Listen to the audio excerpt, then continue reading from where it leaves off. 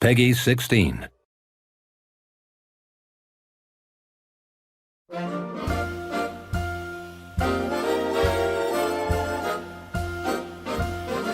You better watch out, you better not cry, you better not pout, I'm telling you why. Santa Claus is coming to town. He's making a list and checking it twice. He's gonna find out who's naughty and nice. Santa Claus is coming to town. He sees you when you're sleeping. He knows when you're awake. He knows if you've been bad or good, so be good, for goodness sake. Oh, you better watch out, you better not cry, better not pout, I'm telling you why. Santa Claus is coming to town.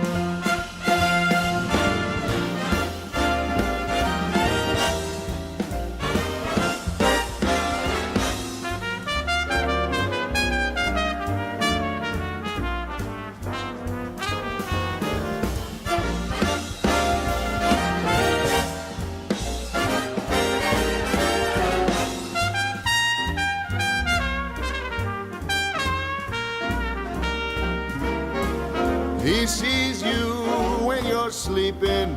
He knows when you're awake. He knows if you've been bad or good, so be good, for goodness sake. You better watch out, you better not cry, you better not pout, I'm telling you why. Santa Claus is coming to town. Yes, he's on his way. He's got toys all over the sleigh. Santa is coming to town.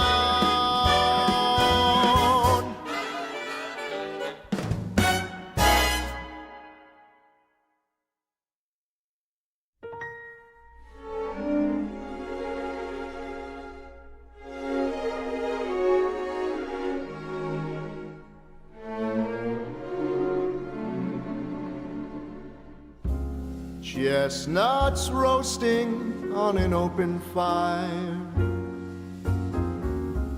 Jack Frost nipping at your nose, Yuletide carols being sung by a choir, and folks dressed up like Eskimos.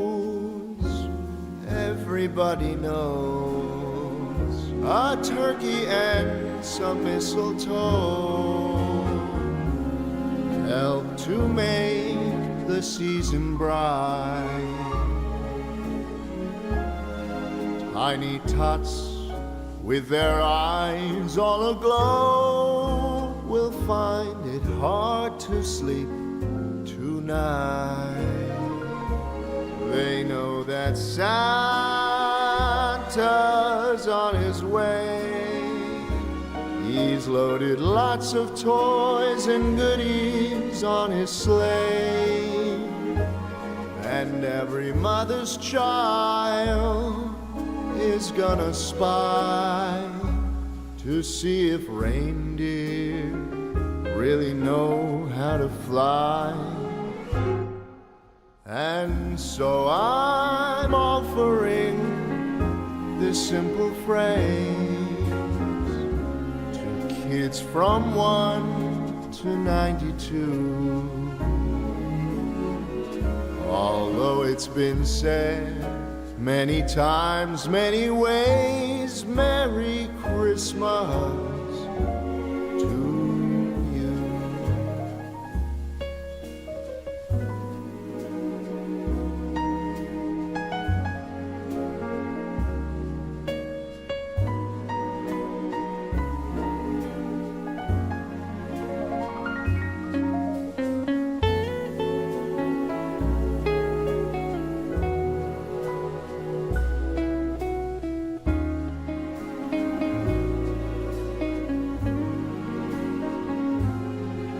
And so I'm offering this simple phrase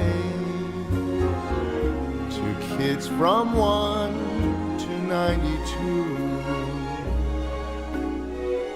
Although it's been said many times, many ways, Merry Christmas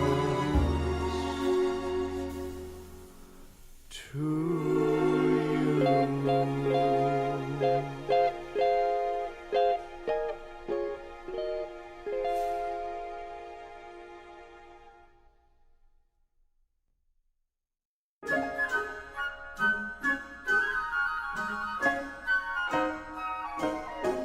Oh, the weather outside is frightful, but the fire is so delightful.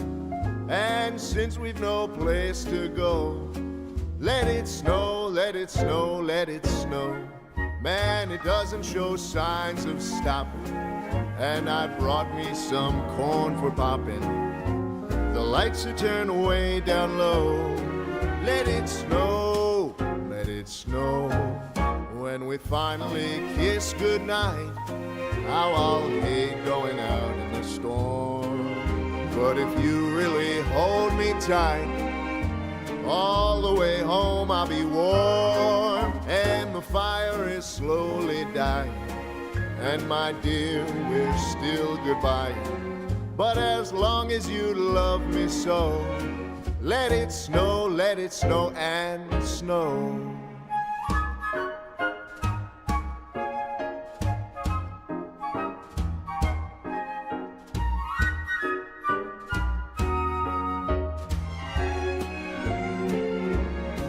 When we finally kiss goodnight, how I'll hate going out in the storm.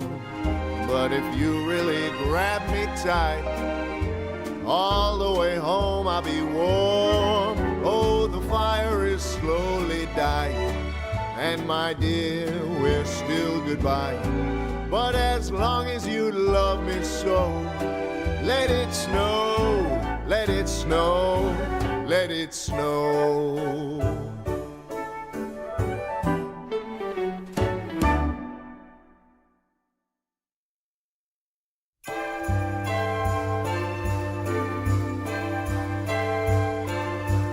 Happy holiday, happy holiday, while the merry bells keep ringing. Happy holiday to you.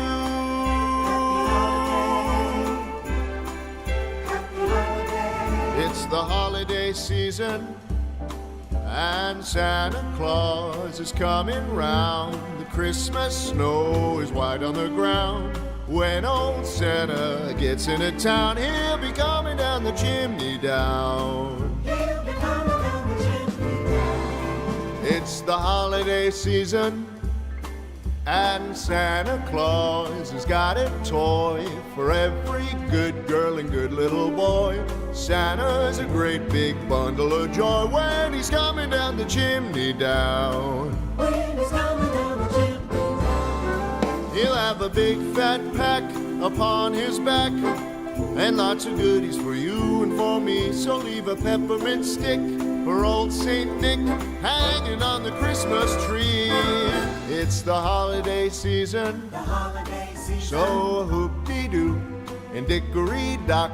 And don't forget to hang up your sock, 'cause just exactly at 12 o'clock he'll be coming down the chimney down.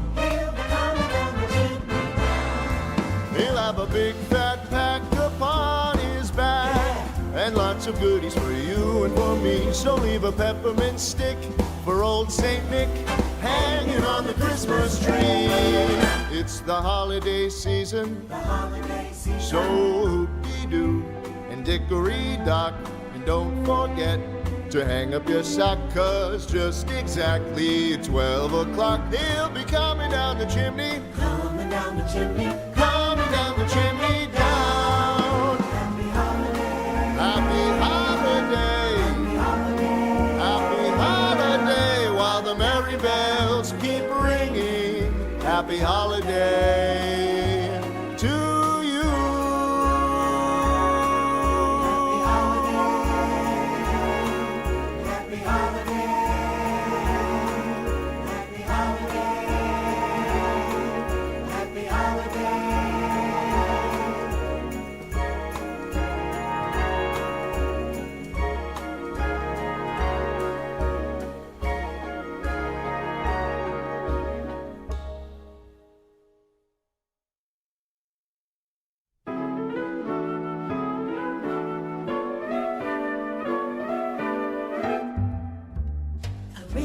But baby, it's cold outside. But baby, it's cold outside. Been hoping that you drop in. I'll hold your hands, they're just like ice. Beautiful, what's your hurry? Listen to the fireplace roar. Beautiful, please don't hurry. Put some records on while I pour. But baby, it's bad out there. No cabs to be had out there. Your eyes are like starlight now. I'll take your hat, your hair looks swell. Mind if I move in closer?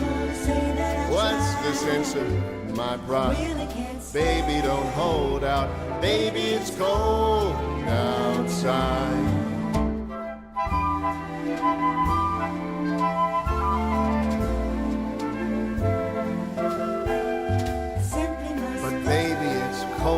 Outside. But baby, it's cold outside. How lucky that you dropped in. Look out the window at the storm. Gosh, your lips look delicious. Waves upon a tropical shore. Gosh, your lips are delicious. Never such a blizzard before. But baby, you freeze out there. It's up to your knees out there. I thrill when you touch my hand. How can you do this thing to me? Think of my lifelong sorrow. If you caught pneumonia and I get over that old out. Baby, it's cold. Baby, it's cold outside.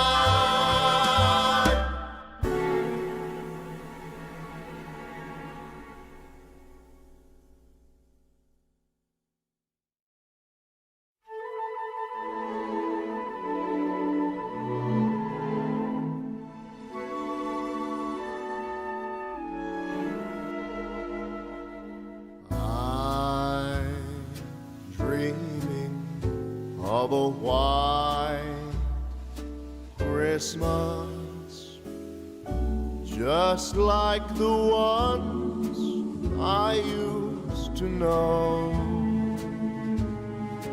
where the tree tops glisten and children listen to hear sleigh bells in the snow. I'm dreaming of a white Christmas with every Christmas card I write. May your days be merry and bright, and may all your Christmases be white.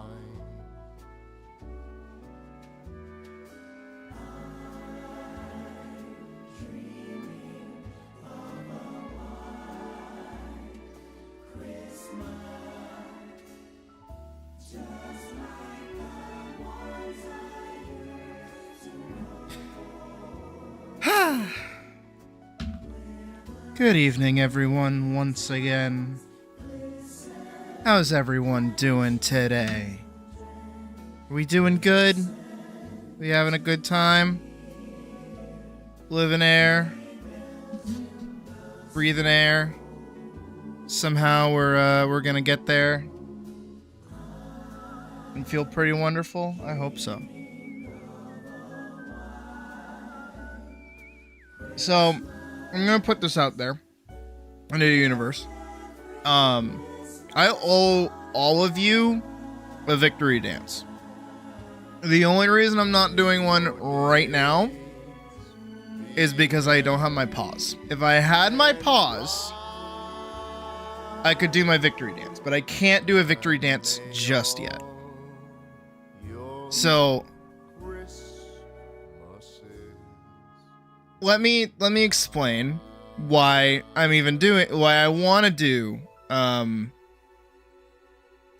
want to explain why I want to do a victory dance.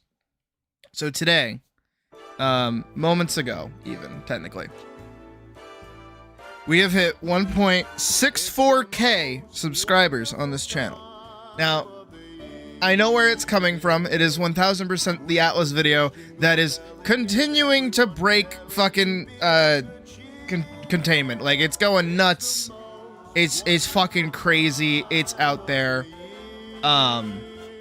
So my paws are in the back of my roommate's car, and he's currently at work, so I cannot have my paws at the moment. I'll get them in a later date. But all right, I gotta get into it for like a second. And for those who are new, this may or may not paint me in a bad light. I don't know. We'll see. But this is me, being myself as I always am. Is that I'm a little grudge holder. I'm like some people that might not be so much of a surprise, but like for you know, I hold grudges. I do. And especially when like certain select people piss me off in a certain way, I'm like, ooh, do I want to get you in some manner or fashion, right? It's kind of how I am. Usually it results in nothing, but sometimes, like today, I can achieve something that just makes me go, fuck you. So to try and keep it as like vague as possible, so that I don't restart anything with the individual in question, because God knows I don't need that shit on my plate right now. But at some point during the summer, we had a viewer of ours kind of do some stupid shit, right? Number one, we have our rules here in the community that are mostly just kind of like to keep the vibes going. I don't want to harsh the vibes. If someone's harshing the vibes, I'm gonna say something to them. You know, that's just kind of how it is. And as I would hope most people have seen, if somebody is harshing the vibes, I'm not an outright dick to them. I'm not a jerk. I'm like, hey man, like, I just want to let you know, like, maybe watch what you're doing. Like, I'm cool with it. Like, I'm not gonna get too much on your case about it. I'm just letting you know, like, to kind of cool it. Like, maybe that's okay. And I don't know why. I don't know what it is, but every fucking time that shit happens, they gotta fight the cat. I don't understand. Like, I want to understand what is going on in their brain when somebody's like, this community that I'm a part of has rules that I must adhere to? How dare it? I should be allowed to do whatever I want. And then when told that is in fact not the case, they lose their shit and they yell at me, and I'm like, everyone else can do it. Why can't you do it? I wish I had a yelly voice, like a yelly face for this. I did make one, but I didn't upload it. It's okay. It's fine. It's whatever. It's fine. Shut up. But just like, it's like, I just don't, no, literally, Wick, it's like, dude, I don't understand what the end goal of like any of those interactions ever are when somebody's like arguing with me. Because it's like, I'm not here for you to explain why you did the thing. I don't care. Don't do the thing anymore. I'm not like mad at you for doing the thing. Again, I have to be vague a little bit. I don't have to be that vague. Basically, the person in question I'm talking about was making like weird roleplay comments while somebody was having like kind of a half serious like moment with us. You used to be like that, but at least you grew out of it. That's fair. Yeah, just we can only hope that they grow out of it. But that's the thing, right? Is like, you know, that was one thing. They were like role playing their reaction to hearing this very serious thing that was going on with another viewer, and I'm just not fucking with it. I'm like, hey, can you not do that? And then on top of that, they were in stream chat making very weird comments. Again, just kind of harshen the vibe. And I'm like, dude, I don't really vibe with like harshen the vibe, so let's not do that. So I pulled them aside, I DM'd them personally, and I was like, I try to be as nice as possible. It comes off meaner than it is because it's like trying to stay professional and like detached a little bit, where it's like, hey, I have to like do my job as an owner of a community and tell you that your behavior is not cool. I don't want to be doing this, but I got to cover my butt in the event that anything comes up, because I want to protect my viewers, because I care about my viewers. You know, not in like the weird parasocial way, but I do care about you guys, and I want you guys to feel comfortable when you're here. I want you guys to feel like if there is something going on and you need a place to talk about it, you have a place to talk about it. That's also why we don't have like a dedicated like vent channel, is because I don't want people to just kind of like vomit dump something into nothing. I would rather it be like an actual conversation where we can talk about what's going on, if that's something that you're comfortable with. I don't want people just, you know, spewing it to the world without some kind of like mat to land on, if that makes sense. But this one person, one of their big things that just made me the most uncomfy, because you guys know this, well, those of you who have been here for a while know this, is like, I'm not super comfortable collaborating with people that aren't like my friends, or I don't like know that I can get along with. Most of the people here in stream that I've played games with, I'll keep playing games with you because I like you guys. Like, none of you have given me too much of an issue, except for you, Badger. Fuck you. I don't even think Badger's here. I think he just caught a stray. Is Badger here? It'd be really funny if he just wasn't and I just called him out like that. I don't think he's here. Shit. Oh, he's catching strays and he's not even in chat. That's crazy. Or he is. No, but Badger's cool. I like Badger a lot. But it's like, yeah, there he is. Okay. It's good serious music. No, but I like playing games with you guys, and I kind of vet people a little bit before I play games with most people. It's also why I don't do voice chat stuff so much anymore, because that can be kind of tossed up into the air. There are occasional times where I'll do it, but that's because I've pre-vetted people. So, again, Vorkson, Badger, you guys are great. Wick, you're good to play games with. Pretty much everybody that I've played games with, especially when we play Atlas, like that's always a good time. I like that it has a good voice text-to-chat system, because it makes it so that I don't have to be playing in VC for me to get my most enjoyment out of it. But again, the reason I bring that up is because this person who I did not know had then come into chat for the first time and was, well, they had been part of the channel for a while, but this was their first time like chatting as far as I remember. And they said, probably not even in like 30 minutes after I had just said, yeah, I don't feel comfortable just like doing random collabs to get more viewers in here. Like, I don't view my viewer base and my fans as like a commodity to trade. You guys are like, I don't know, I care about you guys, and I don't want to like give you content that I don't fuck with. You know what I mean?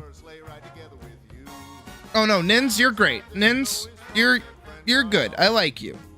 Don't worry. If I didn't like you, I would have yelled at you. Oh no, they're going. No, so I was doing my thing, and the first thing they said to me was, "Hey, we have a similar like subscriber count, and my audience is pretty gay. I think they would like you." And I just did not fuck with that comment at all. And not because of the gay comment, because it's like, no, like, I get it. Like, most of my viewers are kind of, don't worry, so am I. I literally wrote an arrow pointing to my head saying sucks dick, like, I get it. Like, we know how it be. It was just like how much they kind of used that as like the catch of like, yeah, my viewers are gay, so that's the only reason they'll like you. I'm like, I don't fuck with that. I don't like that at all. And a few other things came up, and so basically when I pulled them aside and I told them, hey, can you not like roleplay when somebody's having a serious moment in general chat? And can you also not like talk about me and my viewer base like that? Like, I don't really fuck with that. And a couple of other things that came up. They kept using their disability to like excuse their poor behavior, which I especially don't fuck with. I understand when somebody has like problems with things and then they have to like, you know, they're like aware of themselves enough to know, oh no, I'm causing a problem because of how I am. Like, that's different than, oh, I did a shitty thing, let me excuse all of it by going, oh well, I have tism. It's like, so do I, but I don't act like a fucking asshole all the time. I'm just stupid and I like cartoons. And then of course, as I'm very politely just saying, hey, could you just not, and could you be a little bit more mindful when you're in chat of what you're saying? They decided to argue with me. And arguing with the cat, as many would probably assume, does not go over well, because it's like, why are you arguing with me? I don't. And also the other thing that many people, also I'm moving this because I'm lagging a little bit. Am I better? Nah, a little bit. One of the main things that I do as a creator is I give everybody like a non-trackable like social credit. So the more time you spend in chat, the more time you spend around me, the more I recognize your name, the more that we talk to each other either during stream or outside of stream, the more that I'm just like, yeah, you're a cool person, or the more I learn I don't like you. One of the two. And when it happens either way, it's usually just like, oh, okay, I get it. And sometimes I grit my teeth and I bear with it. I don't have to like all my fans. Don't worry, you guys are all great. So far, I haven't run into that too much. Where my paws right now? What the fuck? Feel free to shoot this down, since I do want you and Puck to thrive under better circumstances at the end of the day. If it's fine, I would like to trade the full body commission for a permanent Sydney fans role. If that's not possible, I won't mind. Bro, what? Dude! And you're asking for that in public? I can't scream for you! Oh my god!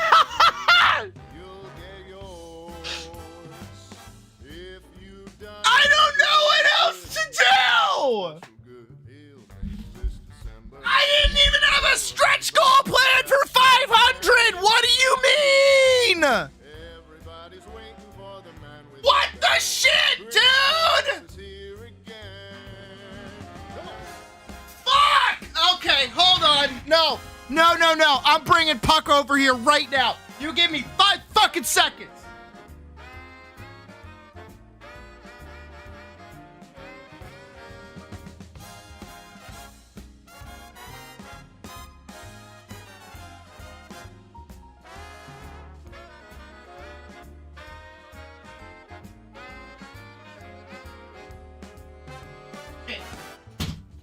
She's on a fucking phone call, so I can't bring her in here. Holy shit, dude. What do you mean? What am I supposed to do? Also, yeah, dude, if you want a permanent Sydney fans role, I got you fucking shit ass tits, dude. No! Okay. Also, I need to move that over my head. Okay. I should be better. Dude, yeah, dude, stream hasn't even started yet. And we did double the last stretch goal where I literally say in the thing, I don't know what to do if we hit that because I was not expecting anything more than maybe like $50.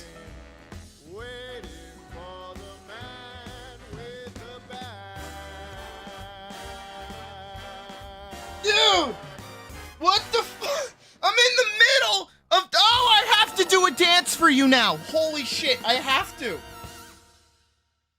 Hollowed, buddy, you're a fucking legend.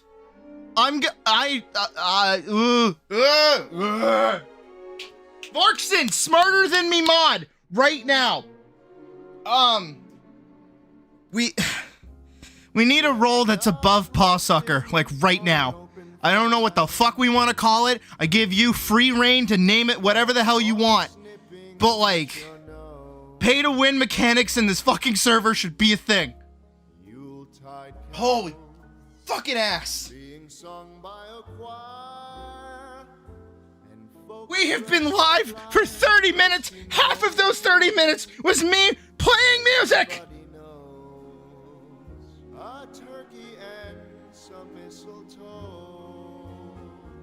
I love being a streamer sometimes, because I'm going to be so honest with all of you guys. I don't think I would ever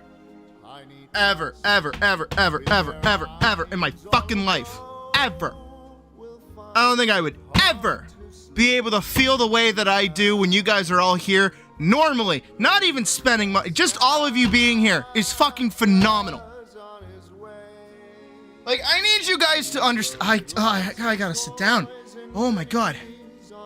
Vorkson, I need you to come up with a name that's above Paw Sucker and just make the Paw Sucker role for somebody new. Holy shit. Wow. I'm just, dude, I'm like actually speechless. Holy fucking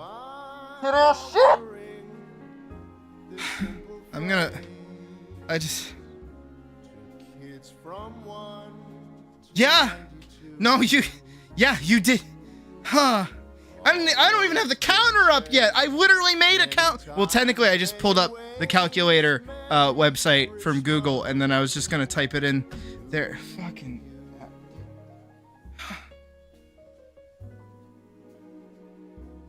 I breathed too hard. I breathed too hard.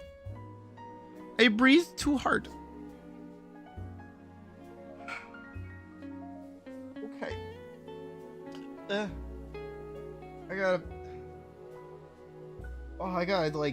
I gotta like disassociate for a second. Like there's no.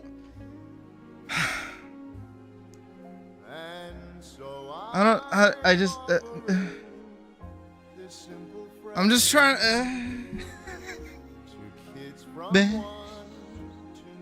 I don't have words, dude. I don't have fucking words. I'm trying to think, cause like what do I do? What do I do? Do I continue the bitch rant, bitch boy of a story that is that little fucking rat that caused me so much stress and fucking anguish? Or do I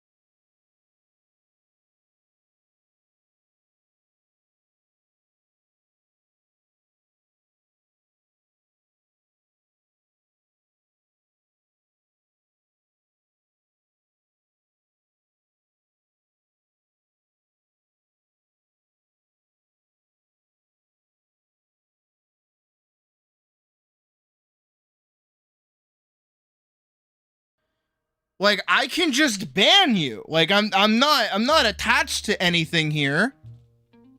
Cause like, the fuck is your deal? Like, again, social credit, the thing that I was talking about, the more time you spend here, the more time I like you, and the more things, not necessarily I'll let slip by, but like, the more I know when you're acting out of character, or if something is going on, like, I'll understand if you're going through it, where I can be like, oh, okay, you know, I pushed a button, or, you know, you didn't realize something, this is like super out of left field for you, that kind of thing, right?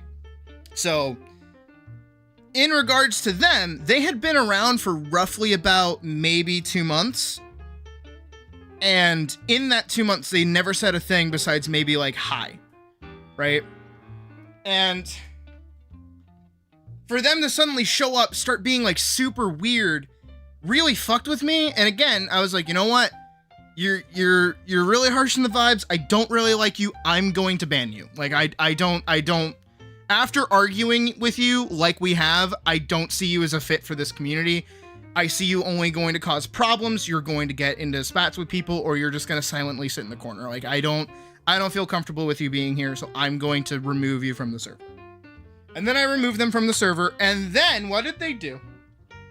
Well, lo and behold, they had 1,630 subscribers of their own. You may notice that is an important number to me. And they went live with a video called "I Got Banned from a Streamer's Paid For Server." You know what's really funny? You know what's really funny about that title, by the way, is that the Patreon, as many of you know, just needs you to be a free member. Also, in the rules, it literally says, if you do anything that is a bannable offense, you will not be granted a refund because you did the behavior. So if you argue with the cat, and the cat goes, hey, why are you arguing with me in my server?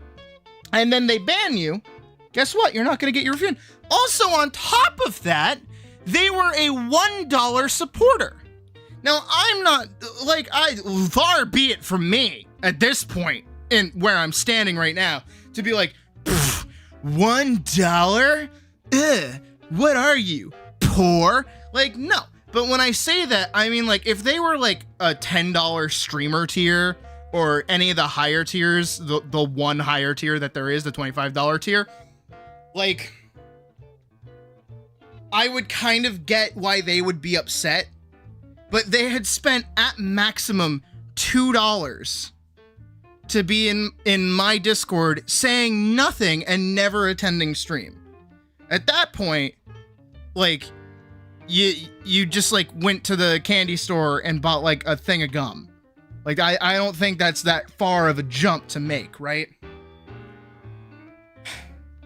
And so because they now have gone live saying a bunch of lies about me, also on top of this, all right, so here's the here's the deal, right? Here's what we're gonna do, right? I'm gonna stroke my own ego a little bit. Today's gonna be a little strokey ego time. Step 1. When the fucking Tangerine became president, I made a long ass statement at the start of stream with no theatrics, no anything, that I wanted to make 1000% sure for everyone in my community that they knew that this was a safe space for them to be themselves. And at no point would I stand in anyone's way of expressing themselves the way that they are supposed to be. I am cool, obviously, with the LGBT. I am cool with people of disabilities. I'm cool with everybody pretty much under the sun, as long as they're not a fucking asshole. I think that makes sense. I think that's just the average thing that you should be doing. And especially in the position that I'm in, that I will get to talking about in a moment, I recognize that I am mostly, for a lot of people and a couple of people, in the position of like a teacher role. Especially when I do tutorials for people and I talk about making stuff and I talk my experience about making things, and giving guidance to people. Like, I know that people look up to me. And as crazy as that fucking is for me, I really have to like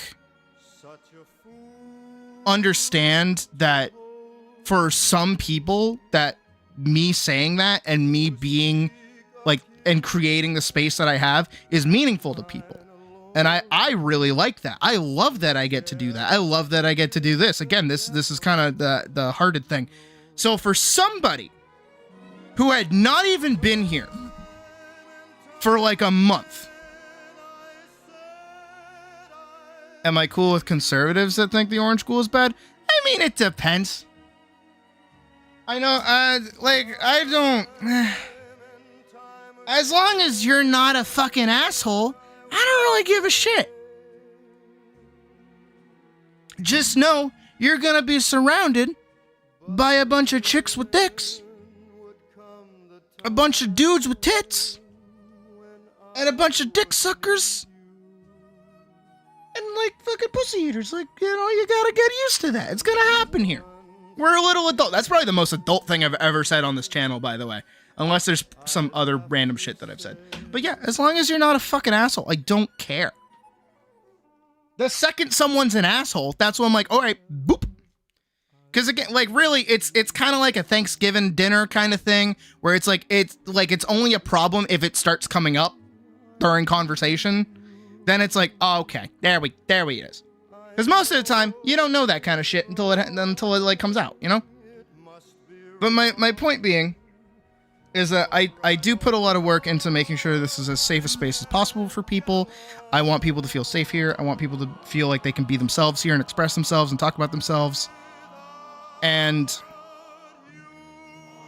for somebody that had been here for maybe not even 2 months, had only been to one stream, had not interacted with me at all, to suddenly swap over and say to their viewer base, who again, I know that not all of their subscribers watch their content, but still it's the principle where they have gone live to their 1,630 subscribers and say to all of them, hey, this person with my name, my face, and my channel hates gays, is a fake member of the LGBT, is not actually non-binary, is neurotypical, and is ableist. Is like face front to their... Also, why is Hot Chocolate playing right now? What the fuck? Play Baldur's Gate. They say all of this to their little fucking audience. And I need you to understand how fucking enraged I was. Because here I am. This, by the way, I was maybe sitting at like 1.1k at this point. Like I had just cracked over. I had just cracked over like 1k at that point. Maybe like 1.2 or something like that. And it's like, why the fuck are you like throwing this much of a hissy fit over this? You spent $2. I spend more money renting a movie for you guys to watch when we do movie nights. Did it hurt you that bad that I said, hey, don't use my fucking, like, don't use my channel to roleplay weird, fucking goofball? On it just got worse too, because I left a giant comment, which was basically I left a pretty sizable comment explaining what actually happened in the event that anybody found it, right? And then it got deleted. That comment got deleted. I don't know what happened to it. I don't know if they deleted it or if YouTube flagged it. There was one phrase in there that could have been flagged as aggressive. So then a few other people went over to the video, commented on it, basically supporting me the whole way through. Again, my viewer base is fucking phenomenal for defending me during this, because again, y'all gotta realize it's almost like you guys, because it's the same amount of people, presumably, right? I didn't know at the time. It's like if I just said to all of you here, this one random creator is a total piece of shit and basically hates all of you or whatever. Wouldn't that like piss you off? Wouldn't that make you upset? Wouldn't that like make you not want to watch that person? I mean, obviously don't be sheep, think for yourselves and all that. Don't listen to me. I'm just a fucking cat on the internet. But even still, like that was my first time ever dealing with somebody publicly using my image to shit talk me. And that fucked me up. It really, like it did. Like again, still, I'm holding the grudge. I have held this grudge forever. And then it doubles. It doubles because what ends up happening is I get into an agreement with them where it's like, hey, look, you entirely misrepresented me. You misrepresented my character. You misrepresented my community. You misrepresented my Discord server. You misrepresented everything. And I want to clear that up. But here's the thing, is that I'm not going to make a fucking response video because for those that have watched my content before, maybe you know I'm somewhat entertaining. So if, oh boy, I get to make a call out exposed video on someone, that shit's gonna be fucking funny. And then I'm gonna be lobbing my community at them. And anybody else also back at them. Like, I don't want to do that. Yeah, no, like when it was happening, I was letting you guys know that this, like, it might cause a problem because again, they just said to their whole community that I was all of these fucking horrible things. And I'm like, hey guys, if people start showing up to stream, I don't know if it's going to happen because again, I've never dealt with this before. If they start shit talking me or anything else happens, I kind of need you guys at my back and I need mods to have all hands on deck. I need to make sure that we're going to be safe. I need to make sure that everything's going to be okay once this blows over. Thankfully, nothing like that happened except that it did, but it didn't. And we all kind of like moved. We kind of moved past it. I left a giant comment, like a giant wall on their post, on their video that basically explained everything. And after that, I had wiped my hands of it and I was done. You may notice that the story bit isn't fucking over yet. And that's because maybe a month or two later, I forget how long it was, some random person came in the stream mentioning that, oh, are you the streamer that somebody's talking about in somebody else's chat? And then again, I know that it doesn't make you comfortable for me to call you out like that. Someone went over. You're a legend, by the way. I don't want you to feel bad for that. You're a legend. I'm letting you know, but I'm not going to say your name because I know that upsets you. Went over to double check what was actually said about me. And it turns out it was the same creator that had done it before in a bigger streamer's chat. Like they had 11K subs and they were in that chat and they were talking about the time I banned them and they wickedly mischaracterized me again. And again, where this had happened so recently, that stream of theirs where they were calling me out was still up. So it wasn't that big of a leap for somebody to go to their channel, look at their lives, look at the one where they're calling out literally the situation they're talking about in that channel, and then come and find me again using my face and all that. So when that happened, I freaked the fuck out again. I got really mad. I had agreed with this person that I was like, hey, we weren't going to talk about each other anymore. I wasn't going to deal with you no more. I wasn't going to put up with your bullshit anymore. And if you did say something, I was going to lob my fucking community at you. Not in the sense of like, oh, I'm going to make them go hate you. It's more so, I understand the power of drama, and I understand that I am funny. Oh, I would put so much work and effort into that video. Holy shit. Because I need to defend myself. That's how I feel in that moment. It's like, no, I'm being attacked. There is another large creator who is saying shit about me. I need to do something. There's nothing I can't do about this. And ultimately, I got in contact with the larger creator that they were talking about in my stream, and even they had said for nobody to go over and like look into who this was or anything like that. I did actually explain to them why that person was banned, and they understood and they seemed okay with it. They didn't really want a hand in it, and I couldn't blame them. So I was like, no, look, I understand. I'm doing this for my sake. And then I made a big community post, which was like, look, this shit is fucking me up because this is like the thing I want to do. And if somebody's already trying to like besmirch my name and like throw me under the bus for things that I'm not even like responsible for because they fucked up, that's shitty. And I can't stand for that. And eventually I did calm down. I bitched a fuck ton to Puck. I bitched a fuck ton to you guys. You guys were very good for dealing with me during that.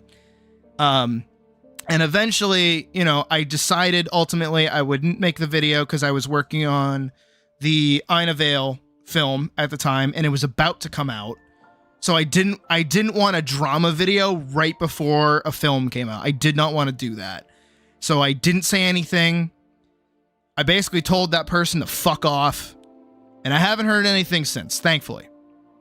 However,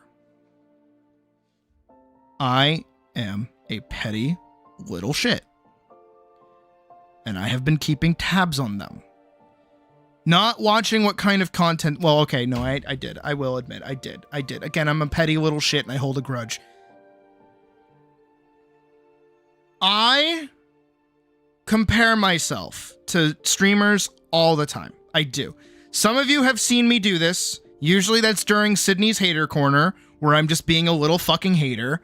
Like I'm complaining about somebody's sound quality or somebody's like gameplay or somebody's boring ass stream. Like I do that. I'm a little bit of a hater. I'm gonna be honest. But at the same time, sometimes it's a little deserved. And I have been keeping tabs. I haven't watched any of their fucking videos because God knows they speak like a fucking chipmunk. I can't stand their fucking voice. It is miserable. Holy shit. Like I don't understand when your whole fucking like content, like all of your content is you talking and you make that the most insufferable part of your content. Like, do you not listen back to yourself? I watch my own streams back, by the way. I like watching and listening to my own streams. Sometimes I'm a little cringe. I get it. But like that's just part of the live nature of it, is sometimes I just do shit that's weird. But again, like I can watch back my own streams and be fine. Like sometimes I'll go back and watch me play a game or something. Like especially during the Halloween event, I love looking back on myself losing my fucking mind playing all those games. I gotta smash that into like a super clip or something because that shit's fucking funny. But again, I kept an eye on it. I kept an eye or whatever. But you remember peeking at that stream and hearing that? Yep. Oh my god, it was so bad. Holy shit, it was miserable. As any respectable cat should. Oh yeah, no, it's in character. Don't worry. But here's the thing: is that I've been keeping an eye on their subscriber count. I've been keeping an eye on their view count, and I've been keeping an eye on their content as well. Not because I'm trying to copy them or I'm trying to one-up them, but because I'm still doing my thing. I want to see what they're doing. And as of today, I'm gonna double check right now because I swear to God, if anything happened where it was different, I'm gonna lose my shit.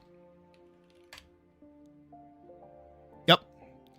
As of right now, today, right at this moment, if I refresh it, can we be okay? We are at 1.64k subscribers. They are at 1.63k subscribers. I have jumped almost over 100 subscribers in the past like 3 days. The Atlas video is now sitting at 2.6k views and still going. It's still going strong, which is awesome for that video. I worked really hard on it. I'm really happy. But here's the other thing. Just minor things. I'm not gonna show you the screen, but I'm looking at my own content now, and you guys can do this too at any point if you like. If you go and you look at my viewer count for all of my streams, all of them more recently have like jumped over 100 views. There was the one after hours Monster Hunter stream that I did where that only got 36 views, but that was a short one, like late into the day, so I get it. But everything from the past week, make an animation with me, 130 views. Make an animation with me, 241 views. Make an animation with me, 212 views. Atlas with Sydney, 337 views. Animate by the Fire with me, 123 views. Animate with me from yesterday was 190 views. Today, we're already at 50 views, roughly. It'll probably be higher by the time stream ends. We have another, like, 6 hours to go, and we have some content to actually do today, which I'm super excited for. I hope you guys are, too, for the figure drawing lesson that we'll be doing around 7 o'clock, which is in about an hour. And then also we have a critique for Wick that'll be happening later, and anybody else that wants to put in that's able to. Really, really awesome that we get to do that again today. But again, those are my viewer counts, right? I just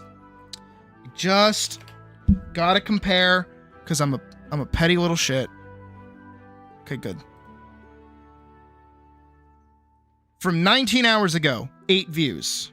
2 days ago, 32 views. 2 days ago, 20 views. 8 days ago, 64 views. 12 days ago, 11 views.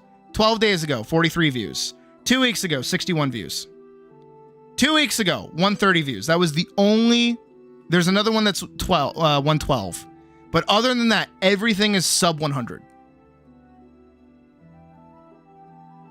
And I know from the one time that I was in their fucking chat, the one time I was in their stream, the only people that watch them are their mods and nobody else. And they also do the what is it? The what is it? The YouTube Shorts. They do like vertical streaming as well. So that's probably the only reason that shit's getting as many views as it is because people are scrolling through and it counts. Am I throwing them under the bus with this? Yes. Because all of their content is ass and garbage. It genuinely is. And here's the better bit, is that all of the games that they've been playing are pretty much the same shit that I have. Their Atlas videos do not crack nearly, like, even 50 views. Maybe 30. Meanwhile, mine's over here sitting at 337 views. To the point where we have, like, 12 people in a party, like, not a party, but in the server at a time. Which is kind of crazy for a bunch of people to be playing with. That video that I just made, 2.6k views. We have jumped, again, over 100 subscribers. And so far, everyone that's been here has been fucking awesome. I like getting to hang out with you guys as much as we have. I wouldn't complain about, like, anything so far. And I just need it to be said that, again, as much as I'm being petty right now, and as much as I have surpassed them, and I have eclipsed the fucking rat, the reason why it mattered so much to me is because I genuinely had a moment back when they were shit-talking me where I did feel like I should have quit. And it's kind of been in the back of my head because I look at them and I look at what a fucking piece of shit they are. Genuinely. Like, holy fuck. And I go, how do you have more people than me? And then I think about that for a second. I'm like, no, I don't do this shit for views. I don't do this shit for numbers. I do this shit because I like it. Stop feeling like quitting because somebody that's shittier than you has more numbers than you. That's always going to happen. That is literally the thing you tell people not to worry about. Why are you worrying about it? Move on. Think about something else. But again, I'm a petty little shit. So I'm always watching. I was always watching their sub count because I'm like, is it getting higher? How many views are they getting? Are they really that, like, cool of a creator that this many people are tuning in for their stream and, like, subscribing to them? And I have now passed them. And the goal is to continue passing them. And it seems like the Atlas video is going to do just fucking that. Would it be awesome if we could hit 2K subscribers? Fuck yeah, it would. Would I know what the fuck to do? God damn no. I've never been put in this fucking situation before. The voice in my head is an asshole. Beat them up, that'd be beating myself up, and I already do that enough as is. But hey, again, I gotta turn this into a teaching moment for all you guys here. Because I know we have a lot of creatives that want to be making things, but they look at numbers or they look at other people and they compare themselves and they don't feel like they're worth it, or they don't feel like they're able to do this. Don't worry. That shit don't go away. It doesn't matter how good you get. It doesn't matter how awesome of a fucking community you have. You will always feel like that. So why the fuck are you stalling? Get that shit done. Fuck you.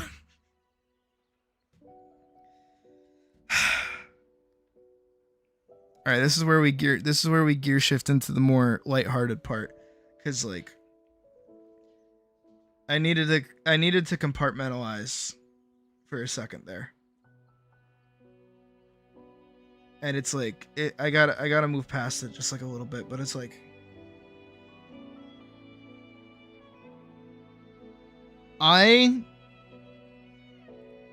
these past couple of days have been going through it.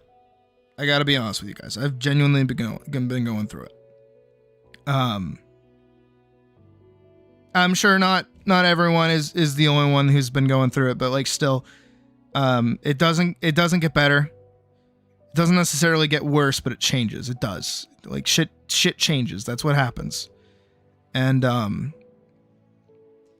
where I knew at some point there was a conversation that was going to happen at my job where they were going to tell me like, hey, if you fuck up one more time, you're fired.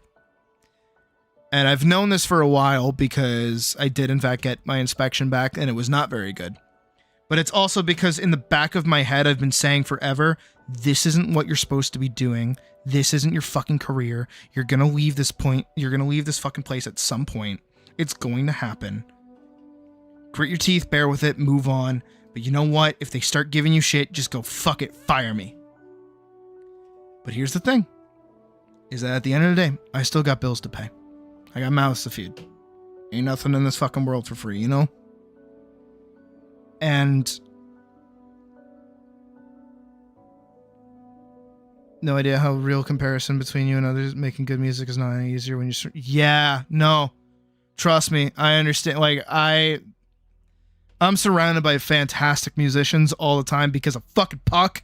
So once upon a time, I thought I was good at guitar. Now I'm realizing, oh shit, I'm fucking ass. Though admittedly, I haven't played in a while, so maybe I could have been better. But I've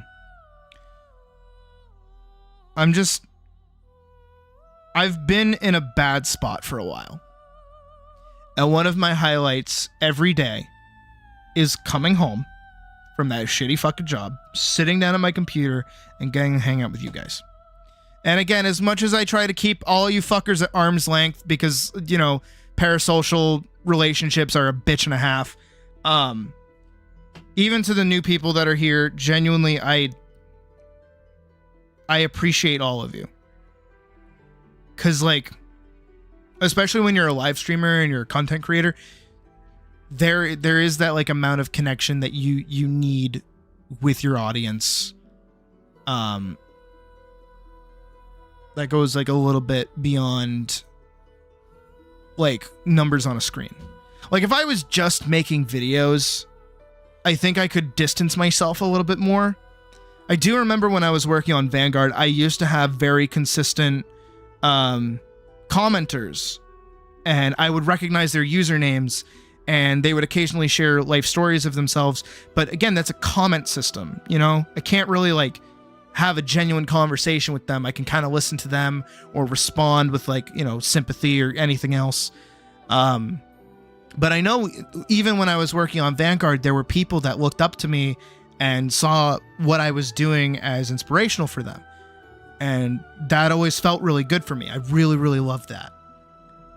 And, you know, that relationship that, you know, of course, every creator does want with their viewer base. I do feel like I get it here when I stream.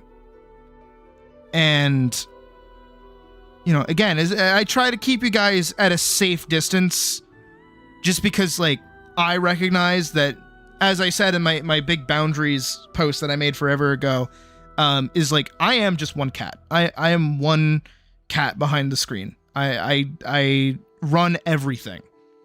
I'm doing the social media, I'm doing the channel, I'm making the thumbnails, I'm editing the videos, I'm, you know, coming up with themes, I'm putting together overlays, I'm doing everything. And when I get into projects or I get into ideas or I get into things, I just go fucking dark. And the only thing that keeps me doing stuff is stream. Like, the only reason you guys see me working on things is because I'm streaming it every day. And I feel like that kind of creates like a weird boundary for people that I do consider like closer friends than just viewers, because they want to hang out with me, but I'm like busy doing something. But then they see me streaming and they're like, well, you're not, what's going on there, you know?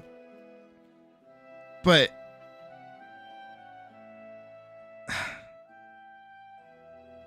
I don't know, like, again, coming home and being able to do this is fucking incredible. And the more that I go and the more that I do and the more time that I spend with you guys, the more and more and more it feels like this is what I just should be doing. I wish we were at a point where I could just be doing this full time. Do you know how much it just feels right to be doing announcements or talking to you guys in Discord, or like setting something up, like setting up the overlays and things like that to celebrate different things going on, putting on different like events and stuff like that. I wish I could just spend my whole day working on that. I wish I could spend all of my off time when I'm not streaming, like those 8 hours that I wake up and I'm at that fucking day job bullshit. I wish I could be home working on something that I can give to you guys sooner. I wish I could have more than just a fucking Thursday to work on a video. I wish I could. And like, I know we'll get to that point. It's not an if, it's a when. That's all it is. It's going to happen. And again, especially after these past couple, you know, Friday. Was it Friday? Was it Monday? Whenever the fuck it was. Whenever I got pulled into the office and I got written up, and they said that if I get written up one more time, I'm fired. That's when I was like, just fucking do it. I didn't say that to their face, of course. I wouldn't do that. I'm not stupid. No, Vorkson, I appreciate that, genuinely. Dude, I'm so happy that you're smarter than me, Mod. You're great. Again, just when they did that, it like flicked a little switch in the back of my head. It's kind of been like bugging out for a while, and it's just like, yeah, man, this ain't for me. I'm not doing anything useful here. I don't think there's a single job in the world other than the one that I'm doing at this moment right now with you guys that is as impactful that I will ever have. And I know that's putting a lot of weight on myself, but like, I'm not stupid. I'm not dumb. You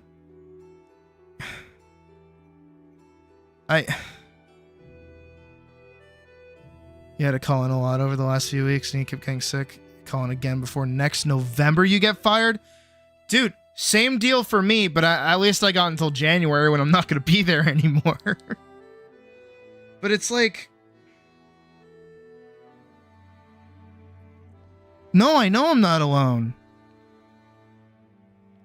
And that's the other half of it, is that again, when it comes to me doing this, I'm not stupid. I know, and again, it's egotistical, but I know it's true that there are people who watch my content and look up to me. And they're inspired by me and they want to make things because I'm making things. You know, I'm even when they're not directly listening all the time. Most of the time, I recognize when somebody is like trying just a little bit harder because they can see that they can do it. And you know, at every turn with this shit, I try to humanize the creative experience, because in the world that we live in, you see it all over the fucking place. You know, you compare yourself to other people all the time. You're always like worried about numbers. You need to pay bills. So of course you're like, you know, you're scared of if it can't work, or if it can't, what is it? It's daunting. It is. It's scary to become a creative and start working. There's AI to worry about. There's other people that are better than you. There are people that are worse than you, but are still doing better than you. And you're questioning yourself all the time, going, is it worth it? Am I good enough? Is all of this worth it? Should I keep going? Should I stop? Should I quit? And I hope that you guys seeing me struggle and deal with shit and, you know, hang on to a day job and keep doing the things that I enjoy and try to share them with you and take time out of my day to give back to you guys as frequently as I can. You know, as much as I can. I really, really hope it kind of gives you guys the oomph and the push that you guys need to have to know that you guys can do it. Hey, shut the fuck up. You're gonna make me actually cry, you piece of shit. I'm holding back tears right now. I'm being so fucking honest. I'm doing a good job so fucking far. Fuck off. Fuck you.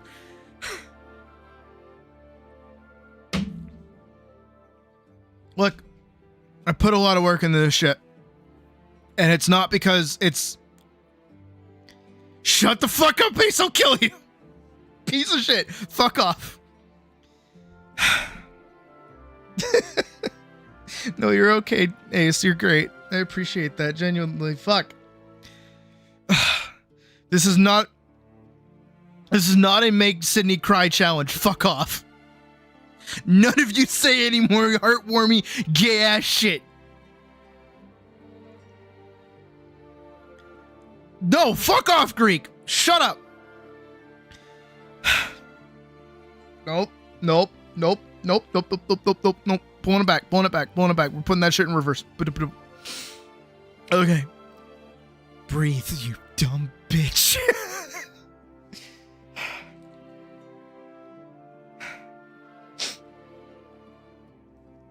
I've known for a long time.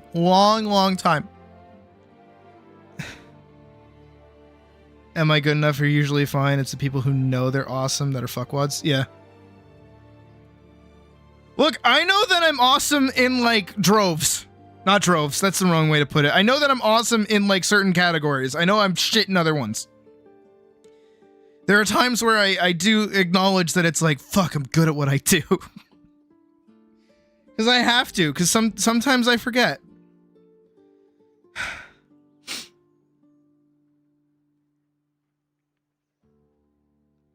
Oh my god, you guys are killing me. No, hold it back. Don't cry. Your theoretical... Like, that's the thing that kills me, is imagining a kobold tail. Oh, God. Recover, you dumb bitch. Come on, bring it back. Keep going. You're supposed to be making other people cry, not just yourself. Come on, let's do it. 1, 2. Fuck yeah. I'm really trying to get back, and I'm trying to recover, like, really bad. I'm in a bad tailspin right now.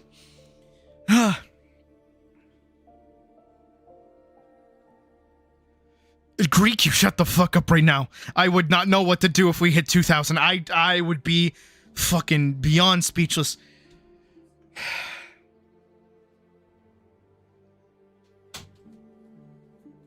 Puck is here. They're gonna make me fucking cry.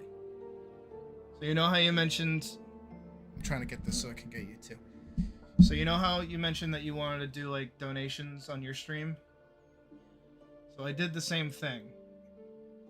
Did barely 30 minutes into stream, Hollow donated $1,000. Who? Hollowed. I'm being very dead serious. Which I was not even expecting. So that's going right into the fucking tank. So that's good. On top of the bonus that I'm gonna make, on top of the snow day money that I'm gonna make, on top of the paycheck that I'm gonna make, on top of the Christmas money that Mom's gonna give me. I think we're good to move. At least on my end.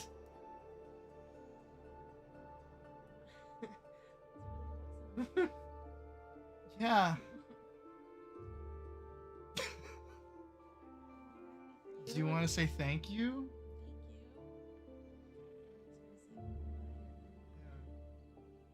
So what I'm saying here is go over to Puck's stream and donate to her too. Maybe not the same amount of money. That might actually make her cry, but still. Say hi to everyone. They're saying hi to you. Hi, everybody. It's Puck, and thank you for donating us in. It's very nice of you. Just like we weren't even live You for 30 guys seconds. are really nice, and I'm sorry, I just don't know how to react right now. That's what I'm saying. I'm just like at a loss for words. Yeah, she pulled her hood closed and like got really closed off. She doesn't know what to do. I love you. I love you too. You're gonna make me cry now that you're in here at 1K to Puck. God. Oh my god. Guys. We're gonna be pulling our own fucking weight. Everyone else is gonna be lagging behind. Oh, they have it. I'm pretty sure you're in creator support. So. That's not what I was expecting you were gonna tell me. Well, that's why I ran in and like stared at you for a second. I was like, and you were on the phone, so of course I couldn't yell, babe! I wish I could. The husk of this chat. So, yeah, there it is.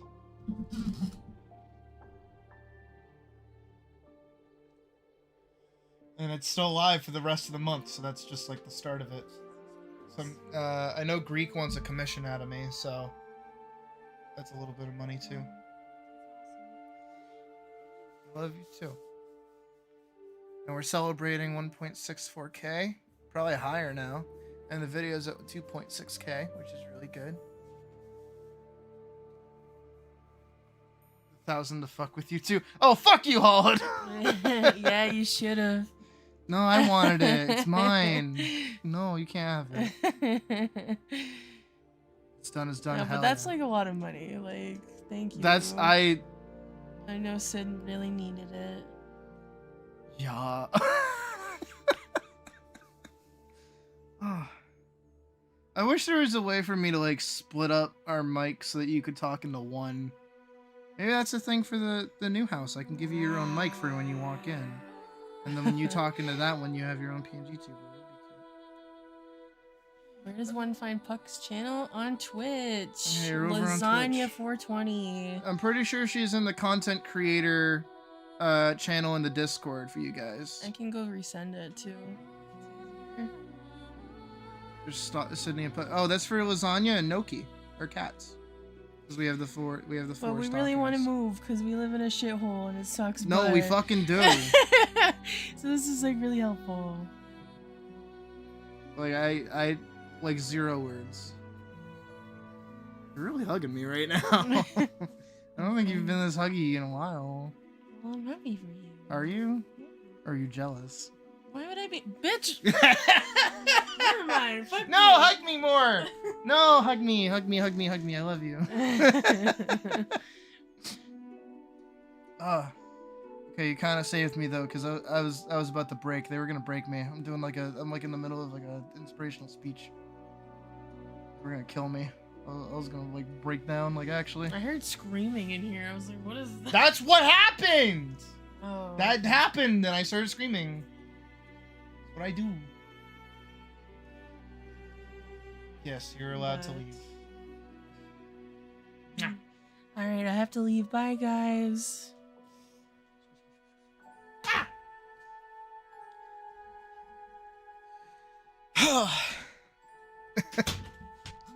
The fuck was I on about? I'm not crying anymore, thank God. Where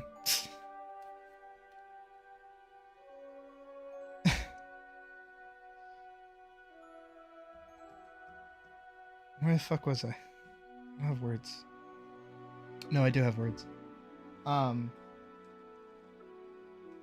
gonna I'm gonna retrace some steps, but oh Jesus! GL with the move. And the B is at work, embarrassed smiley face emoji. Thank you, Spiral. Oh my God. No, I'm not in the middle of the speech anymore. I'm not gonna cry. No, we're not at the crying part. Fuck all of you.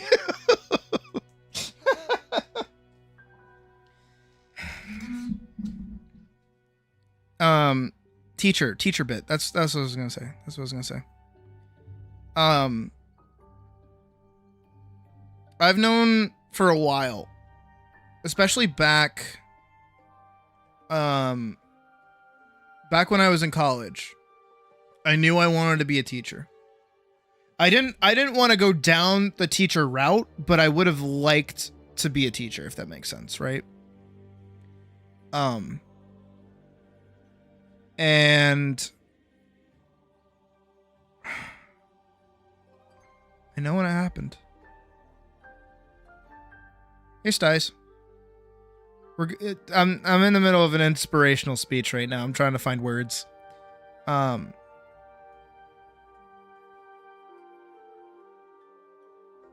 Yeah, no, I have the beat. I have the beat. Okay, yeah, we're gonna have a little bit more of a heart to heart than I was expecting, and that's okay. Because honestly, I'm enjoying this conversation that we're having right now. I hope you guys are too.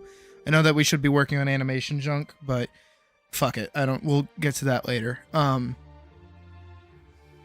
I'm gonna get heavy for a second, heavier than we've been, and I'm gonna level with you guys. Okay, so we're gonna go through some heavy topics together. Okay, all right, here we go. Prep yourselves. So in 2017, that's when my dad walked out on my family, and I know that's very like out of nowhere, off like topic from what I was talking about community and stuff, but I'm gonna explain it. Okay. And everything that followed after that was shit. Like genuinely shit. I had to grow up really fucking fast. I had to watch my brothers all the time. I mostly dived into MMOs and video games because like I couldn't go anywhere, I couldn't do anything. I had friends that were out doing stuff, but I just couldn't. So slowly over time, I just became more and more and more antisocial. I was always like that, but I got worse. I got like progressively worse. And of course I was always working on my art. I was always drawing, and I always took it very seriously. Because I wanted to be an artist, but I knew it wasn't feasible. And the route that I was going down was following in my mom's footsteps, technically, and becoming a nurse. I'm actually fairly decent at medical stuff, kind of, not really, but it was an interest of mine. I was comfortable doing it. But that fell through because I didn't have enough money to go to community college to go take the nursing exam. Especially because I had actually failed the math portion of the entry exam. Like, even to just get into the college, it was like a placement thing, and I failed it. And I failed it so bad they had to send me back to like Algebra 1 or some shit. So I didn't qualify for the nursing program. I didn't go through with that. And again, we didn't have any money to really send me anywhere else, so I was content to not get the college education in the slightest. So I joined the regular workforce. I started as a barista over at Barnes & Noble's in the cafe section. And I used to ride my bike every day to work, and work anywhere from 4 to 8 hours. and I would open, I would close, I would ride my bike in the morning, I would ride my bike at night, I'd ride my bike in the rain, I'd ride my bike in the snow. And I worked there up until 2019, which was around the time that I was actually taking my boxing career a little bit more seriously, because again, college wasn't on the horizon. I wasn't looking forward to it. It wasn't a thing that I could do. The one thing that I did have was a fuck ton of rage. I was really, really, really angry. And I worked that out while I was in boxing. I got really fit. I got really healthy. I felt a lot better. I was maintaining like a pretty good friendship with a friend of mine that I had met in World of Warcraft. I've talked about them before. And I had a partner who, while being very toxic, we were kind of beginning to heal a little bit as we were getting older and we were getting out of our shitty teenage phase. And then in 2019, in November, I started working at ThinkGeek in the mall that was right next to the Barnes & Nobles that I used to work at. And at that point, I had a car. I could drive. Things were looking a little bit better for the family. My mom's divorce had actually gone through, so we had full custody of the kids. We didn't have to worry about that anymore. And my mom was dating my stepdad, who she is now married to, who is very, very good to her, has treated her very well, as much as I don't like him. And I've talked about why I don't like him, because of the one trip that we took together, and he was a fucking insufferable piece of shit. But honestly, she loves him. He makes her laugh. That's all that matters. And I met, when I worked at ThinkGeek, this guy named Winston. And I've talked about him a little bit before. And oh, this is actually gonna kill me. This is the part that's actually gonna kill me. Fuck. Winston didn't intend to do it. He was just kind of like my buddy. He was just my friend. But he kind of, I don't know what it was, but he recognized that I didn't really have a healthy male role model as a kid. And he kind of stepped in.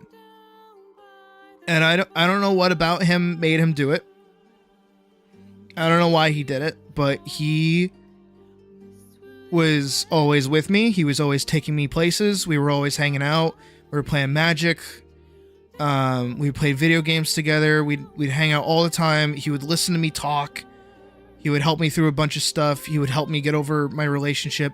And he would even push me when I was going through it to create Vanguard, my comic, the one that I was gambling with, that if you know, you know. And because of him, I kept going. Genuinely, it's because of Winston. He was such a good fucking dude. And eventually I lost contact with him. It was around like late into COVID. The last thing we were talking about was helping his sister move again, but then I never heard from him again after that. We stopped hanging out. Frankly, I don't know what happened, but I know he's still around on Facebook, so he ain't dead. But I think he just got busy or something else happened, and like I'm not upset. I'm happy the time that I had with him, and he really set me on the path that I needed to go down, because for the next 2 years after that, I really, really idolized him and kind of like copied his personality, but not in like a creepy way. More so in the sense of like, he was really bubbly. He was really outgoing. He was really helpful. And he was just like an overall good dude. He was really knowledgeable in a lot of different things. And again, I really admired that about him. And I tried to follow in his example as best I could. And I did. I don't know how I did it, but I got over my social anxiety. I was way more open. I was going out to places. I was doing things. I was part of things. And then I went to college and it just got better because now I was around my people, like other artists, you know? I could freely talk and like exist around people that understood what it was like to have a brain like mine. I wasn't surrounded by fucking, I don't want to say normies, but it's kind of normies, right? And I was the oldest person in the fucking class every time. Because I was 21. I was 21 to 22 when I was in college. And everybody else was like 18 to 19. So, you know, where I'm stepping in at like the level that I was at, everyone was looking up to me without even realizing it. And like, I would help people with their work. There was something about it that just felt right. I felt good. And I was like, man, you know, like if I didn't really want to turn Vanguard into an animated series, I would just I would just like become a teacher. Like that would be fucking awesome. But then, as y'all know, or most of you would know, tragedy struck in the sense of I didn't have any more money. And when I bailed out of money and I wasn't able to finish school, I moved in with Puck, which is where we live now, which is where we are.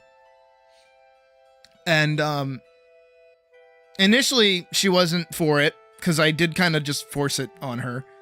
We had been together for I want to say 2 years at that point.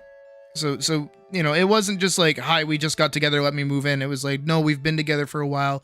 We've talked about it. You just had a roommate move out. You need somebody in to be paying rent. I now have a job that's nearby. I can move in like sooner rather than later. And of course, there were some growing pains with that. Those who have been here for a while remember our big fight that we had. Not to drudge that buck up, but it was important. And, you know, I worked at Loomis for a while and I met another Winston, and that's Logan. You guys know him as Logan. He's my musician. I'm talking to him right now. Well, not right now, but I'm talking to him in the present, about making music for the project that we've been working on. And, you know, like, he was another Winston for me. He's been a really big supporter of me actually being more like, not necessarily open, but more public about me being a furry. I hadn't been as into the furry fandom as I am now. He's the reason I went to my first furry convention. He gave me the inspiration to even make a fursona in the first place, which is who you see before you. And then the journey that I personally had to go through while coming to terms with a bunch of different things about my own personal aspects, which I hadn't needed to think about because I had been playing up a different persona for a while. And all of a sudden, I was now no longer faced with trying to match up to Winston, but rather trying to match up to Sydney, who I actually am. And I've realized over the course of a lot of my different relationships, I've always kind of like copied the people that I like. And that's bad. That's toxic. Don't do that. But, you know, when I was hanging out with Winston, I was really bubbly and out there and just like that. Hanging out with Puck as much as I did, I kind of copied certain parts of her identity, not super much because she was more my partner rather than, well, I respected her and I obviously look up to her. She's an incredible person, but it wasn't to the same degree as like Winston, obviously. But then when I met Logan, I did copy a couple of his toxic traits out of mostly just like brooding frustration. I was a lot more aggressive, and eventually while working at Loomis, I broke. I was being treated so poorly there. I was under constant stress. I was not necessarily overworked, but definitely overworked. And always in danger because we had a fucking mole rat driving a fucking forklift. That's never a good idea. And I left. And, you know, I was working at the time on free night, which had been plaguing me for months at that point because my computer had been going through a bunch of different shit. And a bunch of different problems that were costing me money and money and money and money. And one day during my 2-month period of being unemployed, we had a guy who has like like, you know, those like giant thick ass lenses. Have you ever seen like Twilight Zone? The one episode where like the guy like loves readings, but he has like the massive glasses like that. And he was the one that was like forklift certified and always driving it. It was a very real chance that he would hit you. But during that 2-month period, working on that film, I hit a point. Well, I didn't hit a point, but the Elmer Fudd. Yeah. No, literally. I didn't hit a point, but I found a video. And it was literally called How to Make a VTuber in PNG Tuber Plus. And I saw it. And I went, huh. That's really easy and doable. I could do that. And then I thought about it a little bit more. Because, you know, I was starting to become a little bit more public about being a furry. I was like, yeah, I could do that. Hey, Final Fantasy has a new expansion coming out. What if I became a Final Fantasy 14 streamer? That'd be cool. Yeah, like, I really like the female Hrothgar. I'll just make that my persona, yeah. And I'll just make that my character. And then I did. And then the Friday before I was supposed to start my job, Dawn Trail came out. Technically, a little bit before that, the Dark Souls DLC came out, Shadow of the Erd Tree, and I played that with my model as a test stream. And then Dawn Trail came out, played through the whole story, and you know what's really sad? Is that my first stream of Dawn Trail where I leveled Viper went over 24 hours. But you cannot watch it. You, in fact, cannot watch that stream anymore because I didn't realize fucking YouTube doesn't save the goddamn VOD if it goes over 12 hours. Oops! But all my old streams are still there of me going through the story. I was still using the funny mic, which is my headset mic that I actually hear myself through. And every single day, every single fucking day, the same time, every single day, I would stream. And I would stream to 0 viewers, to 1 viewer, back down to 0 viewers, back up to 1 viewer, until it stayed at 1 viewer, and that 1 viewer was Day. It was my mod, who hasn't been around in a while because he's busy, but Day was my first concurrent viewer. And he would show up every single day, because he was unemployed. Not to throw shade at him, but like, he would show up every day, and then he would bring Pocket by, who was also playing 14. And then slowly, eventually, you know, we hit the end of Final Fantasy 14. We hit the end of Dawn Trail, and then I had to figure out something else to play. We started playing Minecraft. Played a little bit of Baldur's Gate. Played a little bit more Minecraft. Played a little bit more Baldur's Gate. That's when Vorkshin showed up. And over time, just going and going and going and going and going like the fucking Energizer Bunny every single day for basically a year and a half at this point. It's just, here we are. And you want to know the trick to that, Greek? You want to know the trick to that shit? You just keep doing the shit that you like doing. Hi, baby. There she is. Y'all can gush about her now when she pops in. But I just kept going, and I kept going, and I kept going, and I kept going, and I kept going, and going, and going, and going, and going, and going. And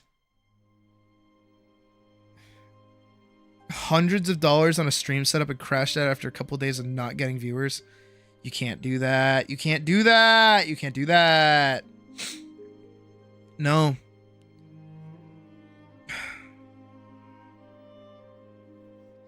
I'm gonna say this, and it's gonna sound like I'm fishing for compliments, but I'm not.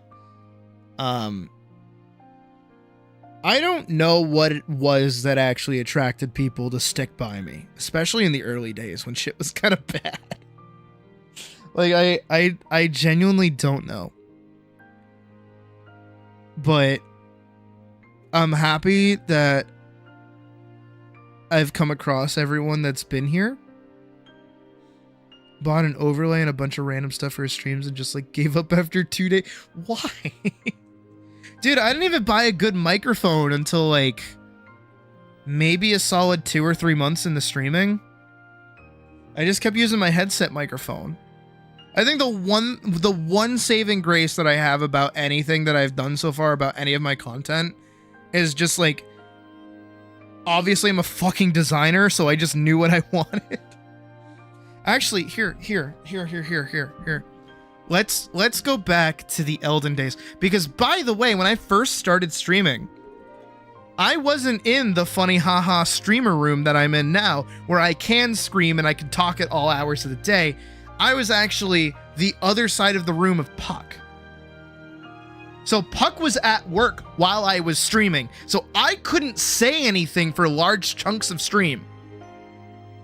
So I'm just there, either talking in chat or playing, like, you know, I wouldn't even talk quietly.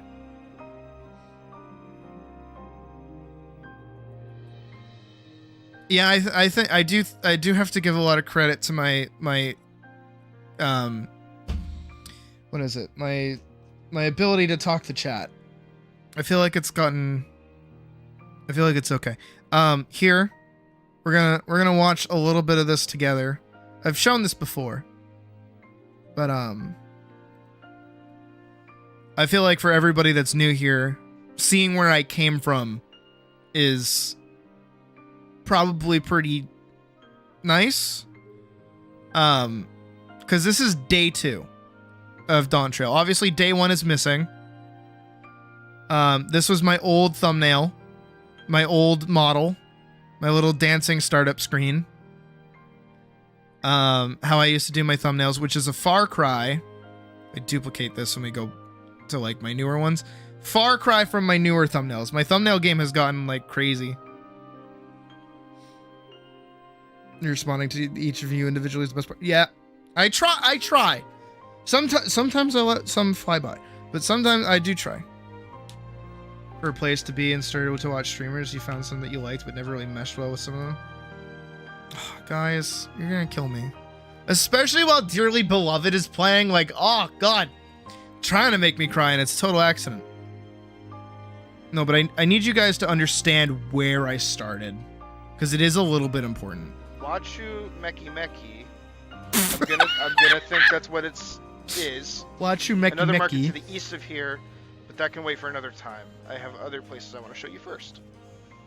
Next, we'll head Listen back to old me. northward up the stairs to a certain plaza. Hehe. I can't wait to see the look on your faces. Okay. Head to the Aetheryte Plaza while accompanied with Lucamat and Cryo. Speak with Lucamat at the designated locations. Oh, 0 out of 3. This is before I got mad at it. It looks like it's KH2. Alright. Yeah, it was KH2. Oh, so Koopa is right there. There's the Koopa P.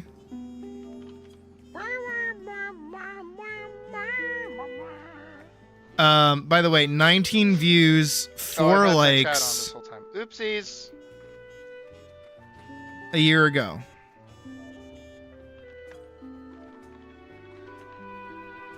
Oh yeah, no, it was different.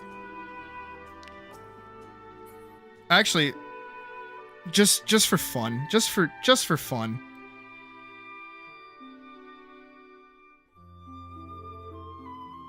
Just for fun. It's still technically a thing. It's still right here by my mouth. It has not gone anywhere. The mic is still fucking here. And then you can hear me breathe. That's the weirder part, is that you can like hear me go like "Bleh, bleh." It's not very attractive. It's not I don't like it. I hate it actually. I'm turning this off. But it is always there. It is still always there. Oh my god, you guys. But seriously, like this is what I used to do. And I would stream. I streamed for 10 hours. Oh, not that you can see it. I streamed for 10 hours.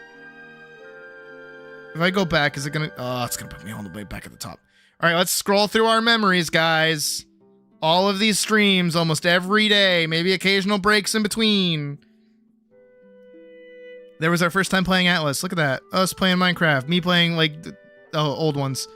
10 hours, 7 hours, 3 hours, 5 hours, 2 hours, 9 hours, 5.5 hours, 2 hours, 5 hours, 5.5 hours, 2 hours, 5 hours, almost 4 hours, 6 hours, 5 hours. Oh, yeah, I was working on fucking Hollow Dungeons. That's right.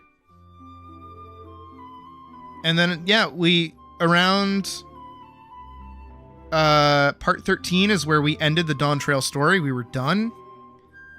And then we moved on into, I changed outfits. We did the Final Fantasy 16 demo. None of these had thumbnails, by the way.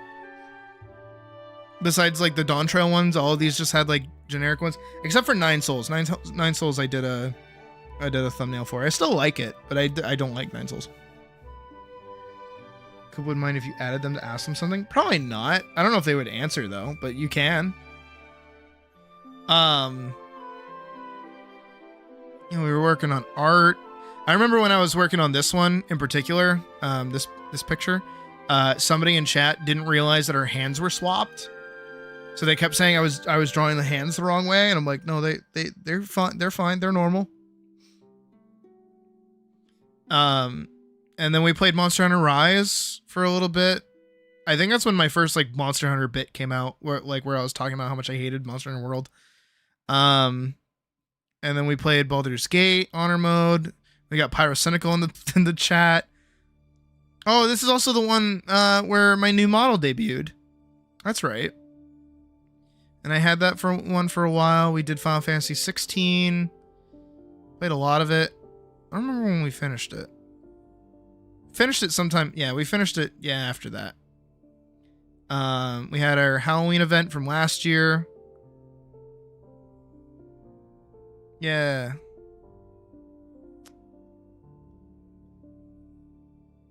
And then we did our Christmas event last year, which is a little bit different than this year, even though it's kind of the same overlay. We played more Final Fantasy 16. We finished it.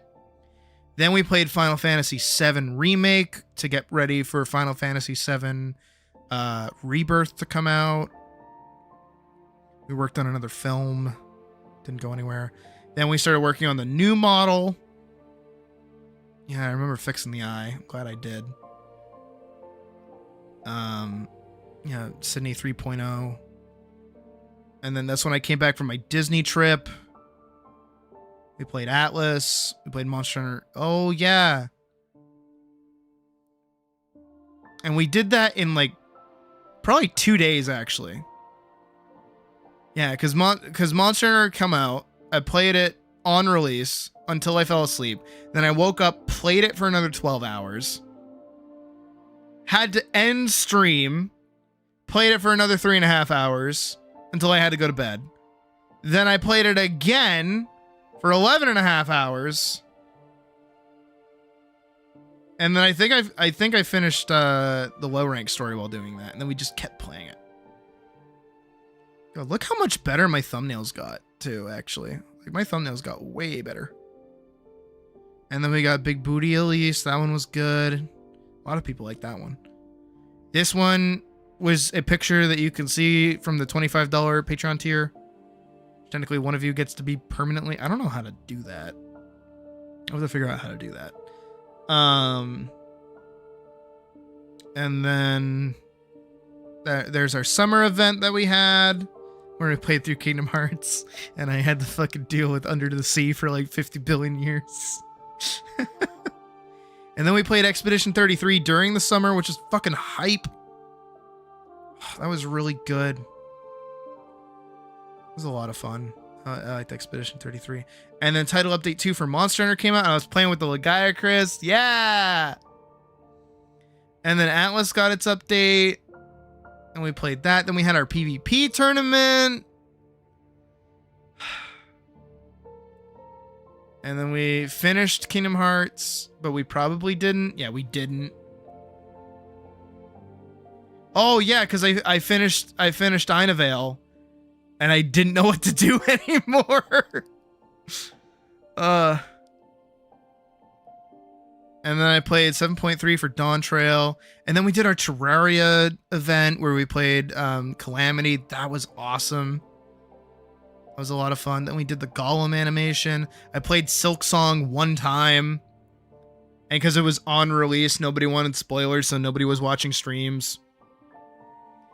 Then I was playing Enshrouded for a little bit, and a new animation. Omega came out. I couldn't get a fucking nodule. Not only could I not get a nodule, I couldn't beat the fucking thing. Me helping you guys play Monster Hunter. The Blue Protocol came out. And actually, it was, by the way, because Blue Protocol came out on the 9th, which was a Thursday. So what I had done, this is how it ties back into everything, because I'm not just doing this. So that Thursday, not even that Thursday, that Wednesday, that fucking Wednesday is when I got inspected the first time. And they were inspecting me because I had asked for Thursday and Friday off to play Blue Protocol. And I thought it was kind of bullshit because they had also given me a bunch of tasks to do at the same time. So basically, they screwed me over. And then it stayed like that since. But then we did Blue Protocol. I think we did this after Blue Protocol. Or we did comic stuff.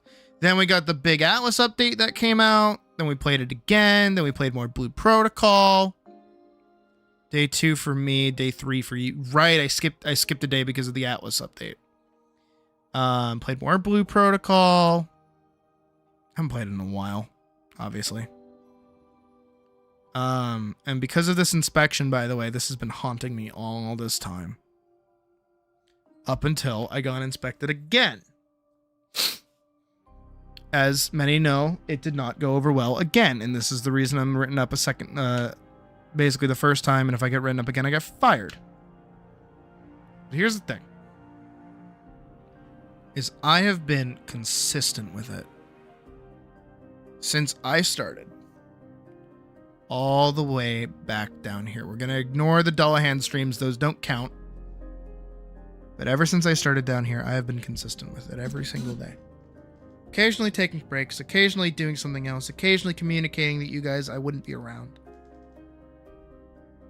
But I've stuck with it, and I don't know how I did it.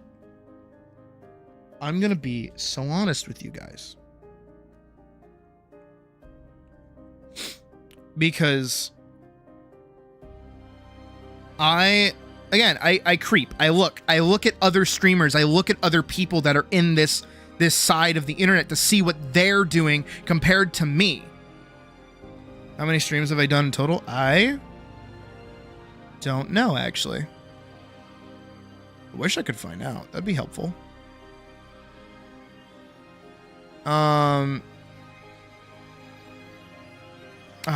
If only it was easier to count how many things I've done.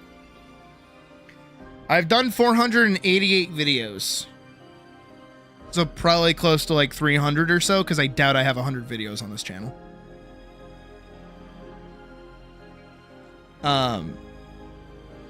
But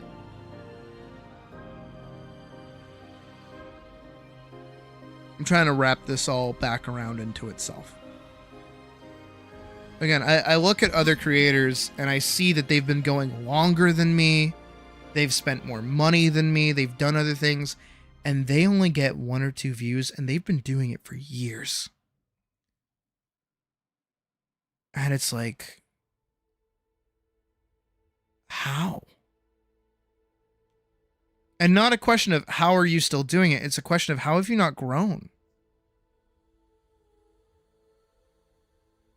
Count the rows and multiply by 4. That's true.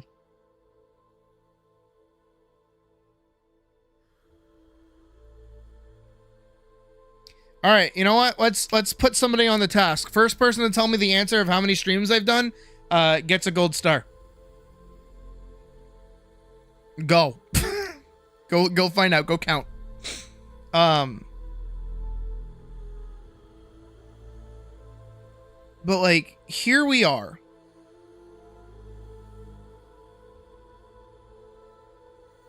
When you invest that much and you see a little return. Yeah, but like, again, my thing, right, is that ego, just like a little bit of ego. This whole bit has been ego. But it's like, are you not paying attention? You have to be paying attention. Right? When I look over at my OBS, I see how many viewers I have. I see chat. I'm able to talk to you guys. I see how many views we have. I see our chat rate. I see what's going on. Oh no, I've never streamed on Twitch. I wouldn't touch Twitch with a 10-foot pole. Oh my god. Holy shit. After everything that's been going on at Twitch? Fuck no.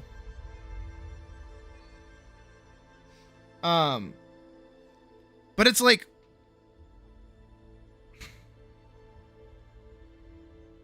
yeah, I talk to you guys. Yeah, I interact with chat.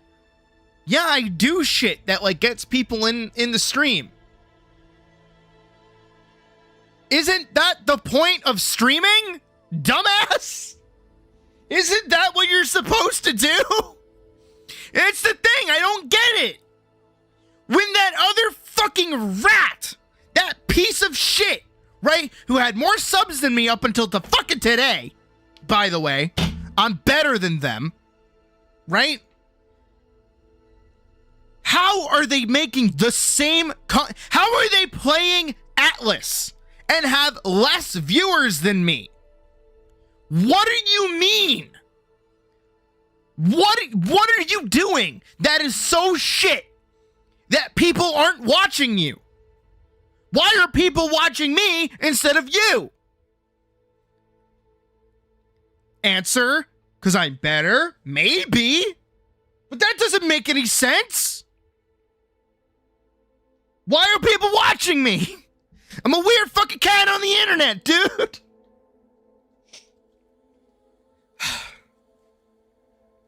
But then we all come full circle. Once again, I gotta wrap it up in the nice little bow that it deserves.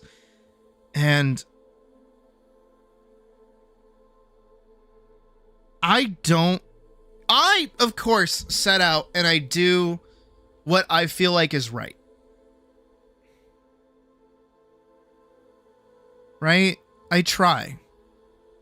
Genuinely, at every turn, whenever I'm doing stuff, I'm always trying to do what I feel like is right. And at my current job, I'm still doing that. I'm always trying to do what I feel like is right. What is the right thing to be doing at any fucking time.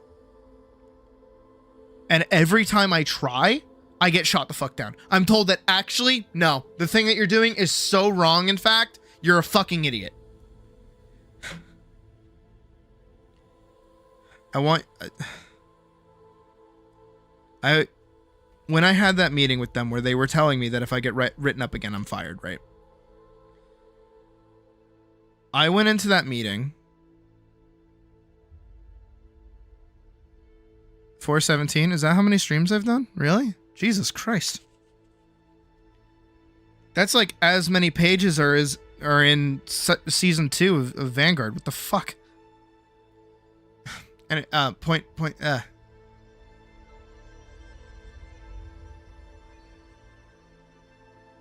you got your 1 star and savor it. Nice. Everyone that says a number gets a gold star. I'm being generous. But I went into that meeting, and the one thing that I was saying to myself was, don't fight them. Don't call bullshit or anything. Don't call them out for, inspecting you on a holiday week where, like, you're fucked over. Go in and just be honest. Tell them everything that they want to hear up front. Even if it's not something that's going to keep you your job, just be honest. Because if you lie or you try to like wiggle out of anything, it's going to come back to bite you. Just is. Don't do it. And that's what I did. I went in and I told the truth. And there were 2 very important things that I brought up in the meeting. Part 1 is that for me, and maybe for all of you as well, I have a really hard time asking for help when, also, by the way, I gotta add to that. We also got, what is it? How much did we get from, okay, yeah. Is this just, it's even too big for the fucking donation C-pin comment fucking thing. Jesus Christ. You guys are killing me. Here we go.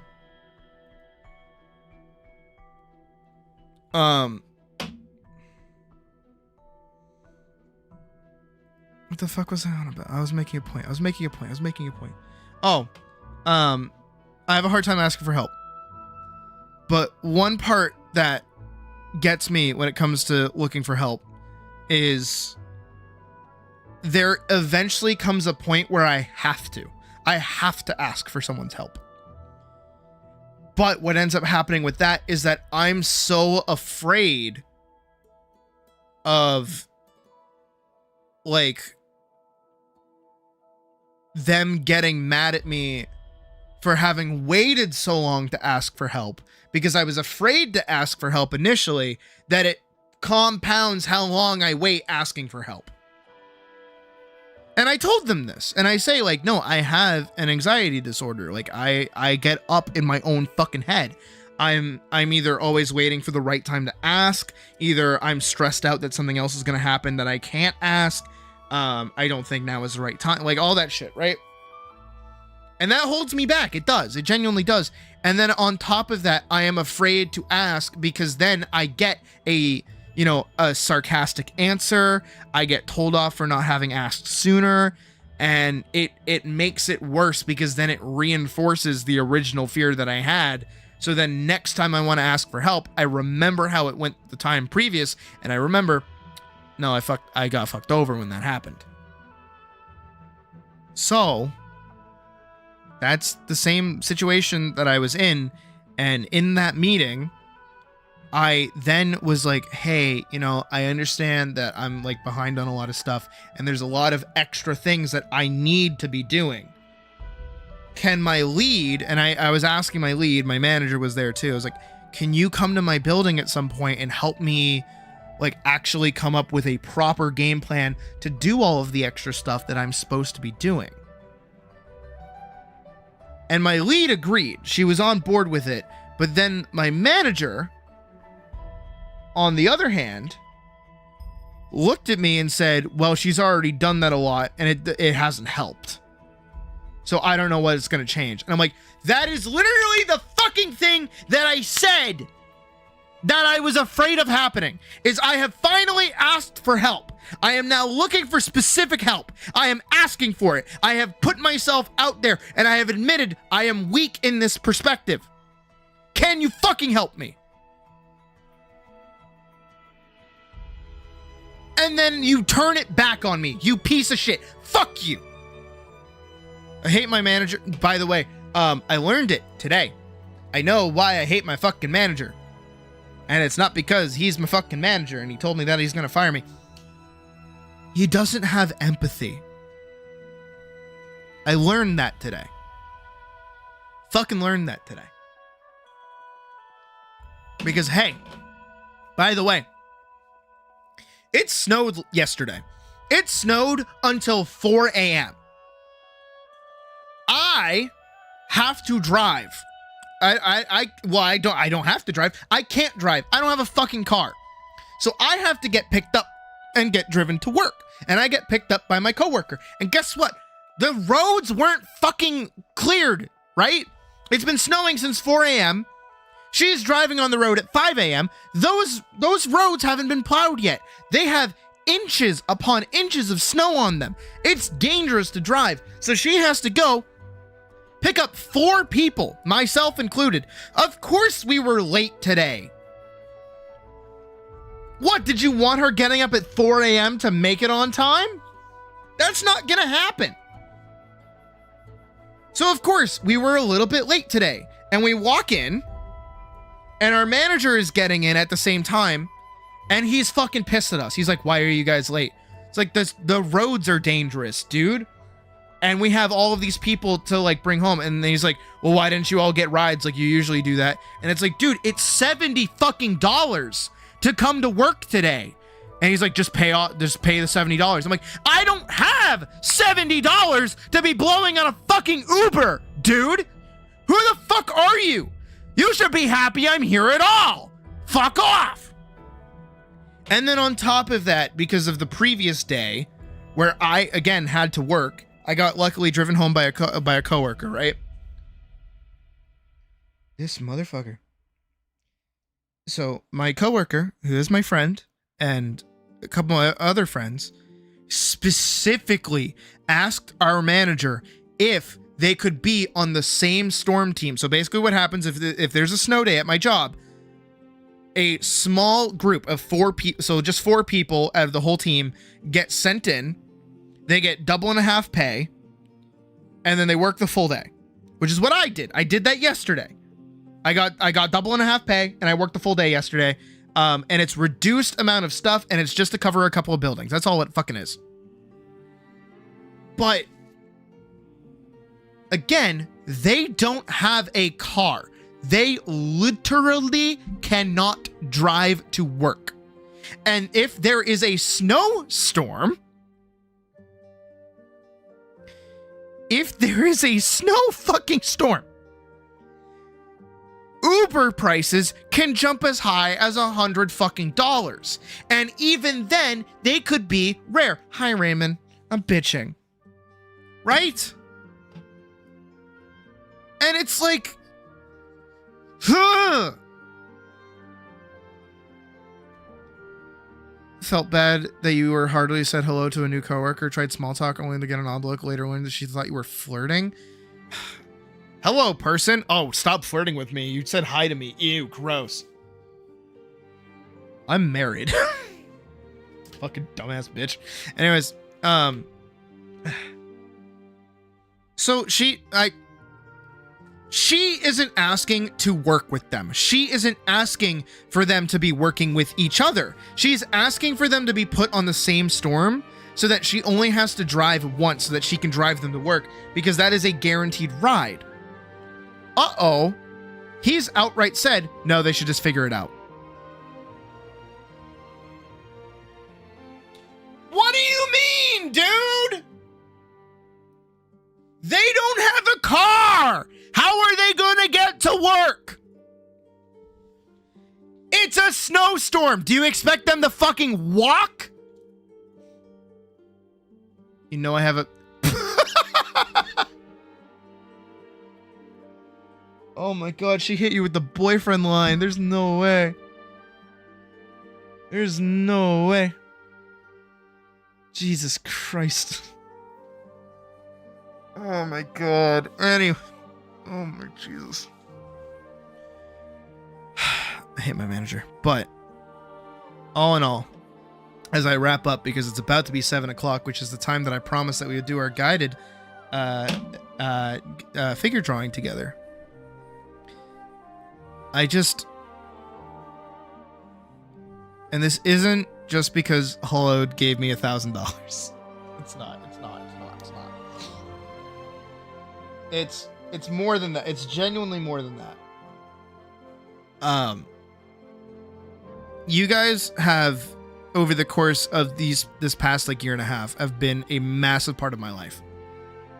You've helped me keep going with projects. You've supported me when I've changed my mind. A lot. And you've been here for me every single time I upload a video, anytime I'm trying something new, anytime I bitch about stuff, anytime I complain about my life. It's like you guys are a massive part of my everyday life, and I would not have it any other way. And I am extremely, and I know Thanksgiving was like a week ago, but I am unbelievably thankful to be put in the position that I'm in, where I have such a fantastic fucking community, and I would not have it any other way. And I hope you guys are as happy as I am to be here and be in this position. And I'm gonna keep doing stuff for you guys. At every turn, at every step, I'm gonna try and give you guys the support that you need to do the things that you want to do. Because, tying it back to that college story that I told earlier,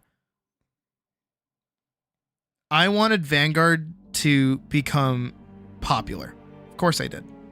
But I didn't want it to be popular just for my sake. I wanted to have a studio where I could let people make the things that they want to make. I wanted to give people the ability to make the things that they wanted to make. I wanted to give them the ability to draw what they wanted to draw, and just do the things that they want to do.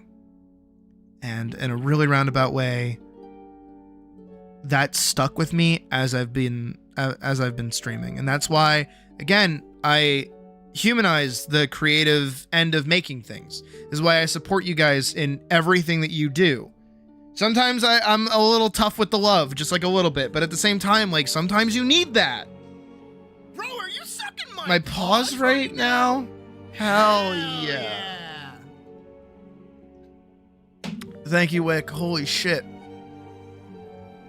We get to add a... Why can't I just... Why do I have to add it? I know it's a calculator. Also, yeah, literally, this is how I'm doing the tracking. Oh my god.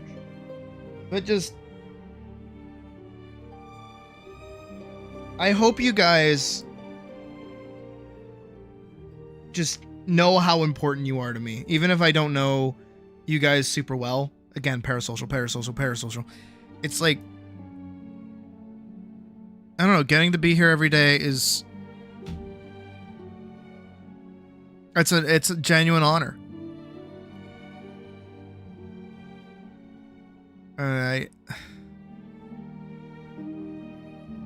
Again, I wouldn't have any other way. So thank you to everybody who's here. Those who are new, those who are old, those who are returning, those who haven't watched in a minute. And it's... Oh, we're doing regular human figures. We're gonna start doing it now, actually. Let's dive into... So step one, as I pull my drawing tablet for closer to me, take this time to grab a good amount of paper. Grab a good amount of paper if you're going to be using paper. Make sure you have a good pencil. If you're going to be using an art program, get that open right now. I'm going to do a little introductory talky part because I'm going to turn this into a video and I'm going to upload it. And there's going to be a couple of things that I'm going to do during the part of like this whole stream to kind of bring everything together. So while you guys grab all your supplies, I'm going to do little off the cuff introductory things. So grab your stuff, go get your materials, go get your things. Showtime.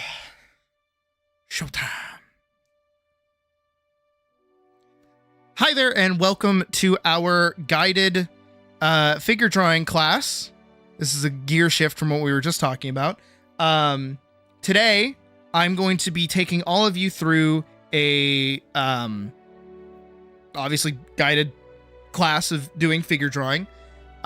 So this is your time to go get a pencil and a tablet or paper. Get a lot of paper if you're drawing on paper, because I'm going to be having you do a lot of exercises to start with. It is highly recommended that you guys follow along, whether you're into art or not into art. All of what I'm going to be going over today is super duper simple for you guys to be getting involved in.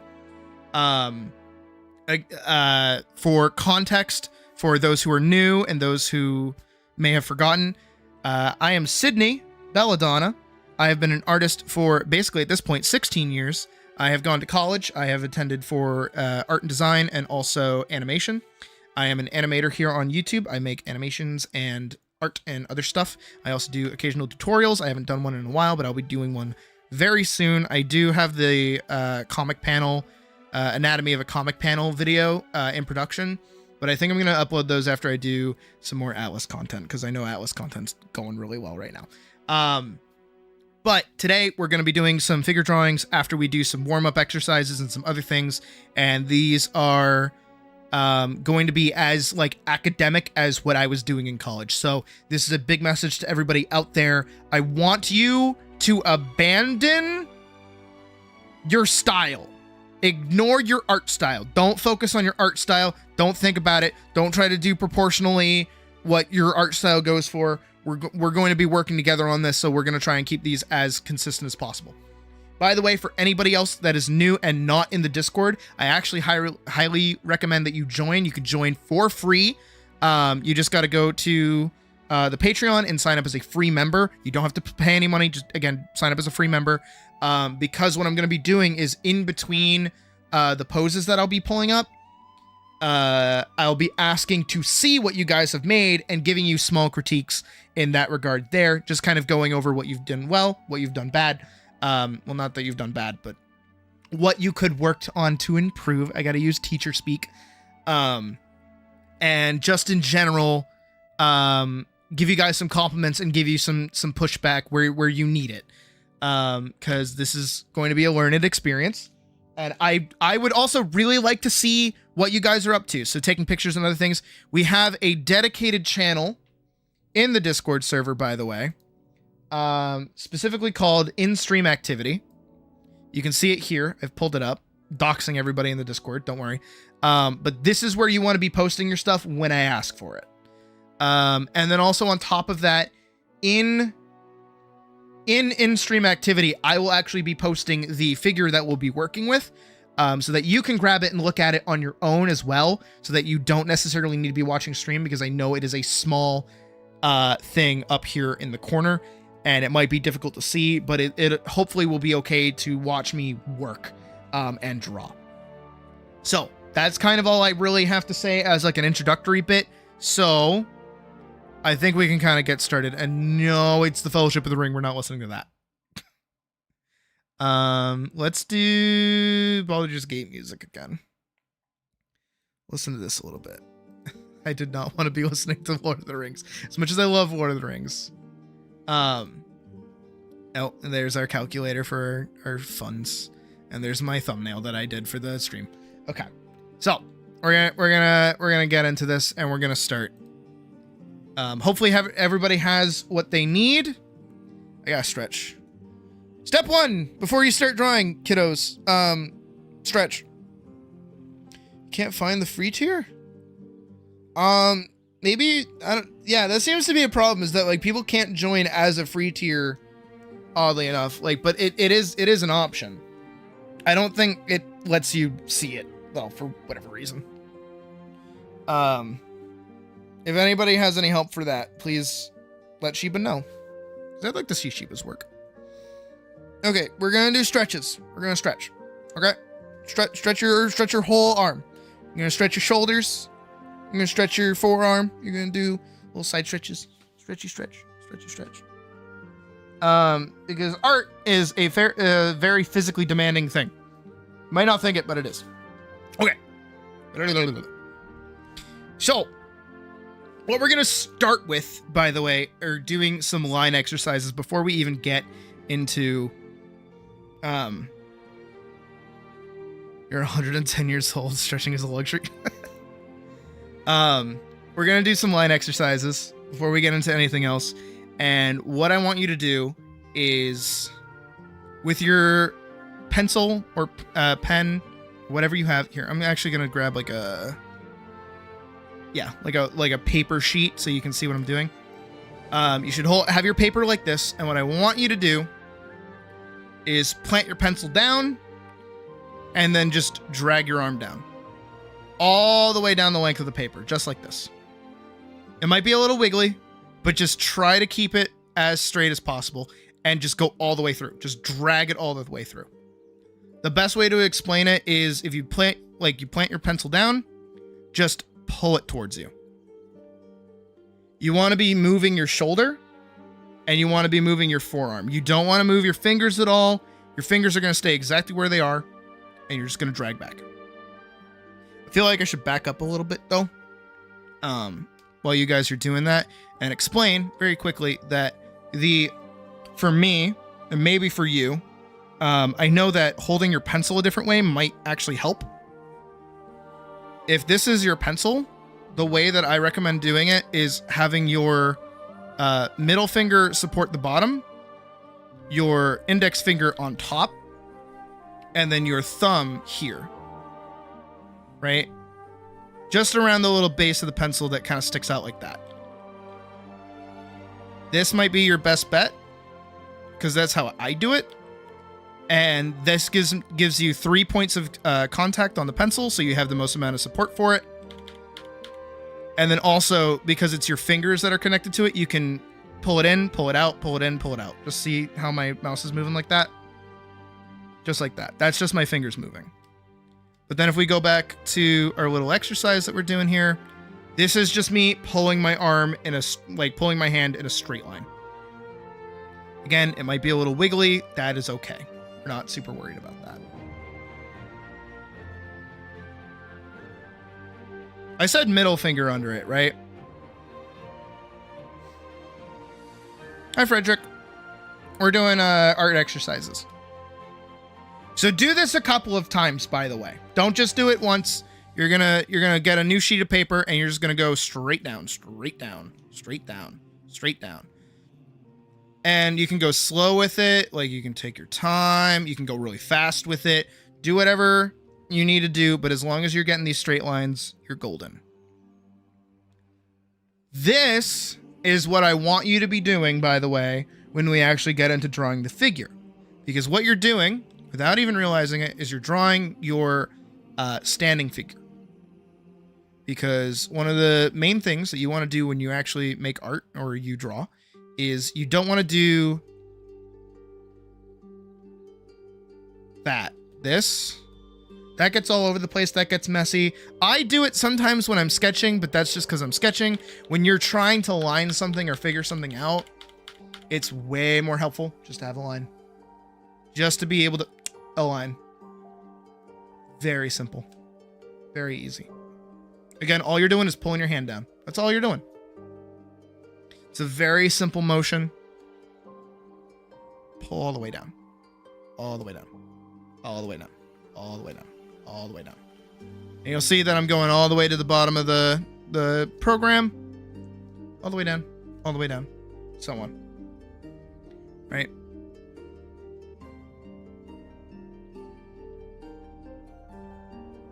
Very simple.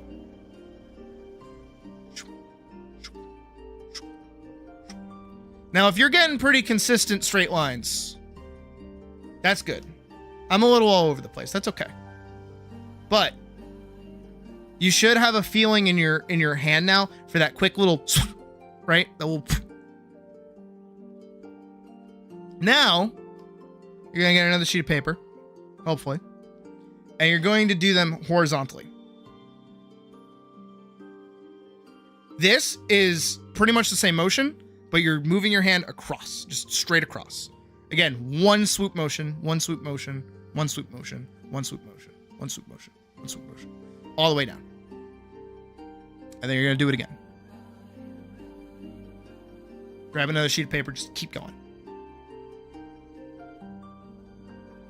So if I may, while you guys are doing that, you should keep going. What I'm basically having you do right now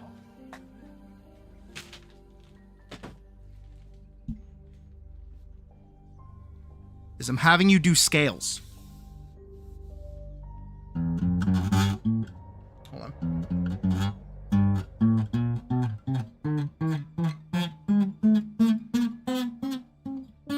My guitar's a little out of tune, but that's okay.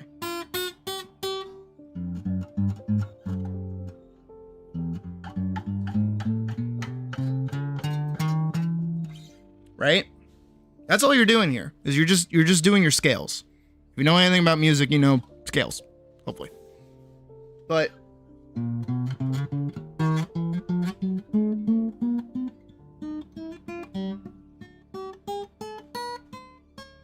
as you can tell, I haven't been doing my scales very recently because I'm not very good at it anymore. Of an old guy you had as an art teacher in elementary school. A guy was an actual artist. Go to school for it. He taught himself how to draw, paint, and sculpt over decades. I mean, maybe not decades, and I'm not that old, asshole. But I am self-taught. I feel like I didn't mention that. Because I did say I went to college, but that's not like where I got most of my art. Would it be a good idea to go in both directions? Yes, it would be. You can absolutely use the same page and just start going down like that. As long as you're getting really long all the way through lines and you're making one swoop motion and they're getting pretty straight, you're doing really good. Didn't mean it that way. Totally. Yeah, definitely. I believe you. 100%. I'm joking. No, you're fine. Hey, you know what? If I remind you of a wise teacher, I'll take that. And then that's when you say, I didn't mean it like that either. You mean like left and right? Yeah. Actually, yeah, that's actually even better. Going one way, going the other, going one way, going the other, going one way, going the other way, going this way, going that way, going this way, going this way. Same thing with going up. No, you're right. You're good. So up and down and up and down and up and down. Yeah. That's really good. Just kind of stretch it, you know? Exactly how we would teach you. Good. Okay, that means I'm doing my job right.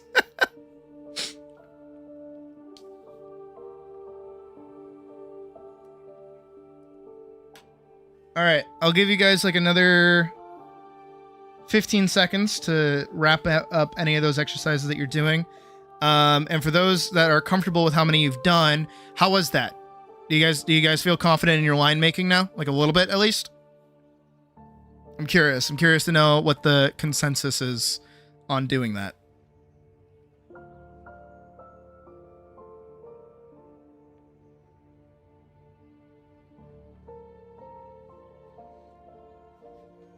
To do this okay. Well, there you go. You're learning. It's okay. We're going through this together.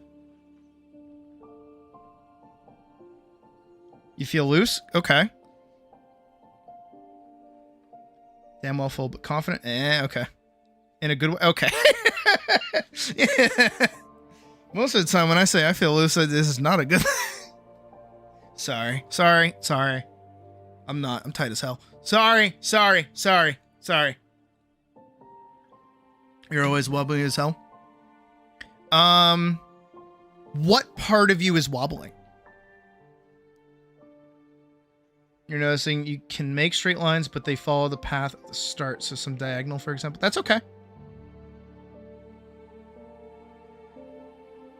Don't worry. We're gonna be doing some things that kind of set things up to be easier for you guys.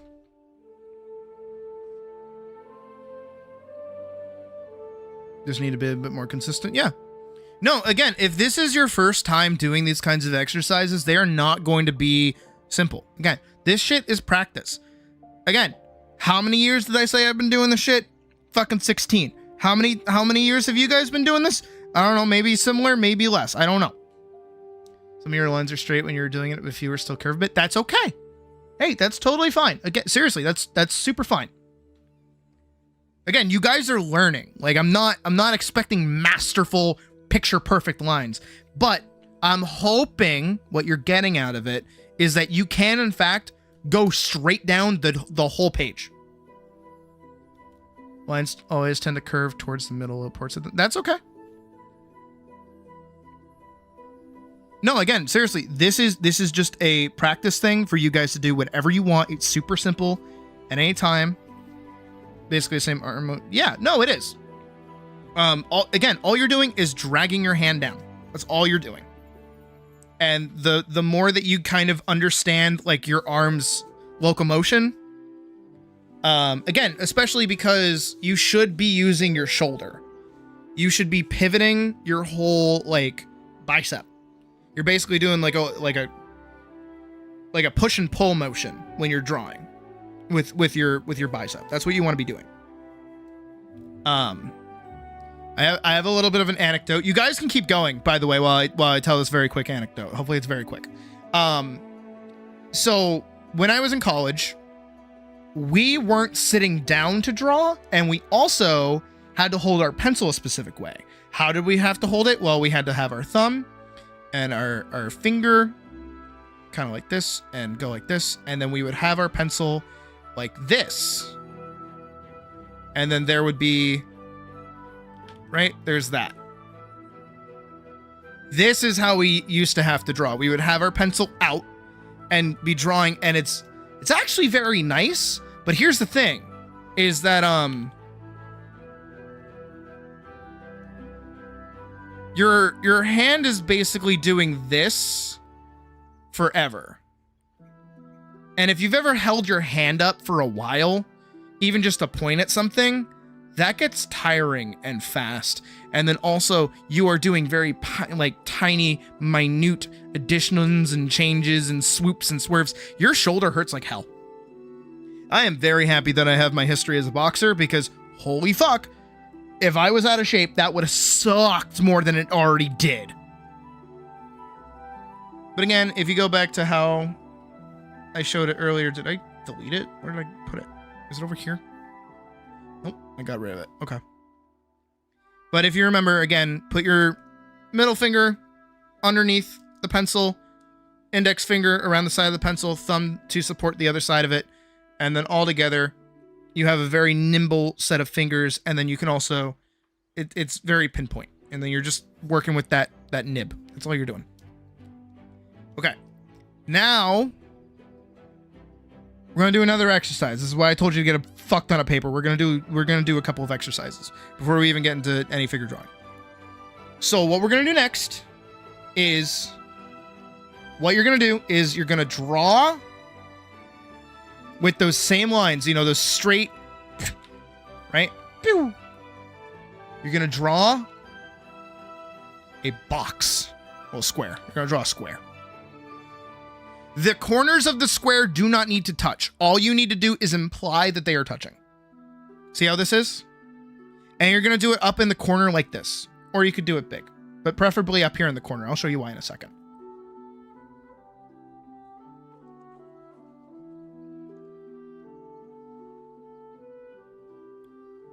Type a S in chat if you've done your square. I'll wait till we get a majority of S's.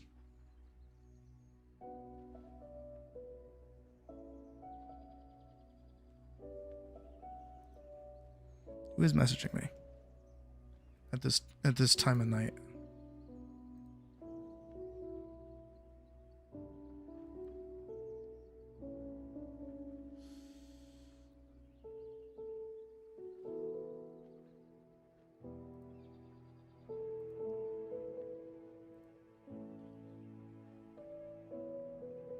Jesus.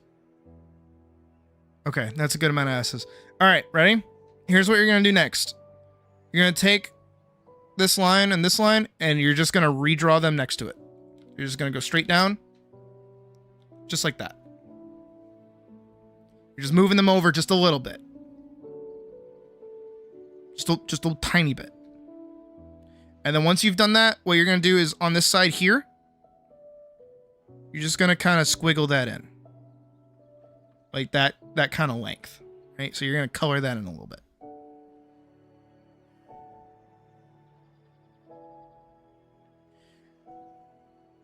So if you just did that, congratulations, you just made a 3D box. Do you see it with your eyeballs? You just drew in 3D. Congratulations. I'm very proud of you. Now what I want you to do is basically copy the same length of these lines and put it down here. So like this line here, you're just going to try and get the same length. Same length, same length, same length.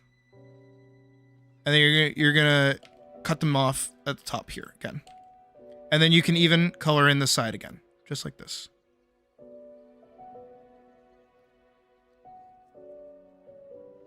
Right?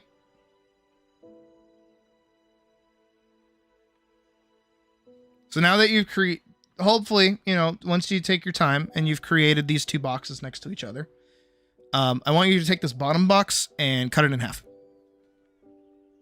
Just draw a line straight through it.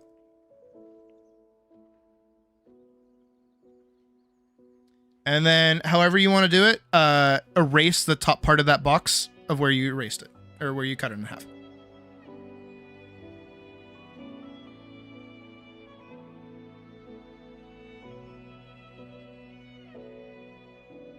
If you followed my instructions, and you have something that looks akin to this, congratulations, you just drew a rib cage and a pelvis. I'm very proud of you.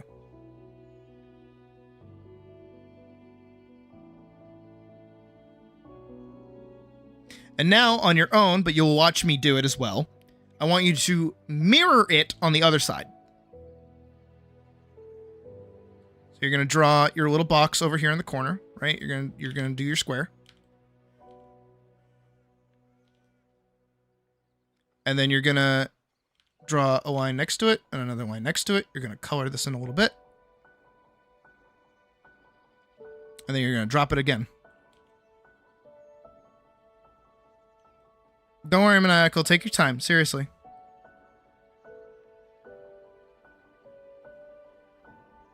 And then cut that in half. Color that in two. Cut it in half. Erase the top part. I'll clean that up a little bit.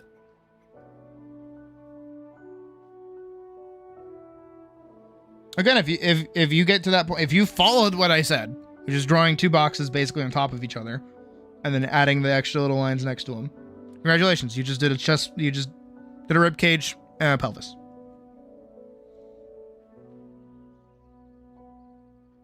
Not kidding. Like you did it. Like, good job. There you go. So we went from drawing straight lines to drawing boxes.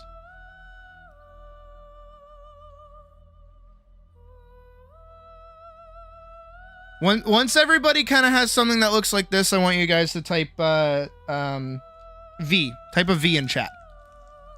I'll wait till we get a majority of Vs.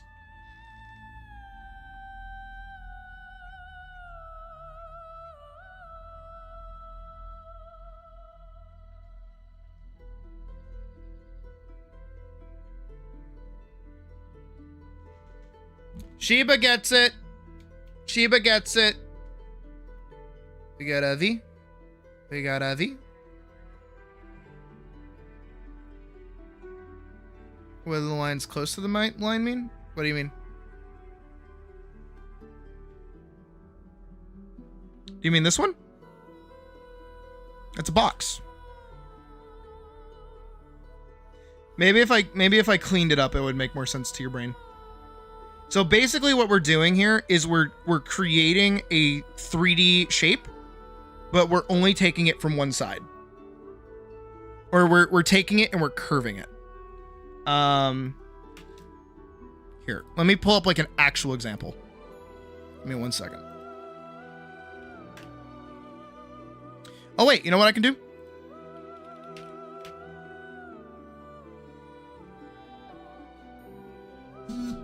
What does the line mean? It's just the other end of the cube. That's all.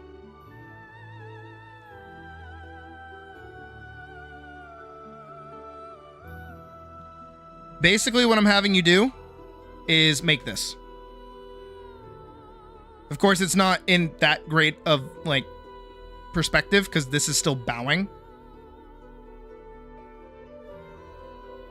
Because it's gonna have a little bit more perspective because it's not the same. But see how this is darker and this is lit? What you're drawing here, the line that you're drawing in this spot, is this corner. So it's still visible. That's what you're doing. Dark, dark, dark, dark, dark. Side, side, side, side, side. See again what this is supposed to do for you guys? Because as you are probably now witnessing, you're not seeing this as a 3D cube. You just see it as a bunch of lines. Oh, Vorkson, I got you here. You're gonna draw a box using the same just like straight line method. You're gonna draw a box. And then you're gonna draw lines a little bit next to the box. You're gonna color this one in. You're just gonna shade that in a little bit. And then you're gonna make another box directly underneath it. I can't because I don't have enough space. Right, you're just gonna make the same shape again. And then you're gonna cut that in half. Rib cage, pelvis. But you've made it 3D. You've made a 3D shape, presumably. So this is the part, if you're in the Discord, I would like you to send whatever part you got here into the Discord for me to see it.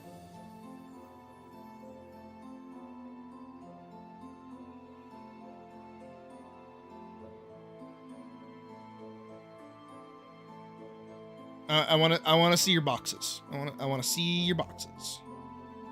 Show me your boxes.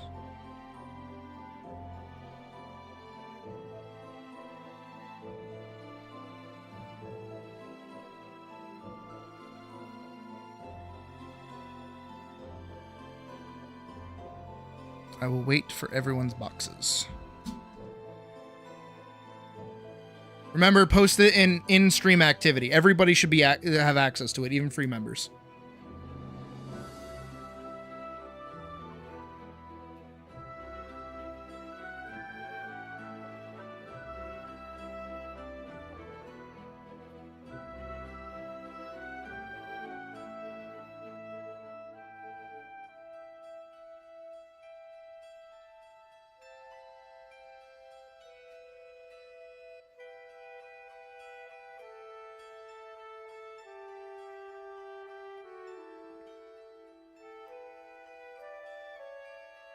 You're good, Shiba. We got you. I saw Vorkson do it. I went over to go check. Okay. Okay.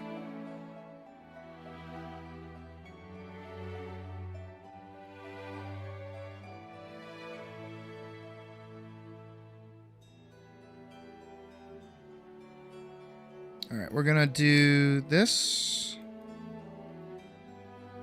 And then we're gonna do, hopefully it opens in the same one. That's pretty good. Good, it does. Okay.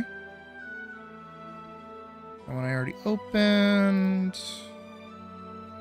Okay.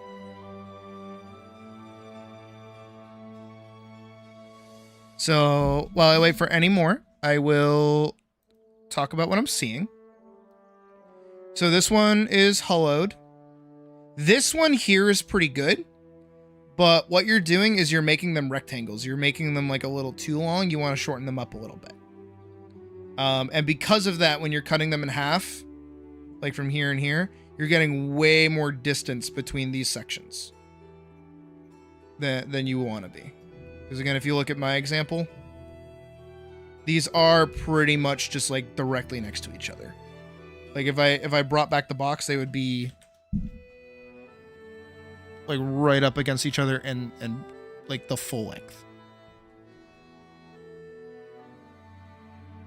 You want a box where all sides are equal. You don't want a rectangle where two sides are longer. That's all. But honestly, that's a very small thing. Which one is this Pravis? Oh, there's Mouse. Ooh, Mouse did a good job. Mouse did a very good job. I'm going to talk about Pravis's first. So Pravis,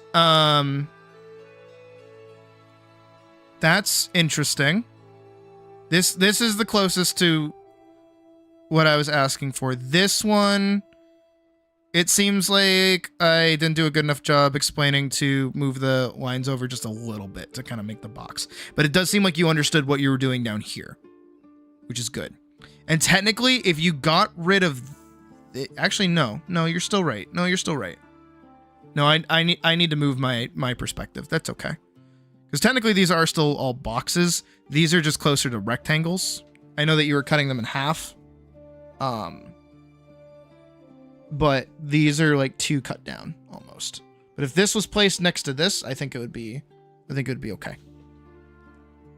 And then even up here, these are actually way better. These ones I like. I see that you were going down here to try and make them bigger though. I get it. Vorkson, very good actually. You definitely need to control going to the side a little bit more. You're a little all over the place, but that's okay. I think this is a good job. Maybe give that a couple more passes to try and get them a little straighter. But no, that's really good. This came out really good. Who is this one? Is this Wix? It is Wix. Okay. Same thing. I see what you mean when you were talking about doing the line exercise. You're kind of like drifting off a little bit. But no, that's good. Yeah, that's good. This one's good too. This one's actually really good. I like how this one reads more. Okay, that's not bad. It's not bad. And then this one was, whose was this one? This was Mouse's. Mouse did a really good job. Mouse, I'm very proud of you, actually. You did a very good job. I can see where you erased here, and then I see that you didn't, in fact, make it, but you did mirror it, and you did a really good job mirroring it. So that's very, very good. And you did keep your lines very consistent. Your top and bottom lines are a little curvy, but that's okay, because you're getting the idea. That's good. This is very, very good. This is very, very, very well done. Shiba is a little hard to see, but that's okay. This one looks like it's bowing forward because you have it in perspective here, which is actually really good that you're doing that, and you understand it, I presume. And then up here and up here, it looks like they're a bit too long, like you did rectangles again instead of squares. It is like baking, where if you're trying to make a square, you have to make a square. You can't make a rectangle. It's gonna get like a little weird. But no, you did very good here as well. The mirroring here is a little off because these are a little smaller, but I know that you have less work or less ability to move over here. You actually did copy the vertical. That's fine. Hey, that's totally fine. Whatever ends up working for you guys. No, you guys did very, very well. Genuinely did very, very well. So what the fuck do these lines and these boxes have to do with drawing figures? Well, that's what we're gonna get into now. We're gonna actually draw figures together. Step 1, though, I have to go find some. So let me find a good. Let's start with something simple. Nothing super crazy. This one's good, actually. So I'm gonna send an image over into the Discord, and then I'm also gonna pull it up here. So it's in stream activity. So grab that or look at it or whatever you need to do to have that present. I'm going to hop over to this so I have more space to work with. And there's our figure. This is what we'll be working with. And I'm going to talk a little bit about where we kind of want to go. Right? So, we talked about lines. We talked about boxes. What did the boxes represent, by the way? This is the audience participation part of the stream, on top of the audience participation part of the stream.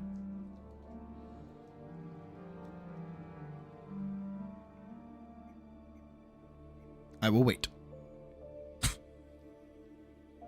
I hate the goddamn waiting.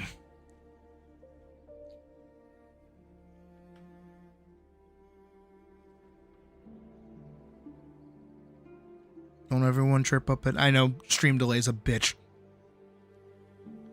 Torso and pelvis, rib cage. Okay, yep. Objects in 3D space, good. Shoulders / hips. Okay, good. Rib cage and pelvis, yes. Okay. So, here's a little bit of an anatomy lesson for you guys. A primitive depiction of the two masses. Okay, that's you're jumping the gun a little bit, but good shit. So, think about your body for a second. I want you to consider your body for a moment. Think about your relation, like your body's relation to your chest and your hips. Maybe if you really want to, stand up. If you want to stand up, you don't have to. I'm standing up.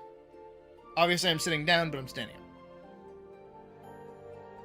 If you stand straight up, you're going to notice that your hips and your chest, like your rib cage, like the squishy, the hard bone bit where your rib cage is, those are kind of stuck together.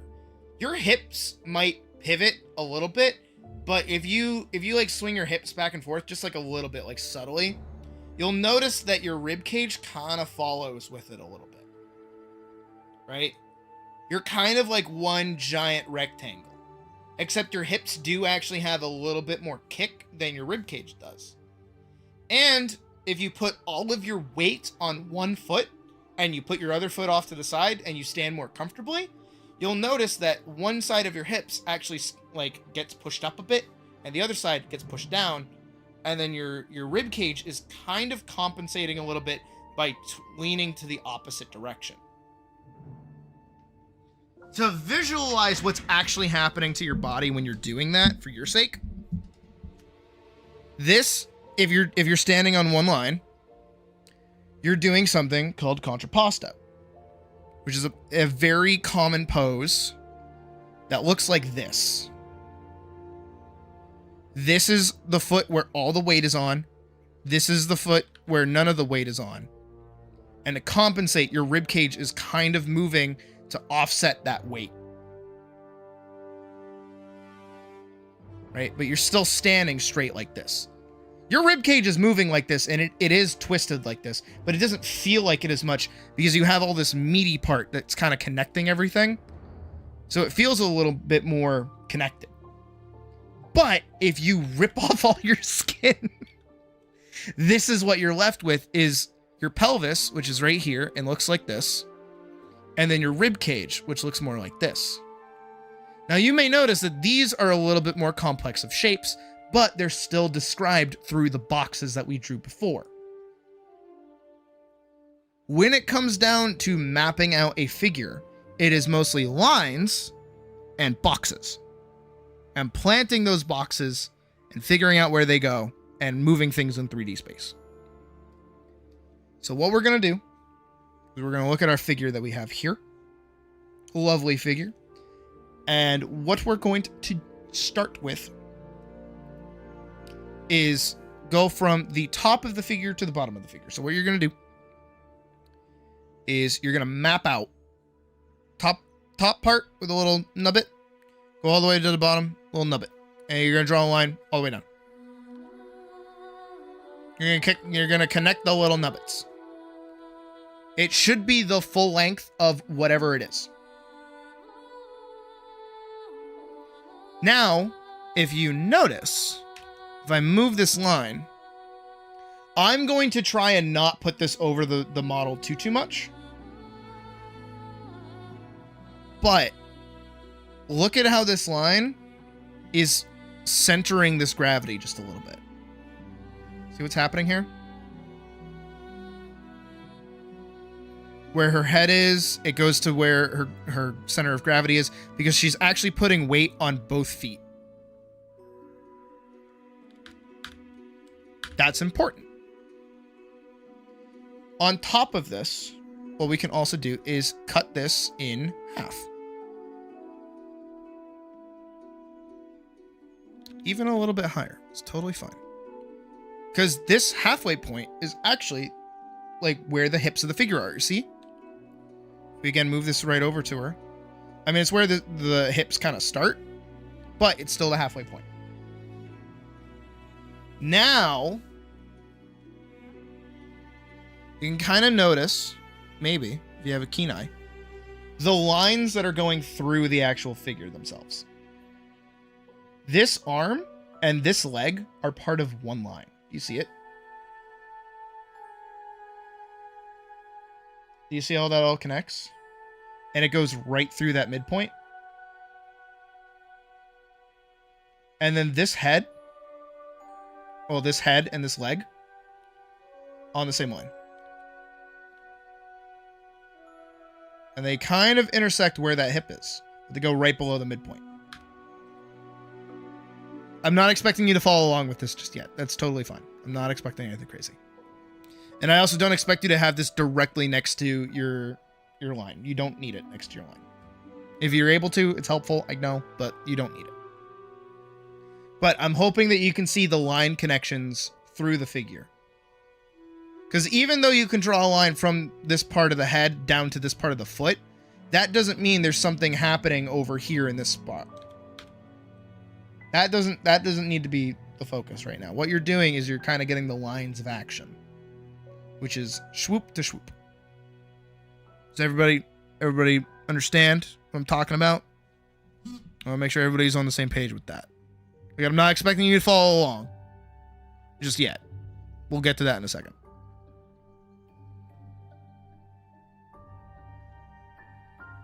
Does everyone? I just want to make sure. This is the part I ask any questions if you have any questions.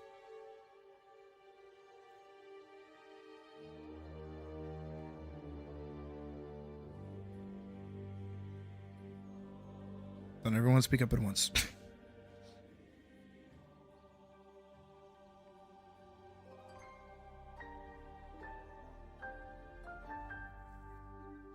Y'all are killing me. Paul's got it. You're a little ahead. Okay, good. Proud of you, Mouse. Little go-getter. Jovial sand meow. All right. Is that there's an innate balance in the pose and equal sharing of weight. Okay. What about the other arm, teacher? Not a problem right now. We're not worrying about the other arm. We don't need it right now.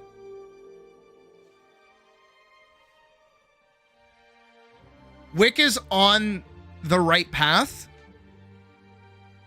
I want to help your understanding a little bit more. So, I talked about it before. I did another example, but I was like, I was doing it as a trick. So I understand it was a little jarring. Say you only had like 3 seconds to look at this picture and draw it. Right? If you only had 3 seconds to look at this, how quickly could you draw it? What is the first thing that you would focus on? Trained artists would go swoop, swoop, and understand that the whole figure is an X and be able to get this kind of shape out of it. They wouldn't need anything else. Maybe a line here to get the body itself. But this is all you would need if you took away the figure to understand the form. Because if I take this and I go over it with blue instead, I can understand that this is where the top of the hand was. This is about where the rib cage was. This is where the pelvis was. And then this is the front leading foot. This is the back leading foot. This needs a little bit more give because that's up a little bit. And then this is where the head was facing. So it's a little bit more like this. Right? And I just built all of that off of the lines. I don't have the reference to work off of anymore. And I kind of understood that the other arm kind of did like that. Maybe a little bit more, but basically that. And if I bring it back, look how close that is. Yeah, the feet are a little bit longer. But look where the torso and pelvis are connected to each other. They're still in the same relative area. It's very quick. It's very fast. It's like you're in a car and you just immediately see a person walking down the street. And you have to draw them so that you can continue the drawing later. You don't need to get it perfect, but you got to get the essence of it. And that's what these lines are doing. These red lines are getting the essence of the pose. And then understanding where these kind of lines line up gives me the rest of the pose. The only other things, if I was still viewing the pose after getting these lines down, which was that exercise that I talked about, is understanding how to break up the rib cage and the pelvis. Which if we go over it here, the rib cage is basically from this point of the body to this point of the body, because you can actually see where the ribs kind of fold like that. But we don't care about that. We just need the box. There's our box. And then we can see that this is the side of the hip. And then over here is the rest of the hip. That's all we need.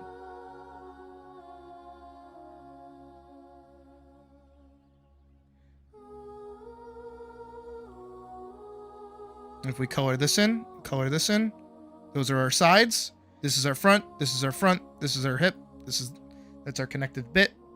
There you go. See that?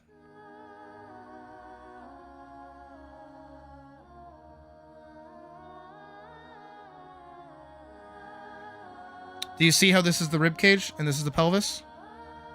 And we're taking these forms and we're turning them into very simple shapes. What do I always say, kids? Don't rotate the.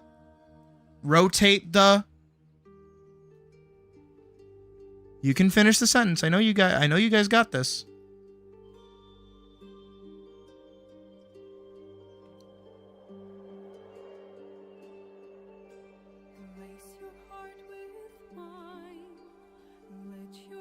I entirely, in relation to the torso and hip, how do you connect the two? As in the meat of it? Well, you see. Don't rotate the cow. Rotate the box. Okay, cube. I say cube. It's not box. It's cube. Rotate the cube. Well, you can actually see how you connect the boxes together. Is you just... That's all. Unless there's more fat and there's more meat on the actual like the figure. But for our purposes, you just... that. You just know that there's like this line connects into this line. You just gotta, and then this one's a little more sharp. This is a pull, this is a pinch. Because this is pulling. This is going in like that.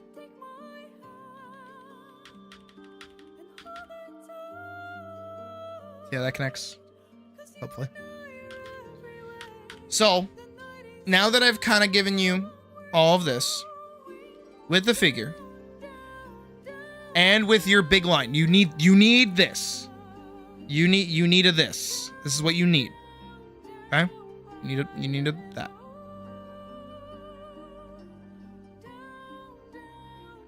What you're going to do is we all know that the top is where this hand is. We know the bottom is where the feet are. Okay? So what you want to do is connect this swooping line all the way through. And you know that it's a little off center of the head, so you're going to move it out just a little bit for that line. I'm going to go back over to red. I'm not working over the figure anymore, okay? All we know is that we want to follow this curve. We're looking at it. You gotta have like an hour and 7 minutes. I know. Don't worry. I'll get to your critique in a moment. I'm setting up the practice, and then we're gonna go through them a bit more once everybody kind of is. Again, I don't expect all of you to understand this immediately. I'm throwing a lot at you. Like, we just learned how to draw lines, and I just taught you how to draw a box. Okay? And this is gonna be a lot. So you had this. Ready? You're just gonna go. Look at that. Look at that.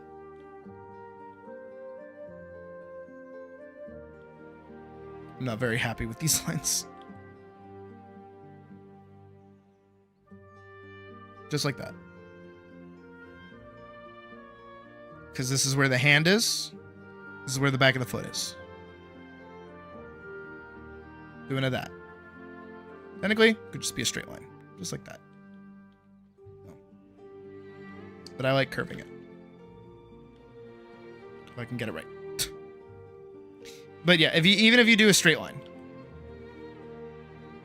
this is also pretty accurate to that. See how that's just a straight line across the body? And it still follows the same arc. Again, if you get lost in all the curves and all the movements of the actual like anatomy of the body, it's not that big of a problem. You're just focusing on the lines. You're deconstructing everything. The meat doesn't matter. What matters is getting the essence of it down. And then you're going to get the same thing with the head.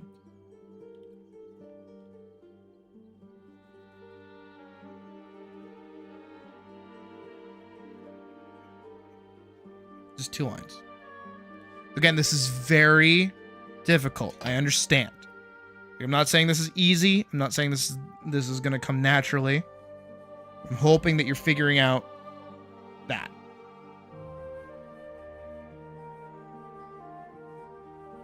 Get it? That's what we did over here.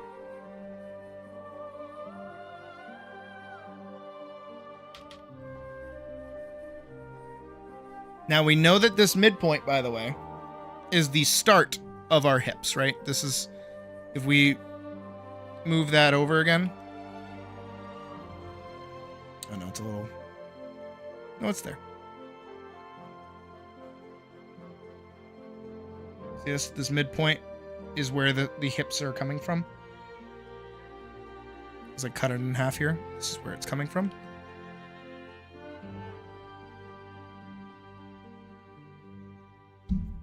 Yeah, Raymond seems very, very behind. But that's okay.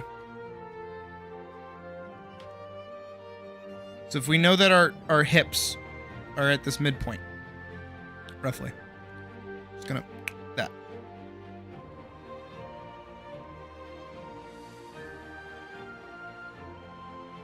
Again, we're working with a lot of lines here.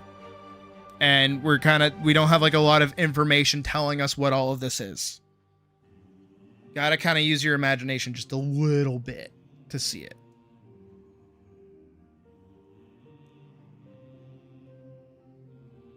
But once you start seeing it, it makes a lot more sense.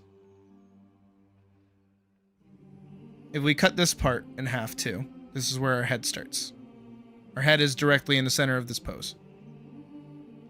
We know that our hips are going down here, so we're going to draw a little box. We know that our torso is kind of curving on this curve, so then we're going to draw another box.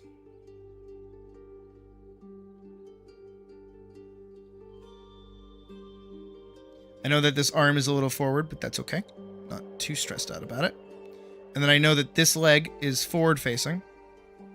So I know that this is the forward leg. This is going to be the back leg. So that's going to start that there. I can cut this box here. Move this here.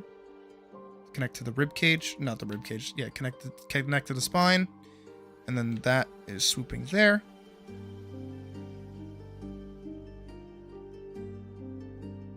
And then I know that this is kind of following through there.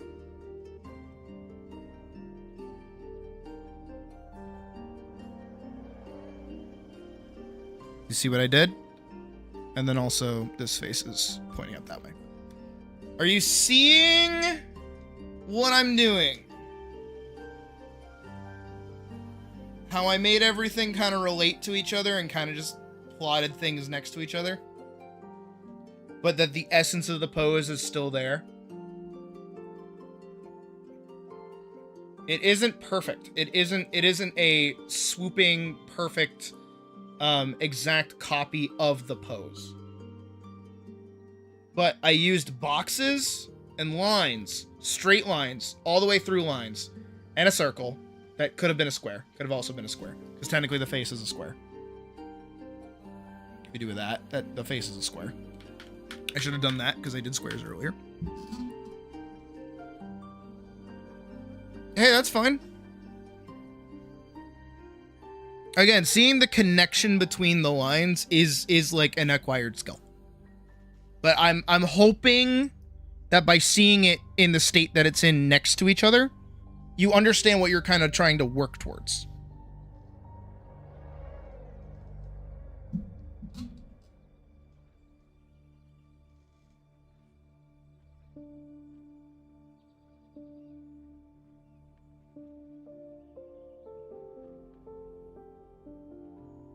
Oh, Wick, I thought you had another hour.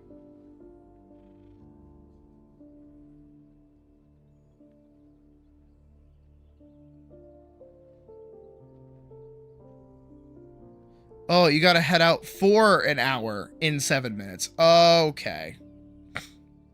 My bad, my bad. I misread your message. Don't worry though, I'll get to your critique, no problem.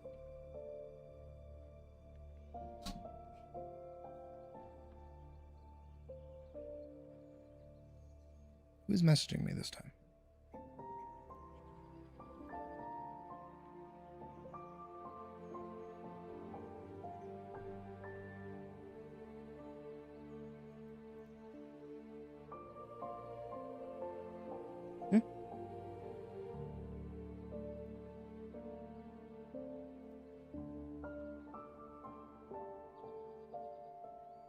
I'm trying to make sure that you guys are kind of getting what I'm putting down with this. Because we are going to do another one.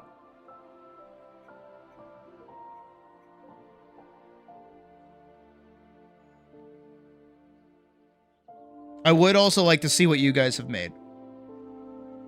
I am curious. If you guys are still working, take your time.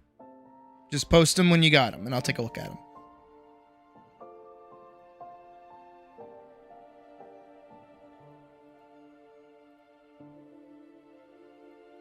Bulletin board.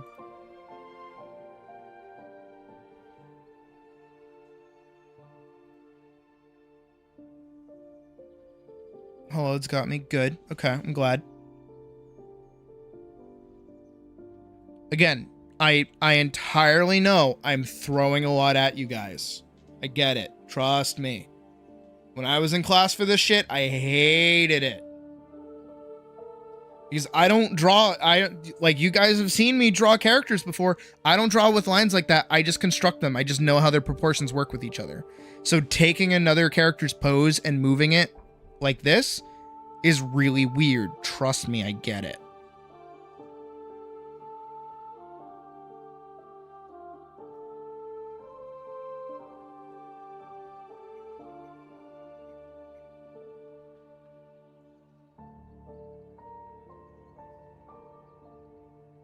But it is super important to understand finding the lines of action in a pose.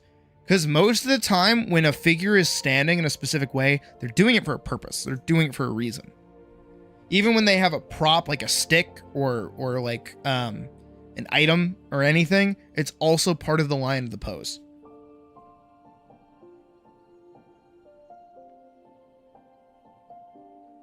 Like, you guys can probably see how everything, hopefully, connects to each other. At least in one way or another. The pose has a lot of, like, flow to it. You were able to recover using... Good! No, don't... If you have to go over it again and a couple of times to kind of get the lines out where you need them to go for it. Like, I'm not gonna get uppity about it.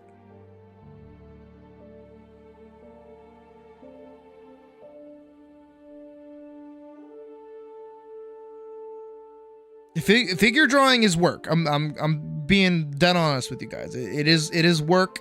Takes a lot of mental fortitude. Well, not fortitude. Takes a lot of mental out of you to get it done. All right. Well, you guys keep working.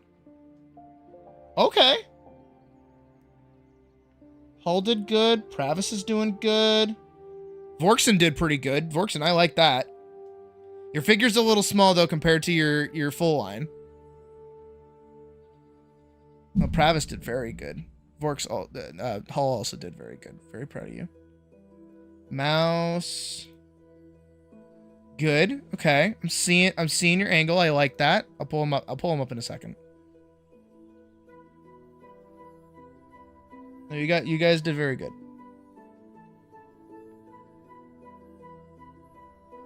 I want something a little more dynamic, because I feel like that's gonna fuck you guys up a little bit.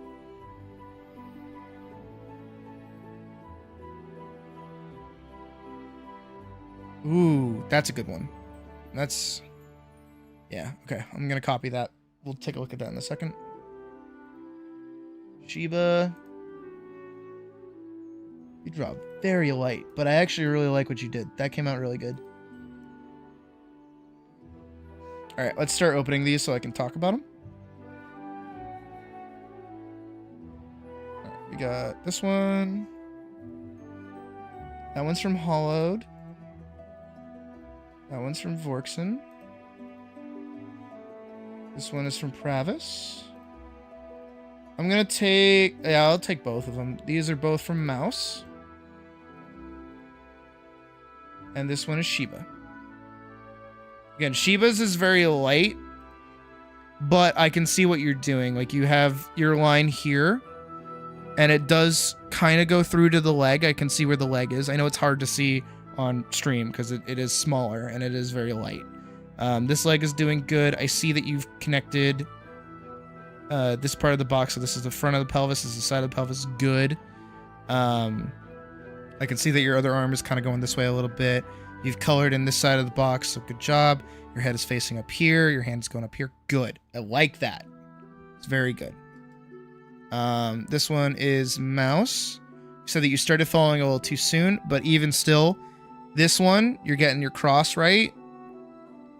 This is good. Your torso is a little big, but that's okay.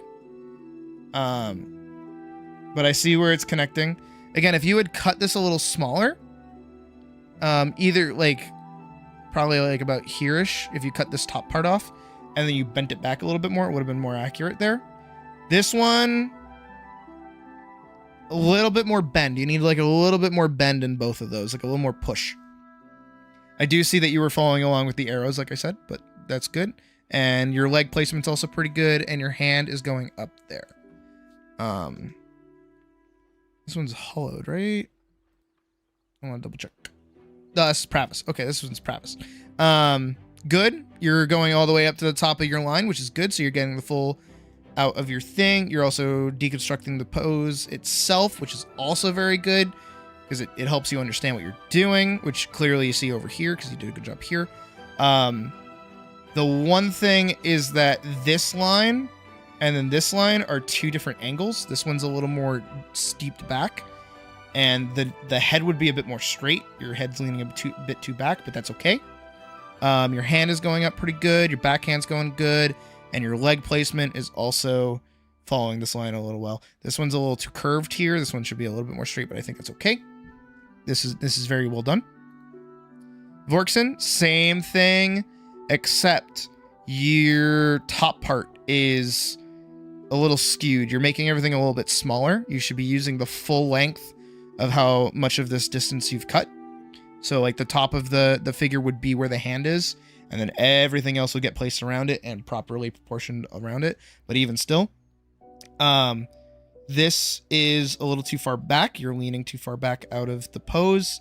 Everything would be leaning on an arc, more like how my mouse is moving here, rather than on this straight line that you have here. It'd be more between, like, on this line from here, basically.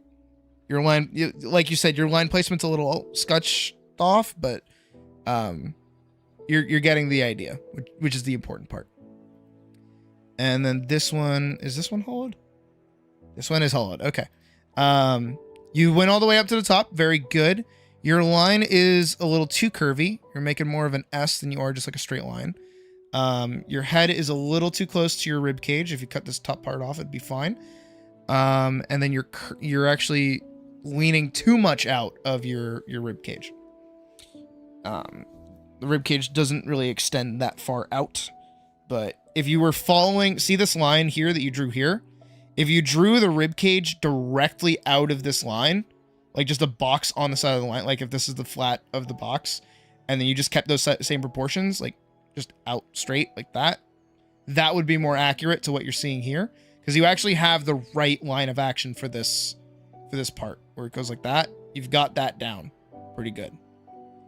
So if you drew out of here and out of here, it'd be a little bit better. I don't know how well you can see what I'm talking about, but and then if you made this straight into the hand, like if you actually reversed it, so if this was straight and then curved out, you'd actually have a better example of what's happening with the arms here, because this arm is really straight and then it goes out just like that.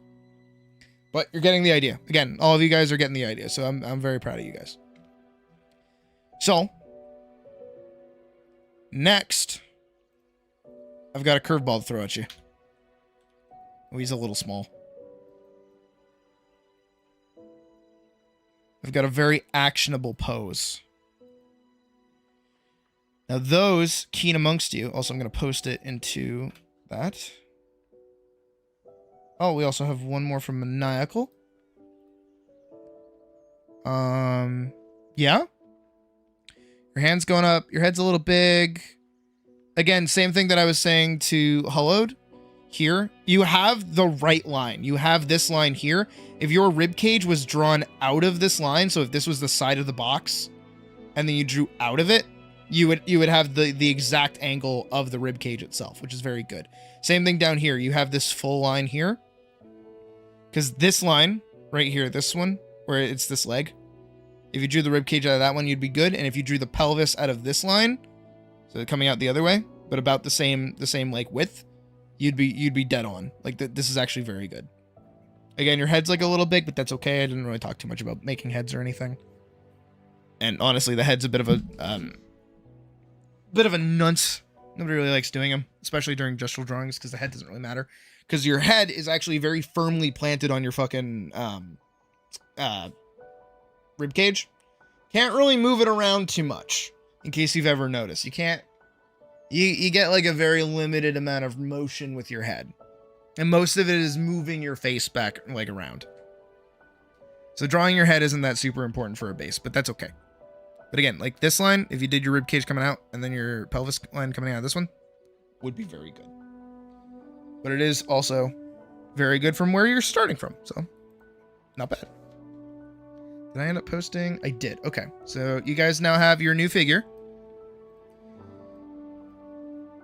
Now, this is a little bit different because we have in this pose a lot of dead space in this picture, right? But we don't care about the dead space of the picture. We only care about how big the actual figure is. So if we are to follow from the top, where the top of the figure is, to the bottom of the figure, which is about there, it's actually more like this. there, down, little figure. Exactly. I chose it for a reason. Now, once again, if you cut that figure in half, and we scoot it on over, and we make it go look at the guy. Do you see that that middle point is still where the hips are at his figure? Holy shit. Why is the midpoint of this figure still where the hips are? Isn't that weird? It's almost like our whole body actually has to base its weight around where our hips are located. Isn't that strange? It's almost like, you know, your hips are where all of your weight gets bared. So the rest of your body acclimates. So, what are some lines that you guys might be seeing? Tell me from anatomical location to location. Think flowing through the whole of the figure.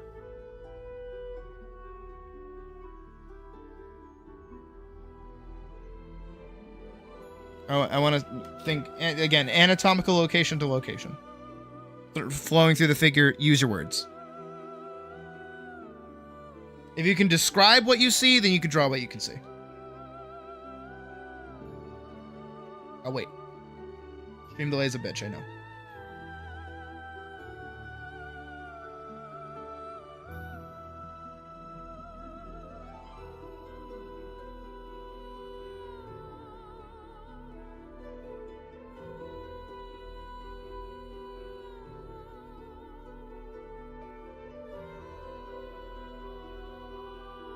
Nope.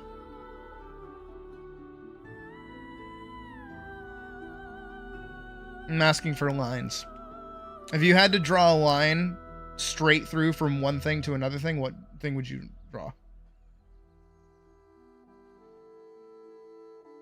Left shoulder to right foot.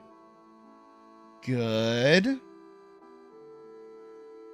To right foot, right arm to... Okay, good.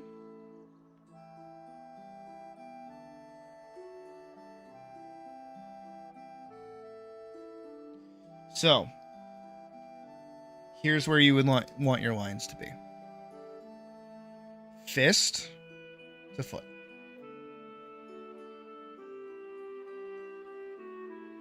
Look how many things we get placed out of that one line. The full of the rib cage is right there. This whole bit of the leg is right here. We know that the pelvis is right here. We know that the head comes out of this line right here. And then we can also figure out that this is how the arm is bowing, because this is where the hand is. So we don't even need to draw that. And then we do this. This is where our other leg is. Technically, we wouldn't even need to draw that, really. And then we can just draw a line straight through like that.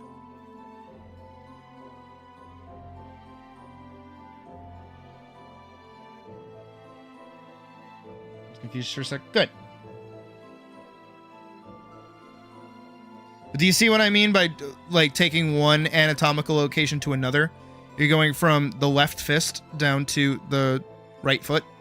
I mess up my lefts and rights all the time. And then everything else comes as information from this one line. But this one line also goes from the top of the figure to the bottom of the figure.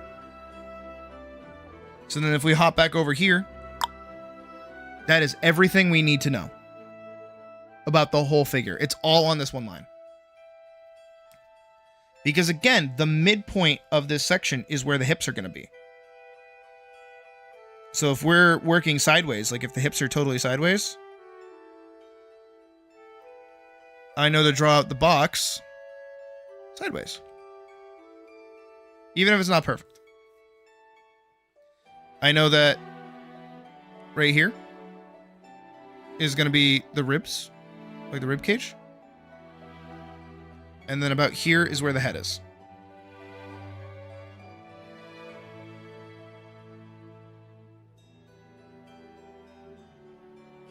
This is going to go back here to up here. That's going to be our arm. And then we have another line basically going all the way down to the rest of the foot, like that. So I know that our leg is going down this way. I know that we have another leg that's over here. And it has to land on this line. So I'm going to connect it with another line there. This arm goes straight down like that. Again, our head is here. I mean, the head is a little bit smaller. You see how I've put all that together? Again, this box is rotated in space. Understanding where that box is rotating, super duper helpful.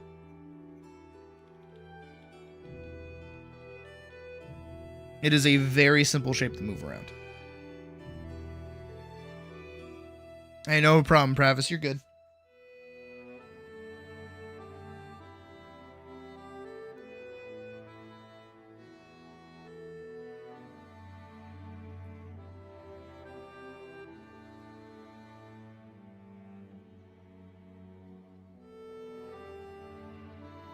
Give it a shot. Let me see what you got.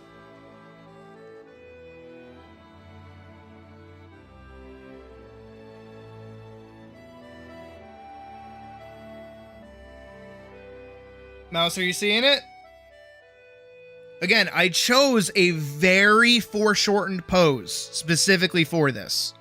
Because this is the thing that always trips up a bunch of artists, is understanding how foreshortening even works. Because it is really fucking weird. But it's not that hard when you understand what you're looking at. It's kind of the hard part, is understanding what you're actually looking at. A very large part of art is actually having understanding. The more you know what you're drawing, the more you can actually break it down. And break it down and break it down and break it down and break it down, right? I think one of the best examples I can give you of that, unironically... Can't open the calculator one. Hold on.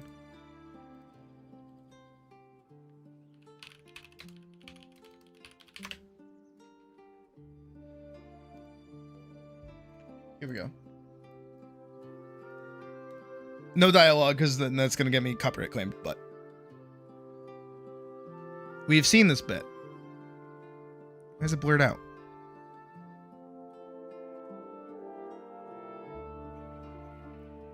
Okay, I don't know why it was blurred out.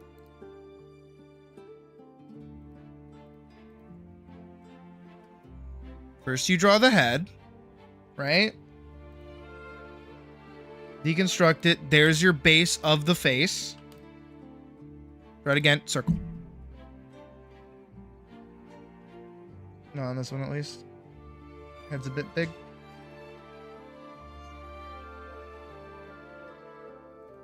Hey, you got it.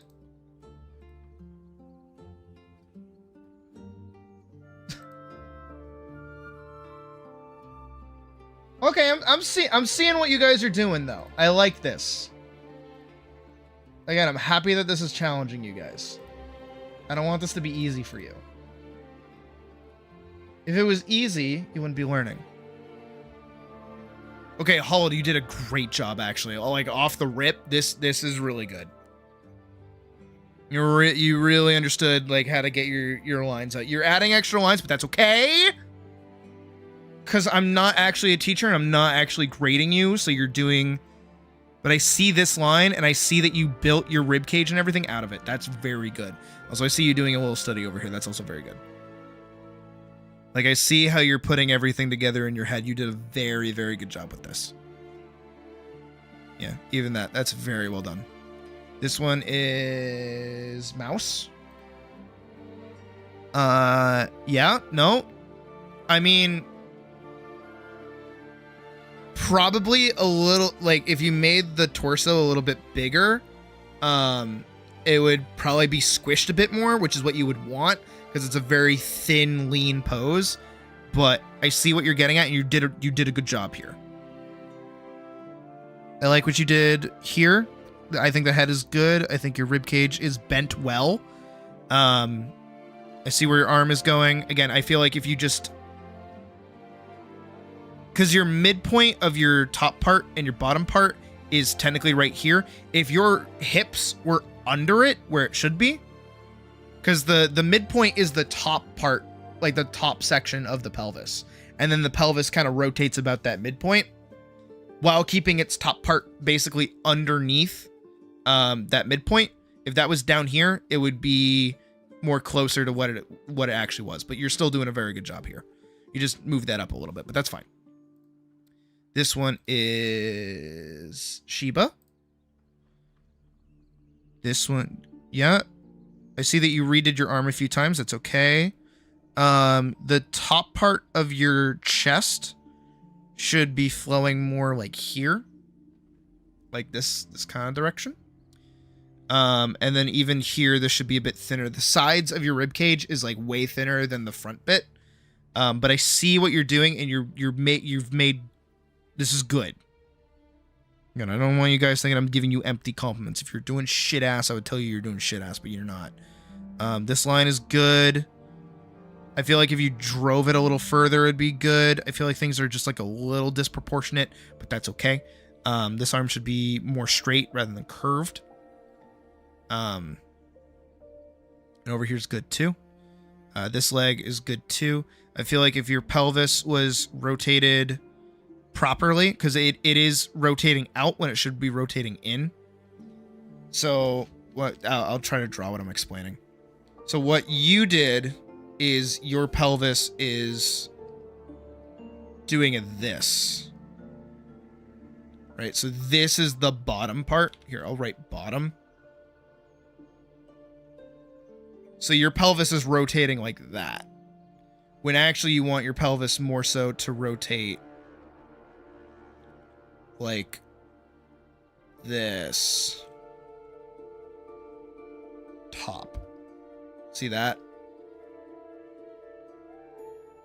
I mean, technically I did the same thing, but more so like... No. But my top is still visible. I just kind of rotated it out wrong way. Hold on. I can fix it. Like, that's my top plane. And then I did it more like that. So that's still the top. That's the bottom. So this is where, like, your legs would kind of pop out. Like that. This is where these legs would kind of pop out. Like, down here. If that makes sense to you. Okay, good. But no, it's like, besides that, this is really good. This one's really good. Forks in.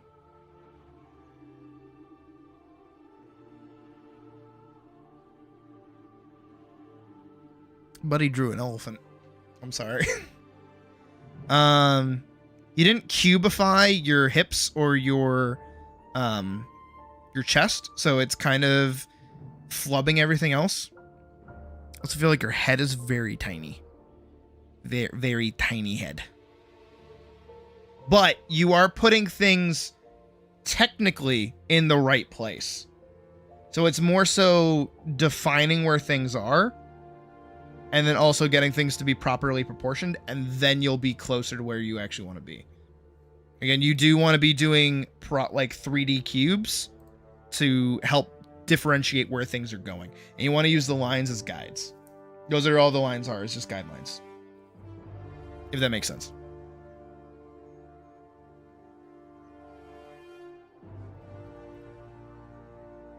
Because yeah, if I grab...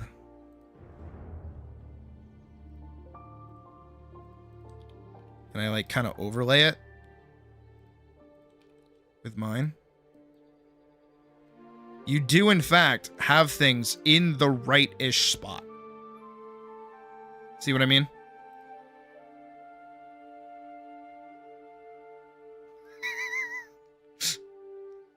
Like seriously, you have things in the right spot. You just need to define them better.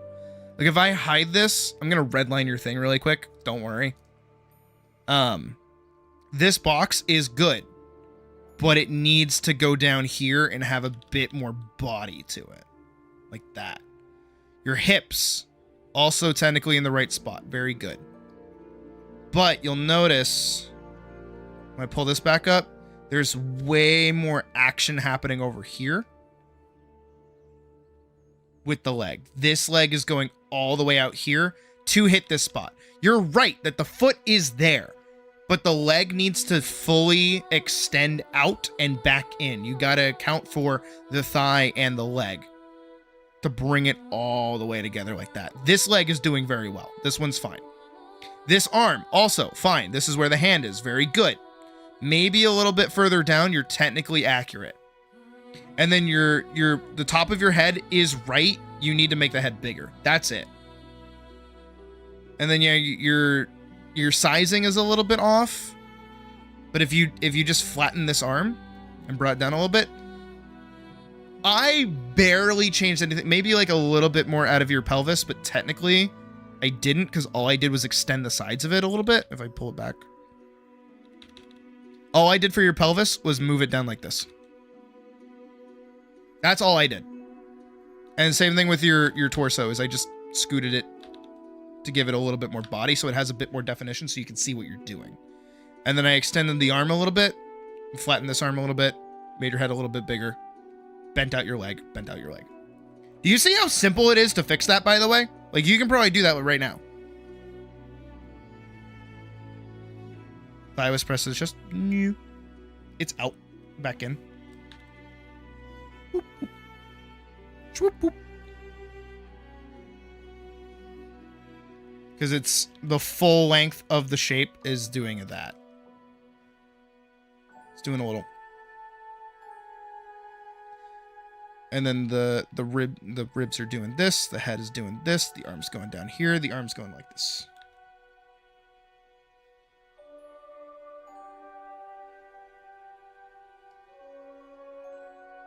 See what I mean?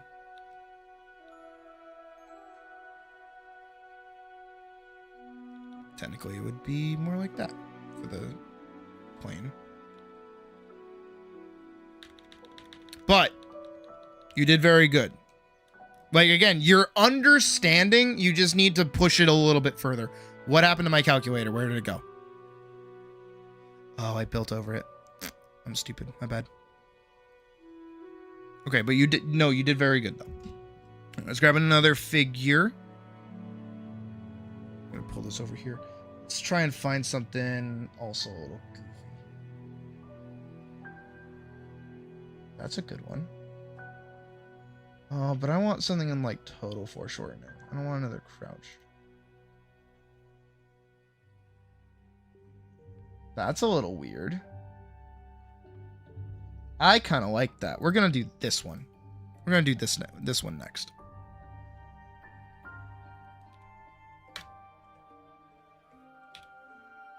Oh, she's big.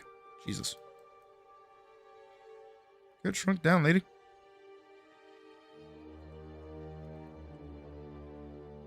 Now, once again, after we went through our last one where I talked about anatomical locations and lines, where can you draw lines from in this one? I'm going to say hand to foot. Think hand to foot. Which hand to which foot?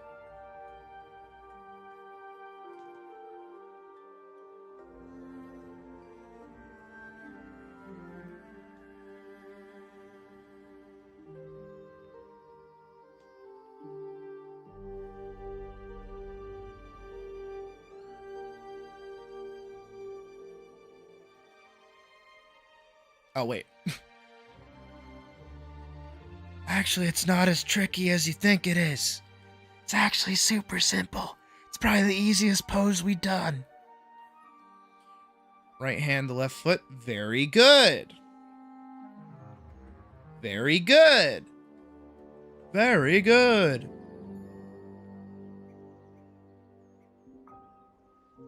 What else, though? There's another relationship.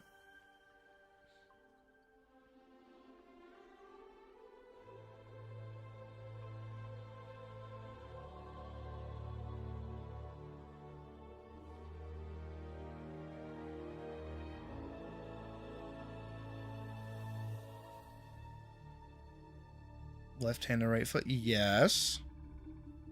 What else? There's another one. And then there's a secret one.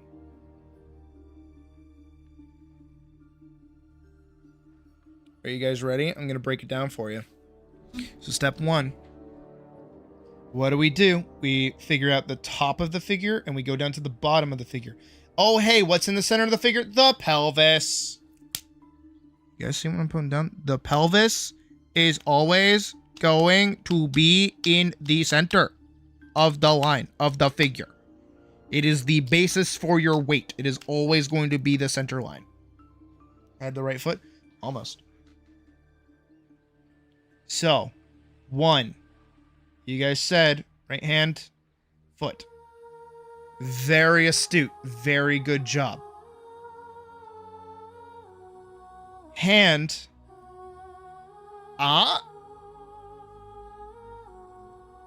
Right hand to right foot. Did you guys think of that? What else? Oh, this hand to the other hand.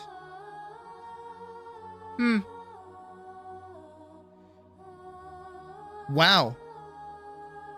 Did we just like do the whole figure in 1, 2, 3?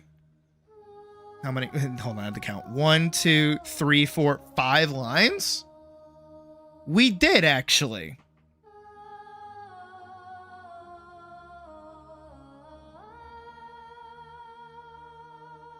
Isn't that crazy? Let me reconstruct it over here. So we're going to go top of the figure, bottom of the figure, line all the way down, cross all the way through. It's going to be the midsection of the body. Then we're going to get from about where the top of the head, well, the top of the hand is. So over here, it's definitely in this little quadrant. We're going to get that line. We're going to get this line. That line. This line is there. Okay, so it's a little bit off, so it's more like there-ish. That's there. I'm cheating a little bit, admittedly. That like there. And then that like there. I did kind of cut myself off a little bit because it is a wider pose. But what I've done with this recreation is that I know right here is the hand. This is where the hand is going to be. So that can be like a little square. But I also know off of this triangle is actually where the hips are located. They go like there. And they go there. And then they go up like here. And then this is like the side of it. That's the hip. Then I know over here is the foot. I know right here is where the foot is located. So now I can bring this over here. Oh, what's that? That's the leg. And then I know that this leg is over here. It's going along this line. I know that the rib cage is going to be in line with the head. So I know that the rib cage is on this line here. And because she's facing this way, it's more like this. Technically, it is a little bit more visible underneath because she is going like this. There's that. And then I know that her head is here because it's the midpoint of the drawing. I am a little scooted over. That's okay. And then her arm is over here. And then I know the rest of her arm is going over here. There is a little bit of slip this way because she is on ice skates. So she is a little taller than usual. That's okay.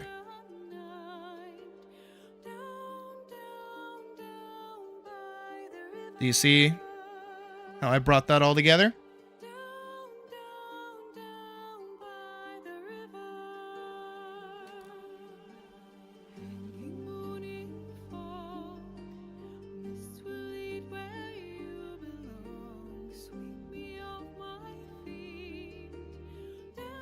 Again, I'm not saying this is easy, but I'm hoping that you guys see what's going on. Yeah, eyeballs. Also, apparently Logan can continuously send me a bunch of fucking Instagram reels, but can't fucking answer me about whether or not he's working on the music or not.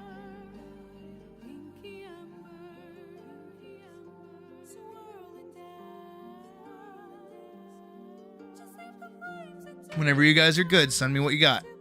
I want to see him this time.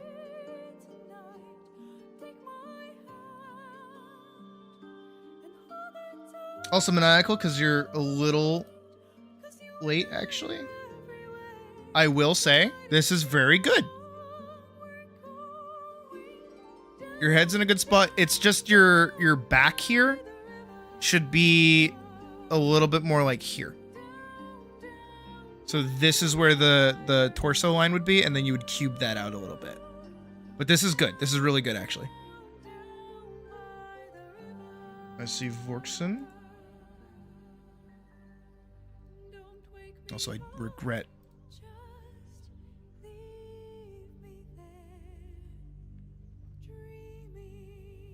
There we go.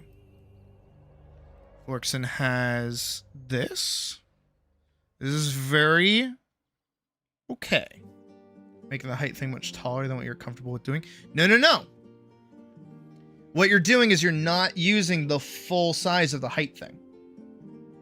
The top of your figure, regardless of where it is, the top of your figure should be hitting the top here. And then everything else comes together. You should be using this full length that you give yourself. This isn't a limitation. This is where everything is supposed to be going. You should be drawing from the top of here down here. If you did that, you would understand everything way better. It seems like you're scared to make things bigger than they need to be. Again, this is your reference point for how big the thing is, and it is that big. So let it be that big. We've got Mouse up next. Oh, that's very good. Your leg is a little low, but that's okay. And this leg is a little long. That is also okay. But no, this is very well done. You can see how you got everything together. Which one is it? It's this one. Yeah, you got it out of the triangle. Good.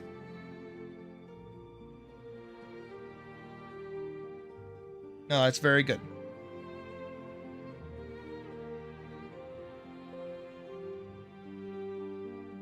I feel like if you elongated this thigh just a little bit more, you would get that. So if you like move this over down, it would be more accurate. Again, a really helpful bit, as helpful as it can be, is actually to remember your advanced stick figure. I'm going to go over it again really quickly for you guys.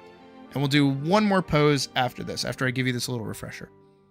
So the advanced stick figure is the most average proportioned human you're ever going to get in your fucking life. Actually, if you do a top to bottom, you can follow along with this, by the way, if you want. You do top to bottom and you cut it in half, right?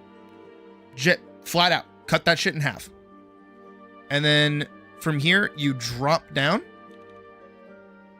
cut that shit in half, drop that down, drop these down, cut that in half, just like at each point. Congratulations, those are legs. Did legs. Very proud of you. Now, if you take that shape, like the hip shape, and you extend it up here so it's a full box, and then you do that same box shape up here. Okay, the head is going to be a little bit big, but that's okay. About, I think it's like 1/3 of the box. Technically, you do another box. Technically, you want 3 boxes on top of each other. I know they kind of get progressively bigger. You'd cut that box in half, and then cut that bottom half in half again. This top part is the head. Bottom part is the chin. This box is the torso. And then you have your arm and your other arm. Cut those off at the edges of the rib cage. And then your hands extend a little bit below your pelvis. He looks like a spaceman.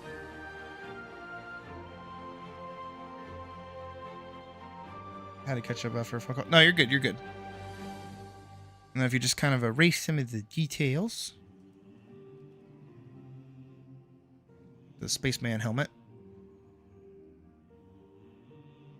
This is your most generic figure shape imaginable, technically. You could stand to be a little thinner, but that's okay. But technically, on a standard level, your body is super duper proportional, especially to itself. Your elbows are probably going to bend right at the point where your rib cage ends. You're able to, that's where that's going to be. So wherever your rib cage ends is how long your arms are. Right?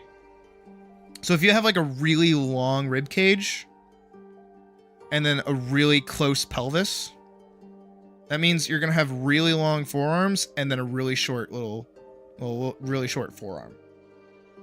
Like that. But that's still proportional because that's how it looks.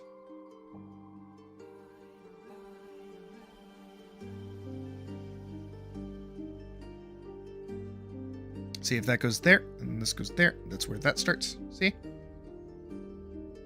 That's on average where your arms are going to bend right at the bottom of this rib cage. And then your wrists are going to start at the bottom of your pelvis. Literally at the bottom of the pelvis. It's square. And then your legs get cut off right in the center. Your thigh and your calf are roughly the same size, even including your feet. So, the reason I pull that up is because if we go back to here, if this was to be proportional, this line, which is the thigh line, would have to be the same length as the foot line, or the calf line. So if you lowered this to match and make that like the same size, that would look more proportional, even if it should be pushed a little bit more. Hell, you can even push this out a little bit more if you want to keep that leg the same length. This line should probably be up a little bit more, but that's fine.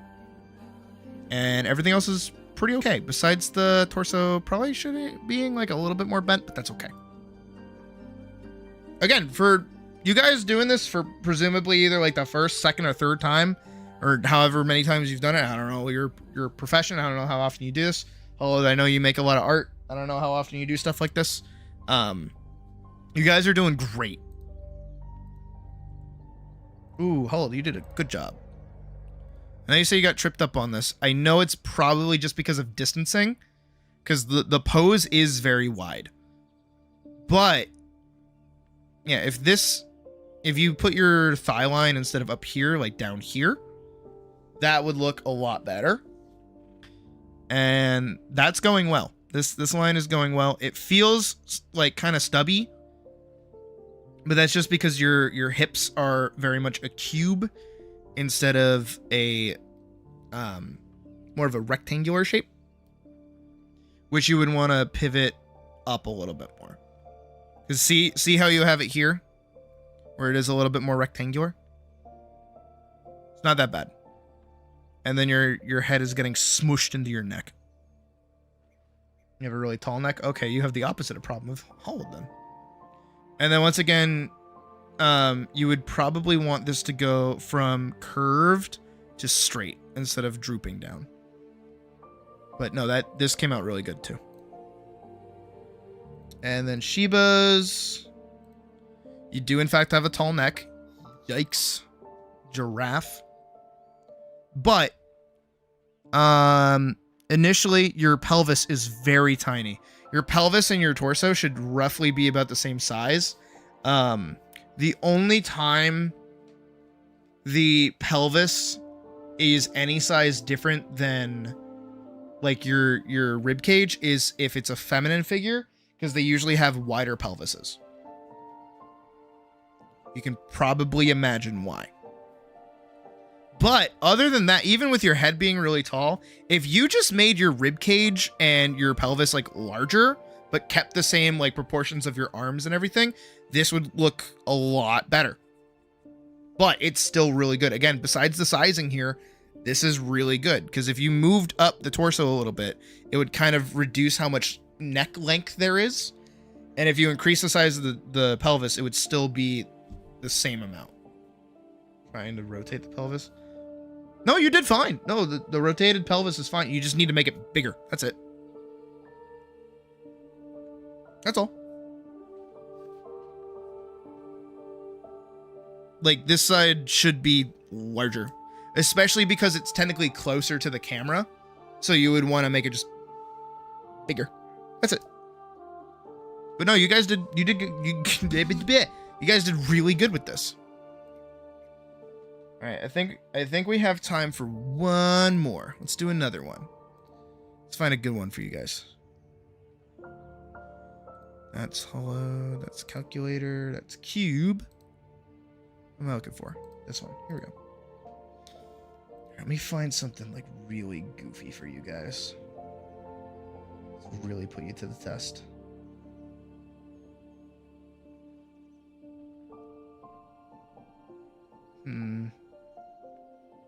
Well, some of these are getting kind of average. That one's really goofy. I think I make you guys do this one. This one's gonna break your brains. But I think I'm gonna have you guys do this one. Yeah, let's do it. Let's do it. Let's see how much you guys have learned. Oh, of course, mouse. You guys are gonna get mad at me.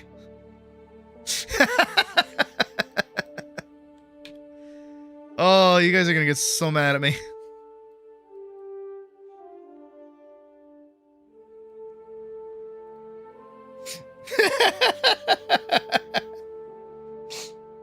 Oh.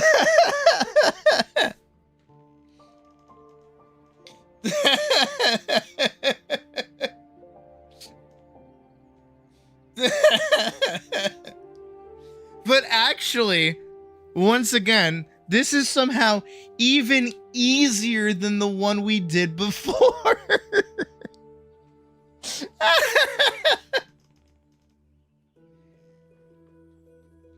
Okay. Here's what I'm gonna do. I'm not gonna show you how to do this one until you guys have already done it. I want you guys to do it first. So I'm gonna wait.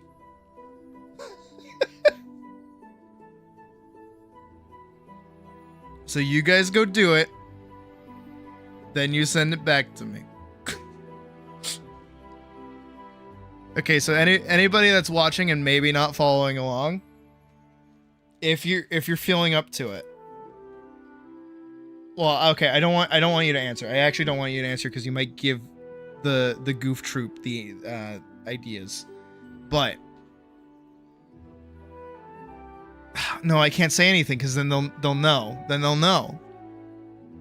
I hope they know because that means I did a decent job teaching. But at the same time,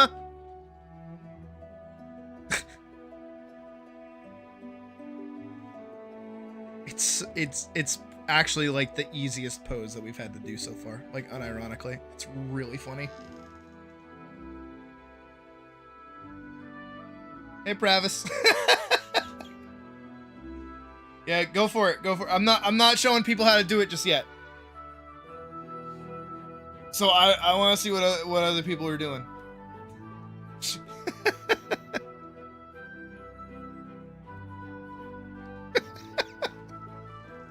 Oh, I'm such a fucking asshole. This is great.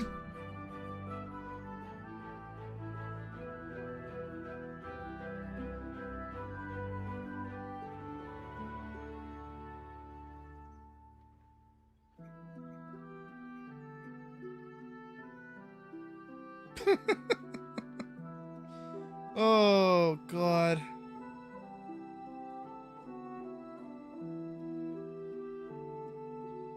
Just let me know when you guys have actually, like, uploaded something and I'll take a look.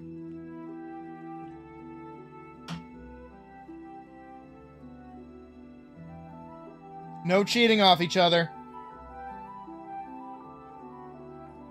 I don't want to see no cheating in my class.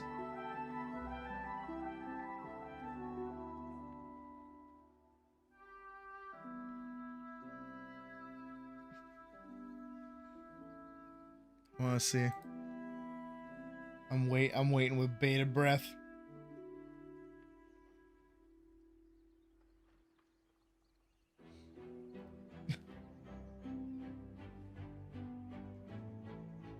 For anyone just joining, I have given those working with our guided figure drawing night this pose to draw with no instruction, no guidance, just a pat on the back and a middle finger.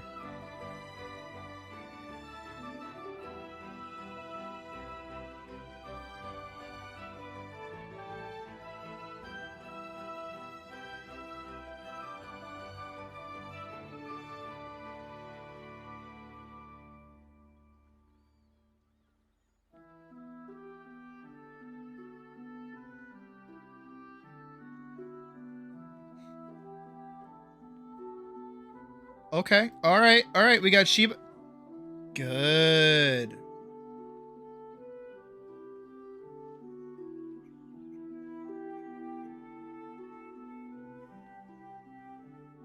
Okay. No, I see what you did, Sheba. But you did it wrong. I love that. I love that so much. No, but you did good with what you did. You did it wrong. Well, you didn't do it wrong, but like I'll show you in a bit once everybody else is posted. It's breaking some brains, I bet.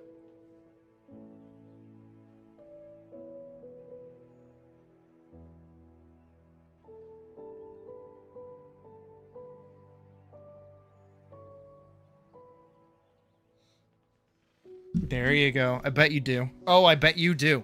If you want to give it another go, go for it. I do not mind. Okay. Everyone lost it with the left arm. Oh, that is so funny. Vorkson, that is a very interesting methodology. I admire that. I'm going to say that. I admire this. And then we've got Mouse. Got Sheba. I don't know if Pravis is joining us as well, probably, but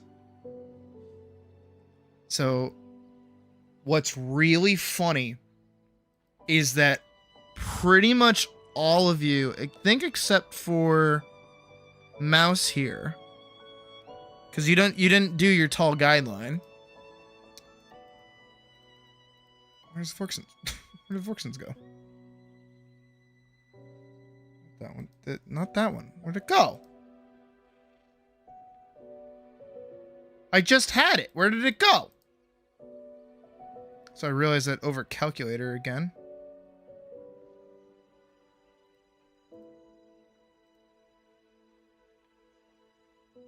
The fuck? Where the fuck did it go? Trying and breaking your head. Okay, it's okay. If we pull this out and pull this out. I'm like all over the place with these. Where the fuck did Vorksons go? There we go. So you guys, it's very interesting seeing how you did these. Because what I'm noticing is that you're making the left arm shoot out beyond your level here. Same thing here with Vorkson. It's going all the way over here because you did it upright, right? Guys.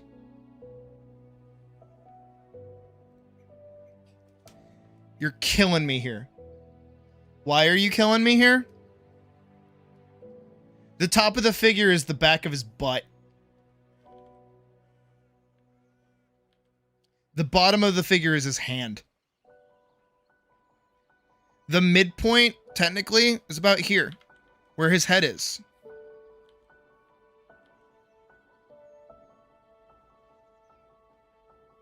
He's a fucking triangle!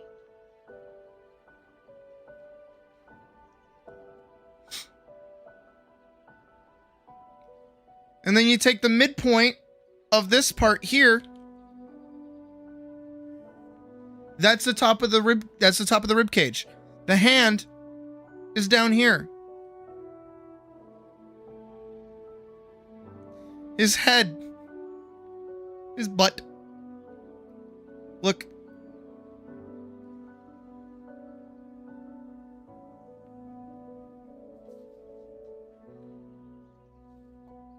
And then this hand is standing upright like that, so that the rest of the triangle completes itself. He's a fucking triangle.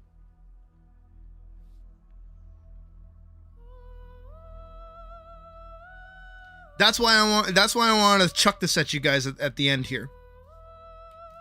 Because I thought that this was the perfect pose. Because really, what the fuck have I been showing you this whole time?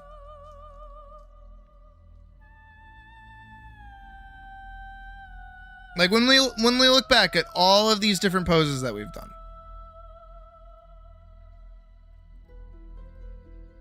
Right? All of these swoops. Oh my god, it's a triangle. Oh my god.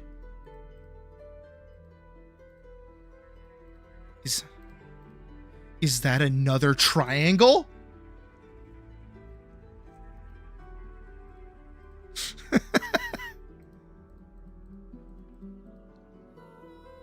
Okay, technically it's not so much a triangle.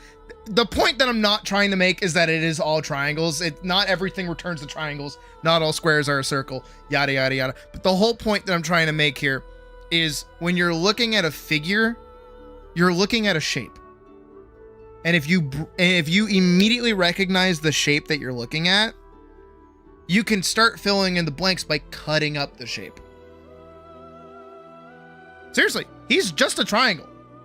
That's all this guy is. This is a super complex looking pose. I pulled it up and all of you went, oh, fuck. Shit. God damn it.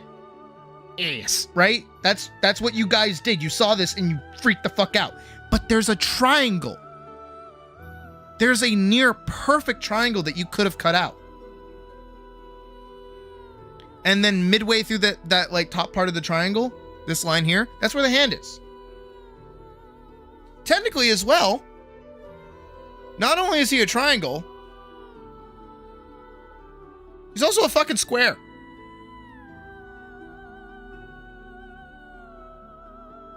Right?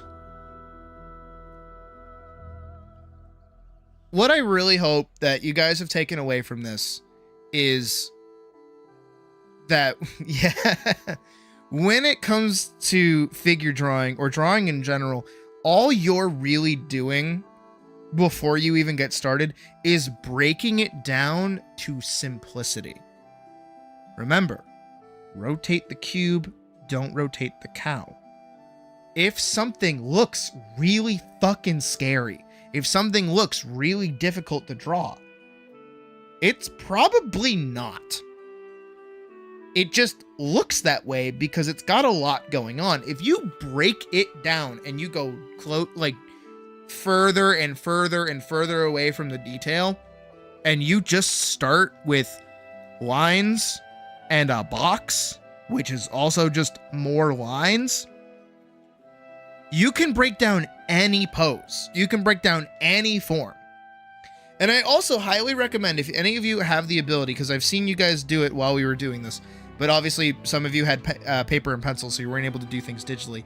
If you are able to, I highly recommend finding some poses like these and breaking them down into very basic shapes. Find where the pelvis is, find where the rib cage is, circle where the head is, and then map out the shape of the limbs, where the limbs are going. Draw the lines all the way through them. You can like trace directly over whether it's art that you already like or anything else. Seriously, go find things like that and just break them down.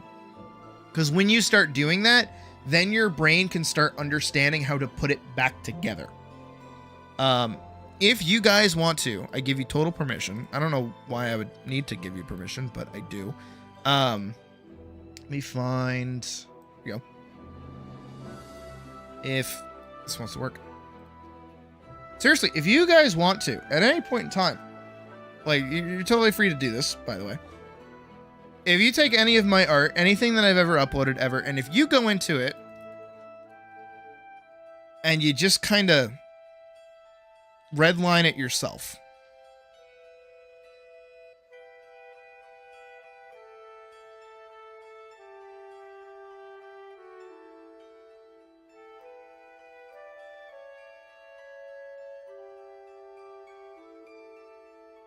Just to kind of figure out where things kind of go.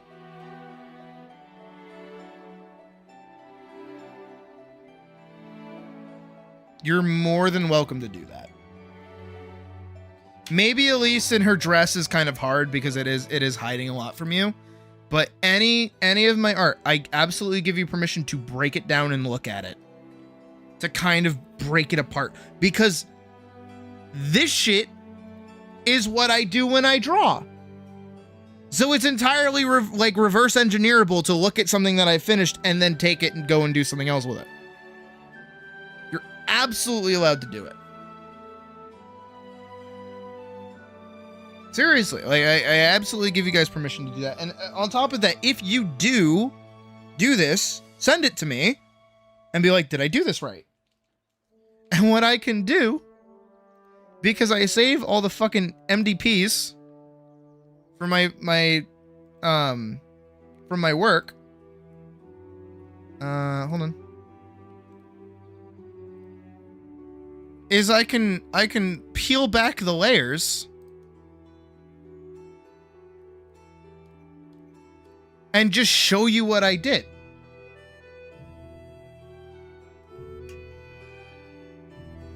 Like if I redline this again, because again, you see it, right? I hope you guys can see it.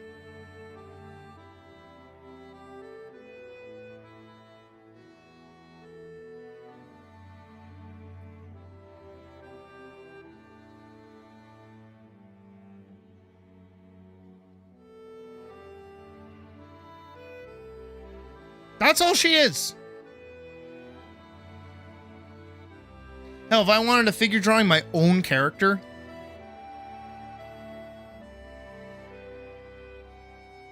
technically I wouldn't consider the ears top of the head, bottom of the foot.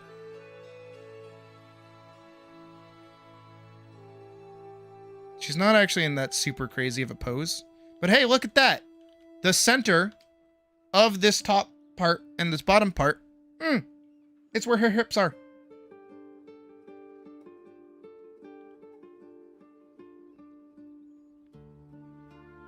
It's a very simple pose.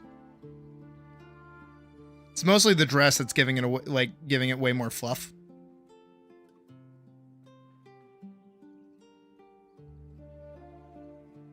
That's where her hips are. That's where her foot is. That's where her other foot is.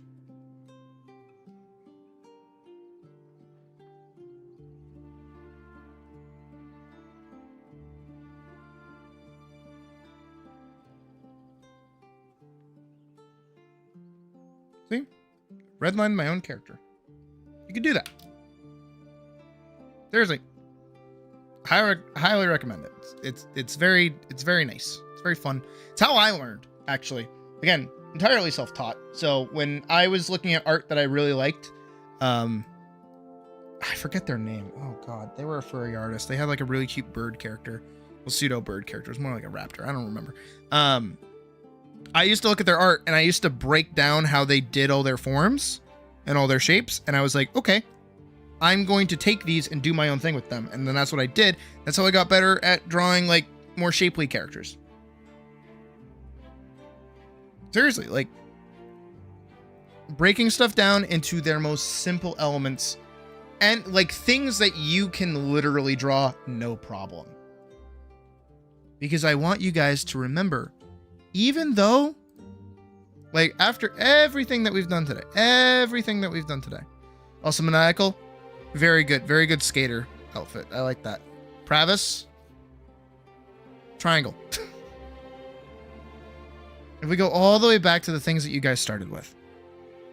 All the way back. Here, I'm going to pull up Wix because he was the first one to do it. The first thing that we did. So I'm realizing that the calculator is off. The first thing I had you guys do was draw straight lines. And make a box.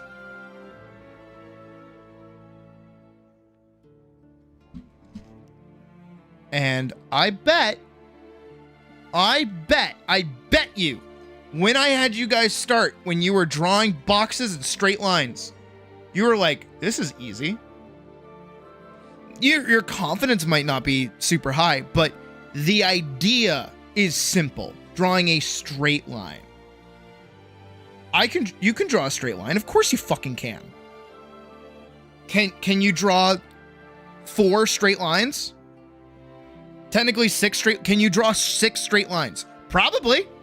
Guess what? You fucking did it. 1, 2, 3, 4, 5, 6. You made a box. And then you cut that box in half. Guess what?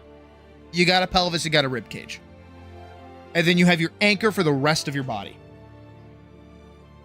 And if you can place that on a model, if you can place that on a figure, everything else falls into place. If you can draw a line through a figure, if you can see how one hand goes to one foot, or one foot goes to one hand, or how the head goes to a foot, if you can see through the whole figure, everything else literally falls into place.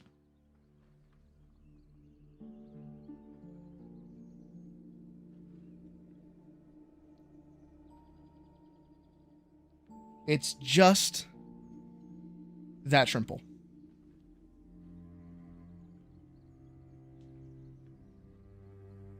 I did. I went to college. Why?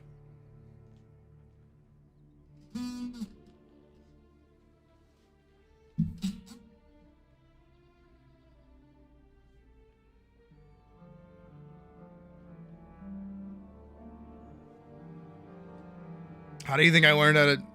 all of this, like the more technical aspect of it, like I figured out that way.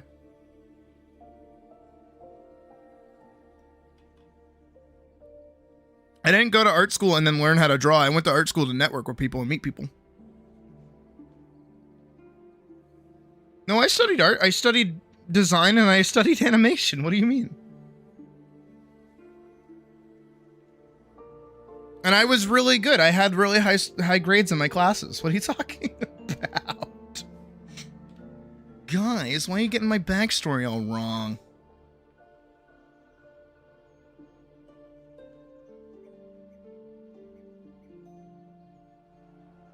Nobody goes to art school to get better at art, by the way. You just go to art school to meet people and kind of prove that you can do it. Like that's the big problem with people that like go to art school in the first place. This is actual advice for like younger people. If you want to go to art school, you're not going to get better. You have to be good. And that takes a lot of study and a lot of work and a lot of like self-reflection that school cannot give you. What school is going to do is expand what you know and can begin to understand things a little bit better and put you in situations where you're a bit more uncomfortable. I think a very good example is the school that I went to, which was Massachusetts College of Art and Design, which is Mass Art. Your first year in Mass Art is a foundational year. So you're not working on anything in regards to your degree. So when you start, you're just given a bunch of different classes that you're able to choose from. Some of them can be towards your degree, some of them won't be. Like for me, I originally went for design. I was originally going to be a character designer, where most of my strengths were in drawing character turnarounds, character sheets, things like that. And then I took an elective in animation, fell in love with the art form, kept chasing it. And I've still been chasing it to this day. To the point where like I'll ebb out of it and then I'll go right back to it, which is what we're doing with the current project that we're working on.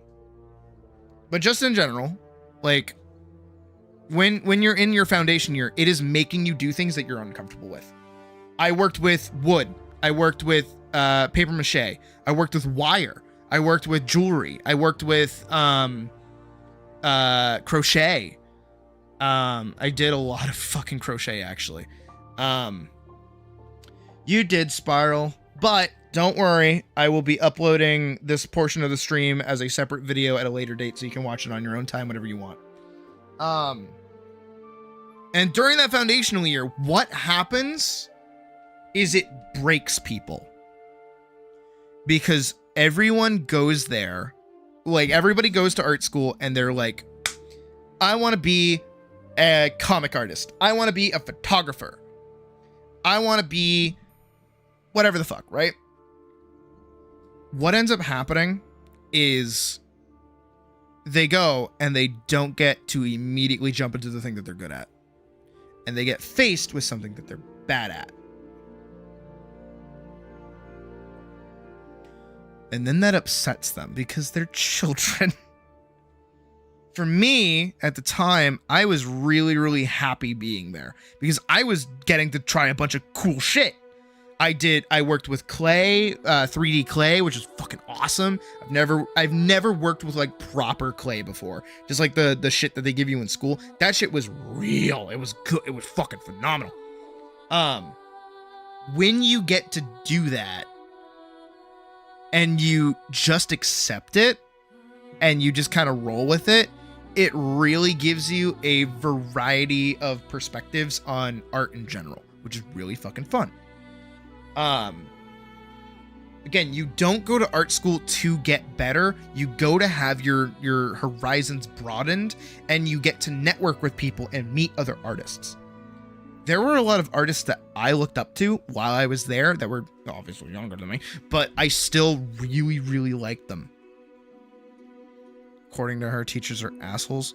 Depends on the teacher and depends on the student as well. I did not have any assholes teachers, actually, now that I think about it. I liked all my teachers, but also I was very malleable. I was a very go with the flow kind of student because I just liked being there. Like, I loved being in class. I loved getting to do studio time. 5 hours in studio time would fucking blitz on by. I would not mind in the slate. It was awesome. Again, it all depends on your perspective. And I know that I had a coworker, well, technically my boss, who did go to art school when she was younger, and she hated it because she's like, yeah, I went there to get better at art, and I just couldn't. It's like, no, you don't go to get better. You go to meet people, and then you get better. You know, it's not like when you're learning how to do art or you're learning how to draw or you're learning anything in that regard, it's not like a math formula, right? You can't be taught the rules. You can be taught the guidelines. And then you break the guidelines. And then you kind of have to really, really, really understand how those guidelines kind of work, and then you start operating within the limitations that they have. I know that's all kind of weird, but that's kind of how it goes. And the more that you just kind of like go with it, the better. Like for me, I used to fucking hate like Jackson Pollock shit, right? Hold on. We're gonna do like a little additive. Jackson Pollock. I hated his work. Cause it's just a fucking mess. I don't like this. This looks terrible to me. Well, it did. But then I had my horizons broadened. Because what looks like a mess of random fuck-ass paint is actually human activity. Being honest with you, I really like Jackson Pollock now. Because his work is human activity. Hey, Shadow. It's going good. None of these paint streaks, none of these marks can ever be properly recreated by someone painstakingly going through and trying to recreate this with a painting. Having the real painting, it is actually an expression of he was here. This was a person that was here. And what I've learned about this, and what I've learned about myself as I've kind of, engaged with a variety of different art forms, is that for me, the thing that speaks to me the most when it comes to art is legacy. Leaving something behind. Having something for people to remember you by. Having proof of your existence. That's why I really like historical art. That's why I like a lot of stuff that's very I'm making a mark here kind of thing. That's why I kind of I have more of a respect for graffiti now than I used to. I thought graffiti was just kind of shitty and kind of ass. I thought some of them looked cool, but I just didn't care. But no, it's a mark. And some of you may be looking at me and saying, but Sydney, that's a lot of hoity-toity bullshit. You should shut the fuck up. That's the point of art, is that it's hoity-toity bullshit.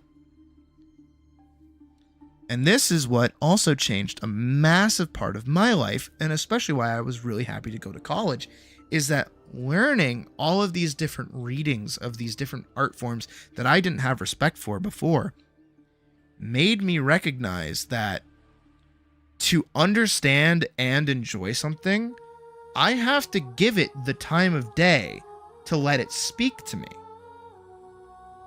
If I look at something and if I just cut it off at first glance, I'm not engaging with it in the slightest. I'm not giving it the time of day. I'm not letting it tell me its story and give me the feeling that it's aiming to give.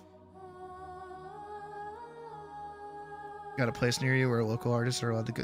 That sounds really... I would like a place like that. That sounds awesome. I think I'm gonna turn this into a more of a rant. You may have noticed over the years, more and more people are becoming cynical towards certain ideas. Whether it's deconstructing superheroes, deconstructing fantasy, deconstructing anime tropes, deconstructing all kinds of tropes in general. They tear apart movies nowadays way more than they used to. Everything is just miserable because nobody can just let something be what it is.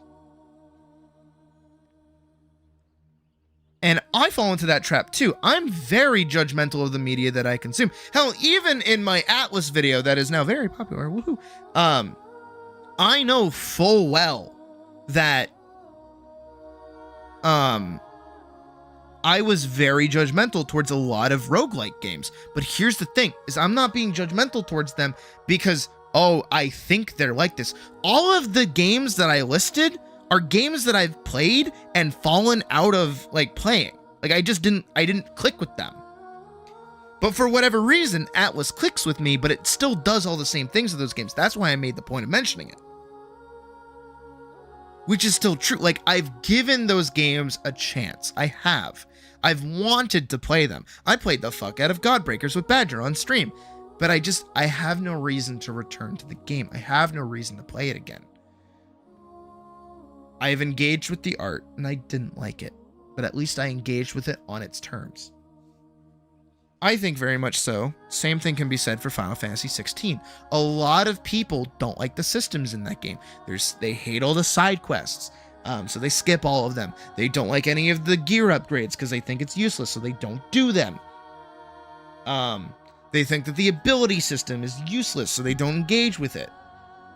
Meanwhile, I'm just over here having fun comboing my abilities together.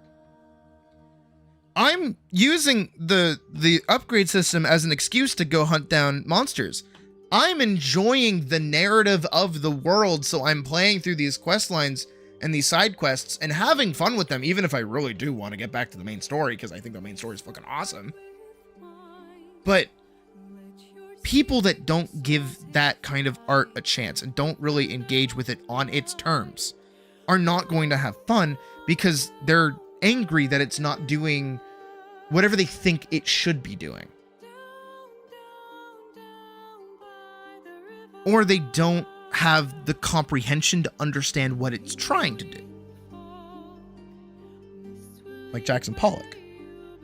How many people don't understand that this is human activity? How many people would just look at this and see it's just a bunch of mess? Like I did. So I lack that perspective. I lack that understanding. And then on top of that,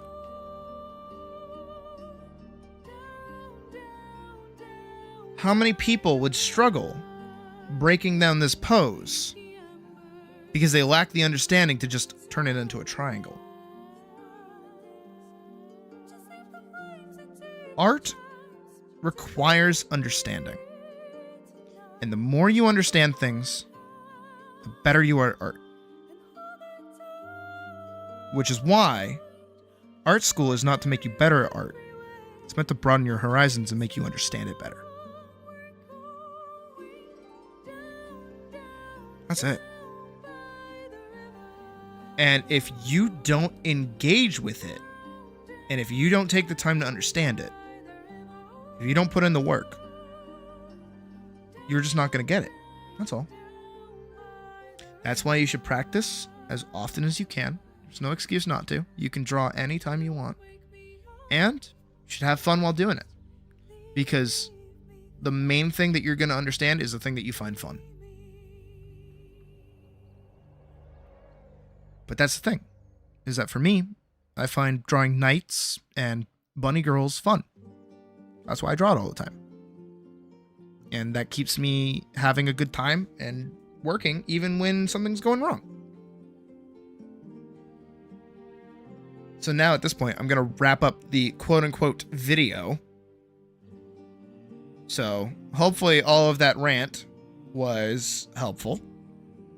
I'm going to hit the clear space button so that it fades out. I'm going to hold it for a second, and then we're going to come back. And then we're going to do art. We're going to work on animation for the rest of the stream. But again, I hope all of that was helpful to you. And I hope to do another one of these at some point as well. Now, clear space. And then the video would like end like here. Like it would end like here. It'd be done like here. And then we come back. Okay. Yay.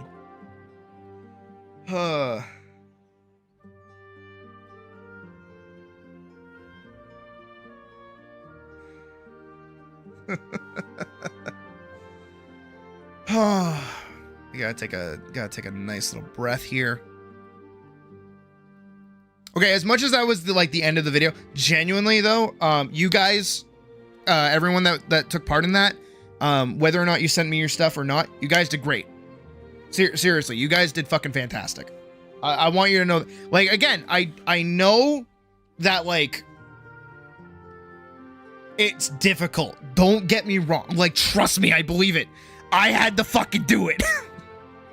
But, like, it took me a year of practice to get to the point where I can deconstruct it like I can now.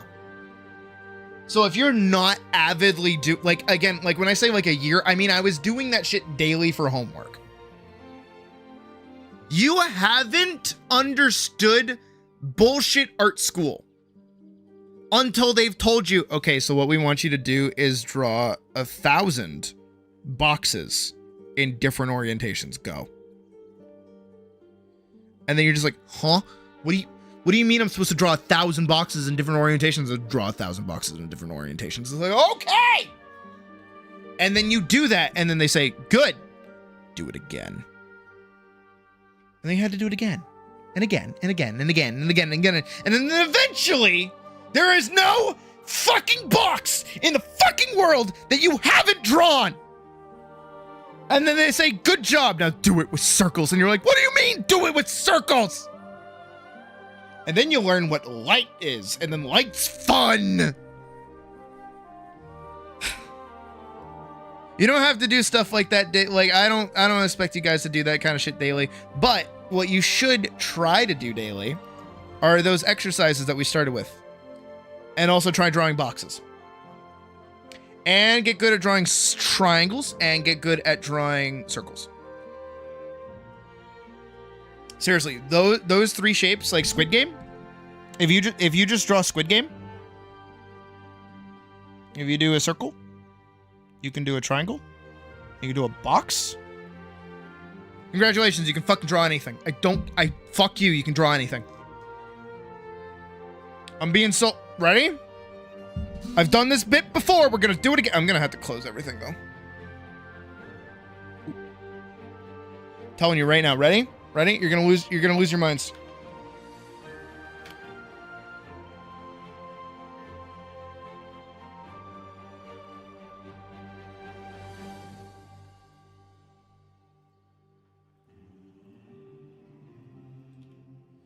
Whoa. Look at this super duper complex fucking structure. Whoa. What? How am I supposed to draw this? Whoa, it's a box.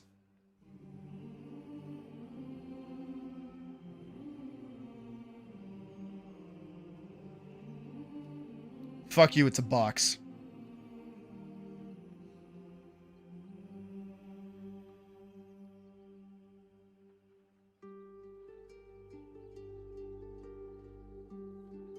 Fuck you, it's a box. Fuck you, it's a box with a bunch of triangles on top.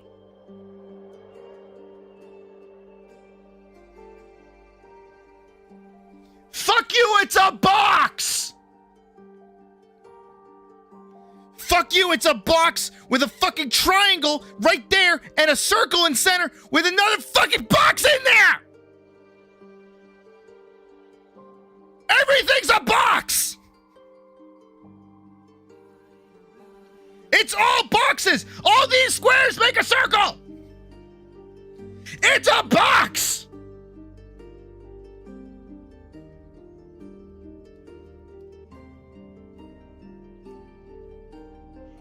It's just a fancy box.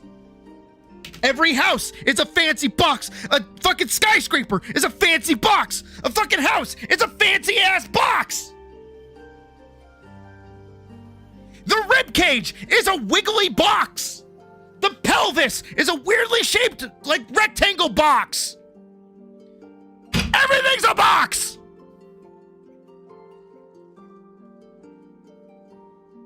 If you can draw a box, you can dodge a ball.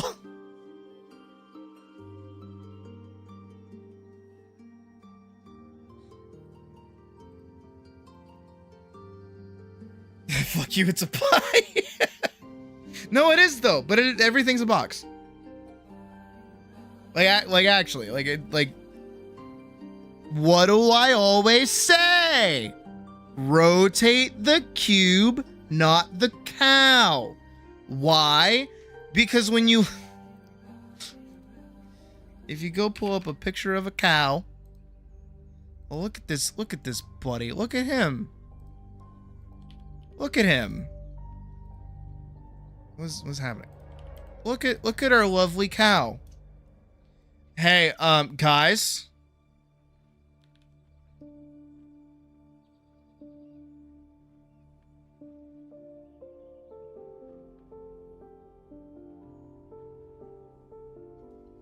Cow's a box.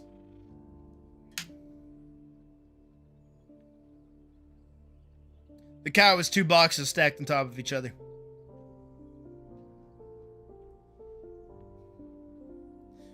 Rotate the box. Rotate the cube, not the box. Rotate the cube, not the cow. I said box, not box, but yeah. Everything's a box. Everything's a cube. Everything. And if you can break it down and you can see the four sides of an object, you can rotate that object in space. And then everything else comes back into it. Out there farming boxes. Oh, Jesus Christ. But also, like, I really hope that, like, that concept does stay with you guys because of how fucking dumb and humorous it actually is. And I really hope it's I really do hope someday it happens again. Because there was one time where I had a friend that I was teaching how to draw. And he came to me one day and he's like, Sid, I have a problem. And I'm like, what's up? What do you need? And he's like, I don't think you can help, but I just want you to know, when I'm drawing, I hear you behind me. And I'm like, what the fuck are you talking about? He's like, no, I hear you like Gordon Ramsay behind me telling me what I'm doing wrong. And then I fix it and it's better. And then when I show it to you, you point out the thing that I fixed. And I'm like, yeah. Wait, you have like a perfect me in the back of your head? And he's like, yeah. When I move the cylinders and spheres? Never. All these squares make a circle. Squares can, in fact, make a circle. You want proof? You don't need a cylinder.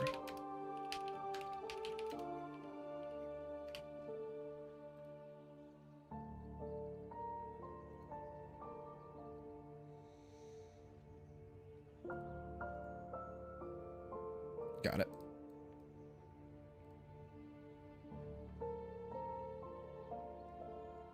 All these squares make a circle.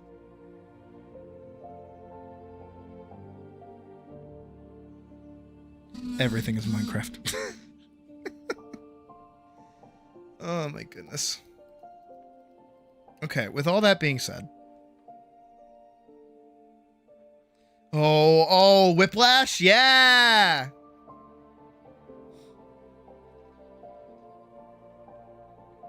That's not my tempo!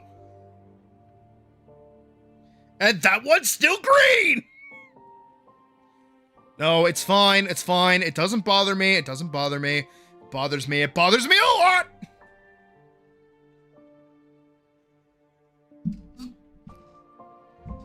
Okay, where was I? Oh, I was doing boss source. That's right.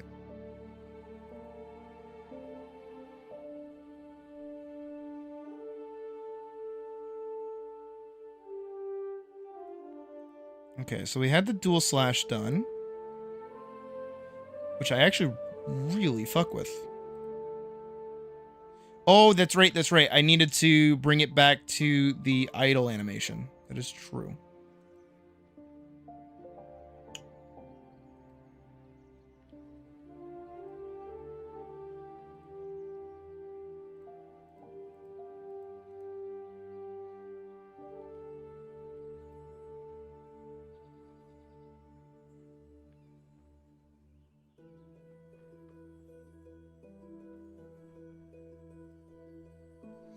Okay. I'm gonna start with the chest. And we're just gonna kind of scoot it up. Box.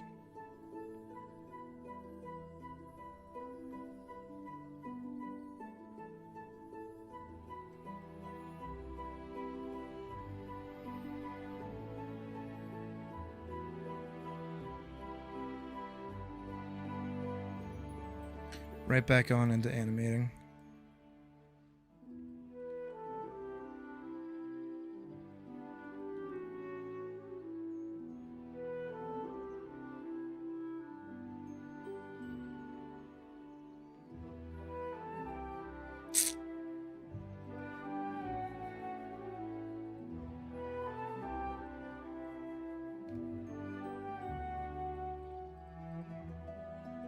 I need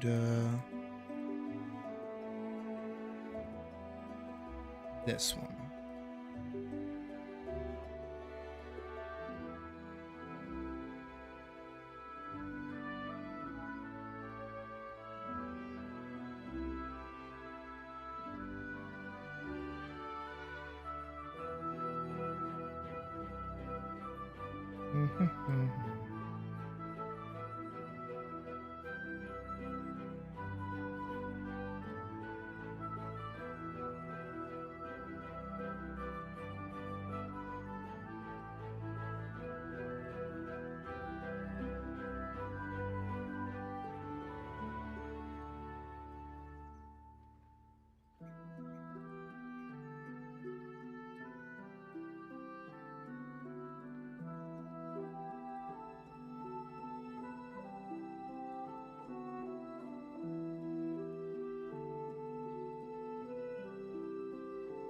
I'm glad we got some animation done tonight, though.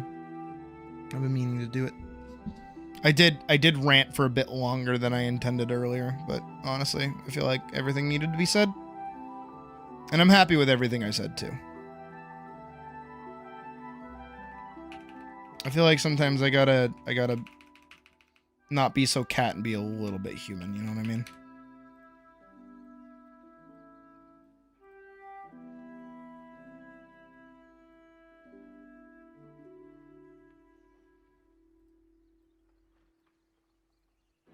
And I hope those that were here to hear everything felt it, because, like, again, these past couple of days have been fucking something. Let me tell you guys, like, I'm very lucky to be in the position that I'm in, and I'm happy to be sharing it with all of you as well. I don't think there's like any real words to like really bring it all together.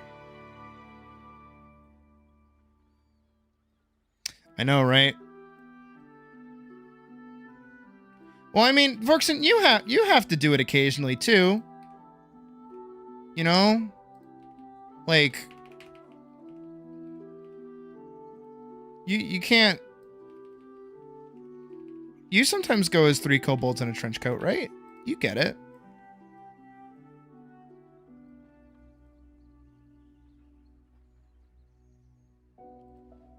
So I'm curious. Swoosh, swoosh, swoosh. I'm actually going to delete this.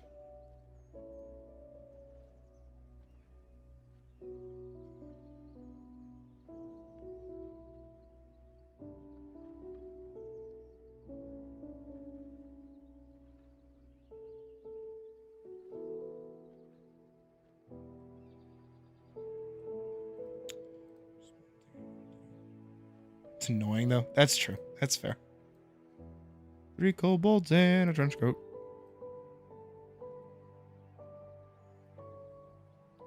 One in the mid. I want to listen to that now. Where's my Baldur's Gate music? So many I have so many fucking things open now. I need to close everything except for BG3 and the calculator. There we go. 3 kobolds in a trench coat.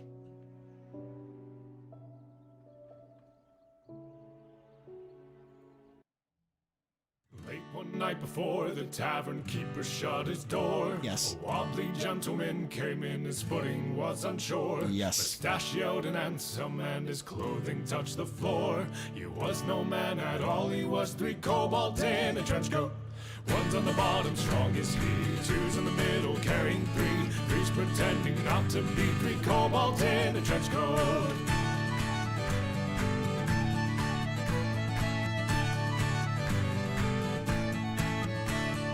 One day when a maiden was out on her nightly stroll, she got lost in the forest and was set on by an owl.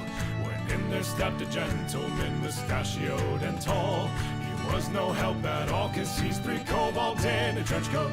One's on the bottom, strong as he. 2's in the middle, carrying 3. 3's pretending not to be 3 kobolds in a trench coat.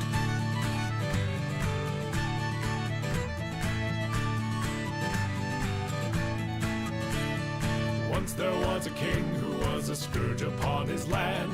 The citizens all wished him dead, his rule they couldn't stand. One day he just fell dead on the pavement by no hand. He happened to have died next to 3 kobolds in a trench coat. One's on the bottom, strong as he. 2's in the middle, carrying 3. 3's pretending not to. Oh, he looks so much better now. Trench coat.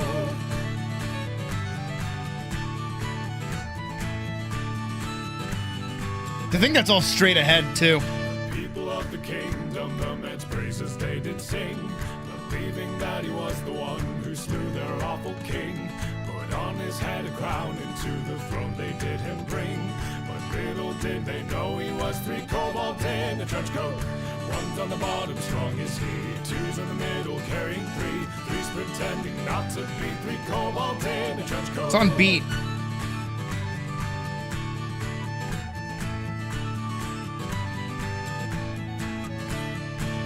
Take them long to hate their brand new overlord. He butchered up the tax code and put rebels to the sword. From out of his own kingdom, I like that the hand swapping back isn't actually that jarring. 3 kobolds in a trench coat. 1's on the bottom, strong as he. 2's in the middle, carrying 3. 3's pretending not to be 3 kobolds in a trench coat. 1, 2. Yeah, it gives it a little bit more like anticipation before he actually swings. It's good boss read. Again, I'm just addicted watching it over and over again. I'm sure the most observant of you already have gleaned that I am not a man, I am 3 kobolds in a trench coat. 1's on the bottom, fiddling 3. 2's in the middle. Wait, I have all of them here. I'm pretending not to be 3 kobolds in a trench coat. We're pretending not to be 3 kobolds. That one's really cool. The dual slash is good. I don't have him walking yet. That's gonna be a bit of a bitch. Bitch.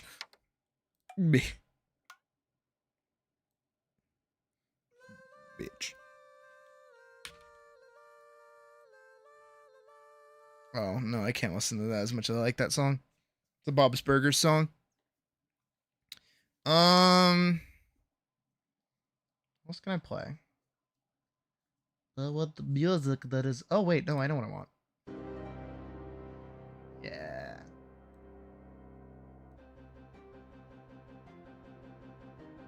It's so quiet.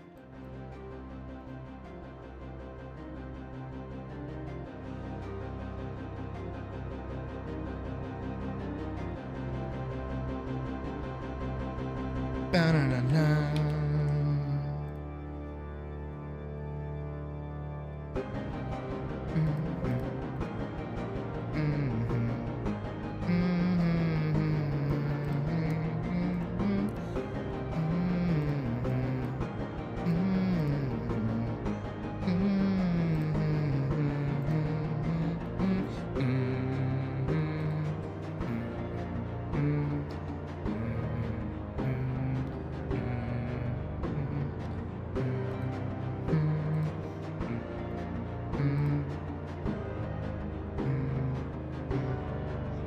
Hey, have a good night, Hold. And seriously, again, thank you for your dono. It is a massive, massive fucking help. And I'm scared of what the fuck I owe everyone now.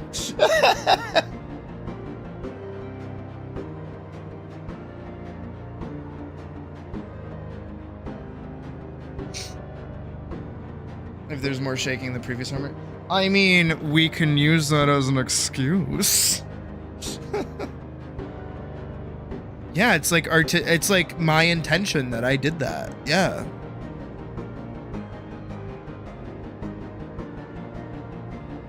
Totally, and not just like, you know what I mean?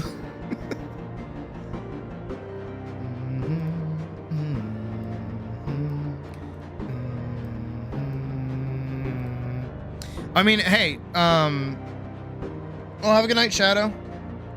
No, you're good, buddy. Don't worry. You're fine. You get some rest. That's technically the same thing that I did for the night. This guy? Because what ended up happening is, like, I don't know how to make this like an approachable fight for her. Because I realized that like the slash comes out way too fast for her to like turn around. So what did I do? Oh, you know what? He just kind of patrols an area and literally can't see.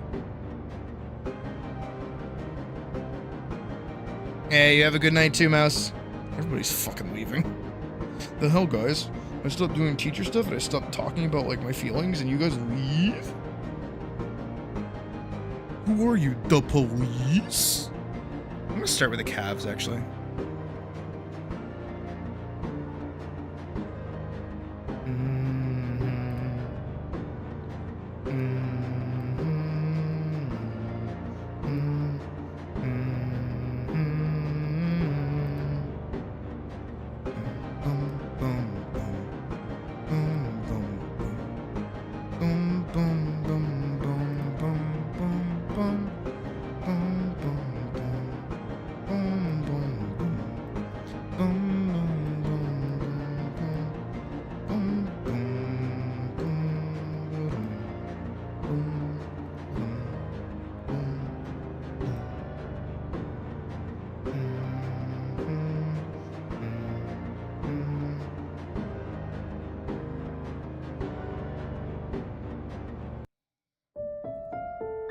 Dude, I just like knights. I think they're just cool. I grew up with them. I'm related to one.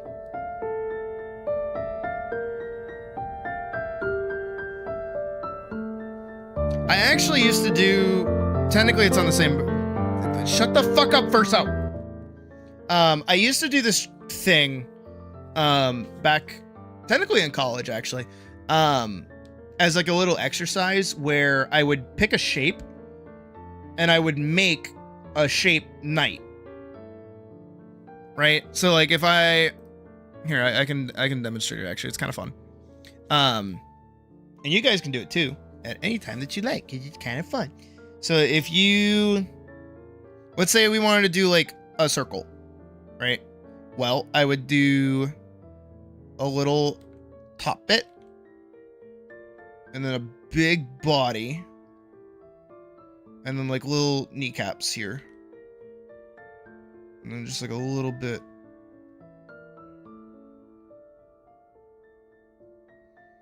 And then I would give him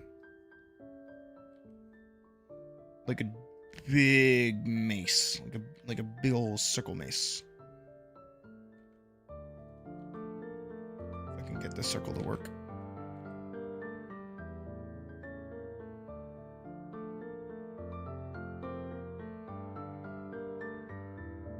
Like at this kind of thing.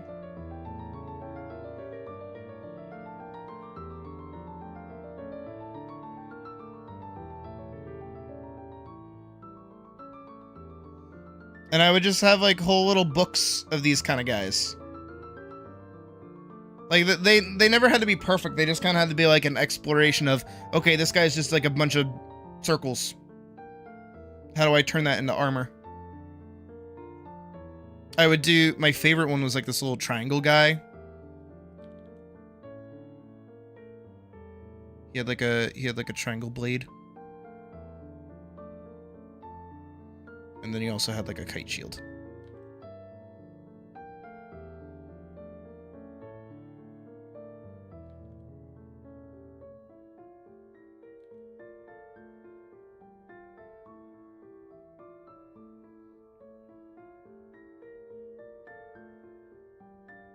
Yeah, there he is. And then I'd give him a little feather. Well, triangle knights. But they'd be like cute. They'd be like tiny.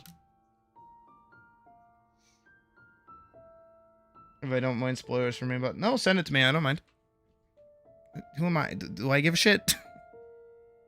No.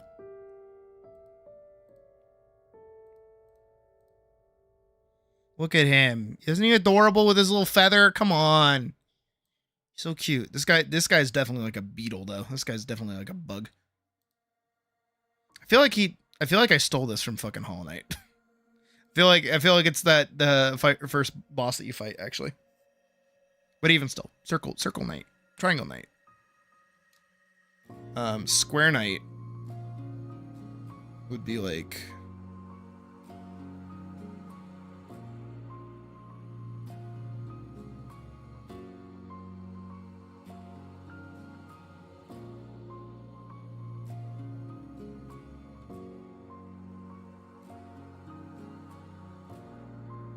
Here's a square knight. And again, none of these were meant to be like good. They're just like dumb little doodles. But they were a lot of fun to like kind of fuck around with and just be like, okay, how much of a shape could I actually just like make into a suit of armor? I like little things like that. Yeah, they're like, I feel like this guy would be yellow because he looks like the bird from Angry Birds. This guy has to be red. So then this guy by elimination has to be blue. But technically, that all makes sense.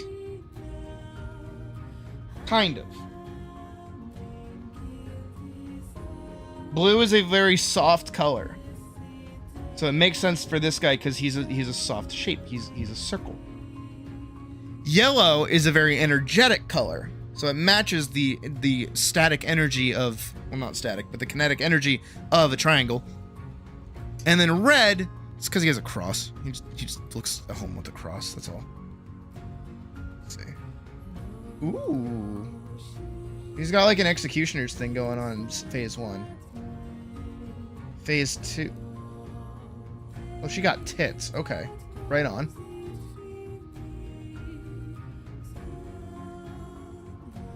She's like in a straitjacket.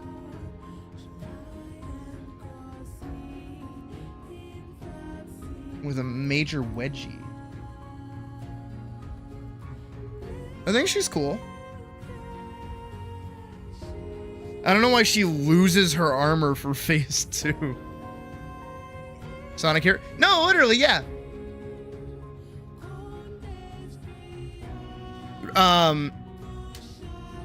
What is it? So circles are soft. Triangles are energetic. And then squares are stoic. That's shape language for you. You guys are learning a lot from me today. Hope you're taking notes.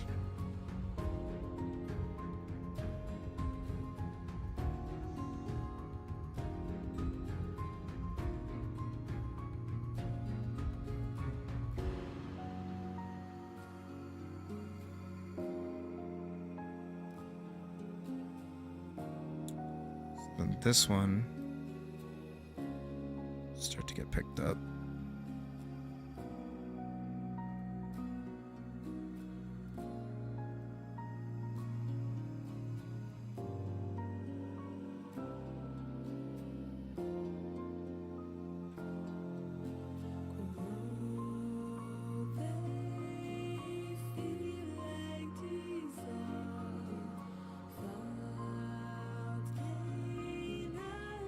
I need one more frame up there. The weapon fall apart and take more of a lance-like function from... Okay. Broccoli... Oh, okay. Interesting.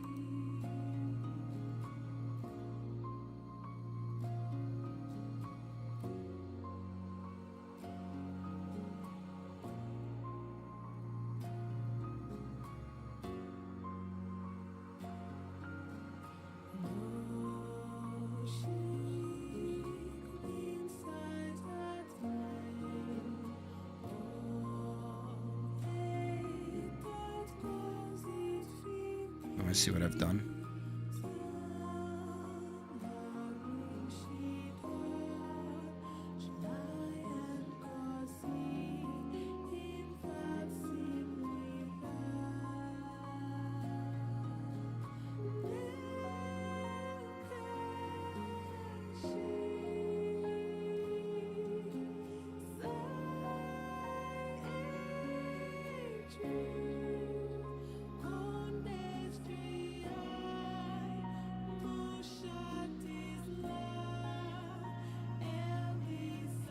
Wait, no, I didn't need that.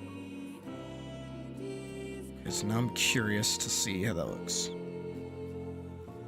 Oh, it's freaking the fuck out. That's what's happening.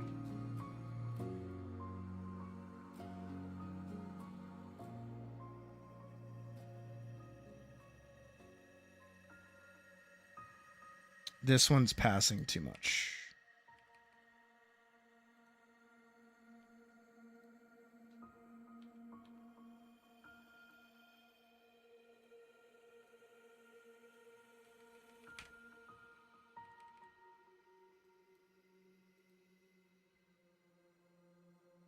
And those all need like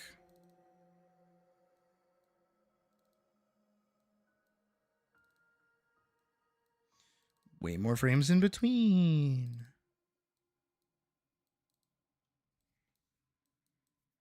How does that look altogether?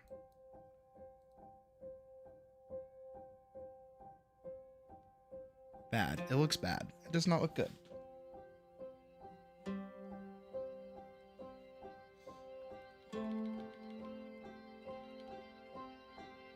Delete, delete. Add, add.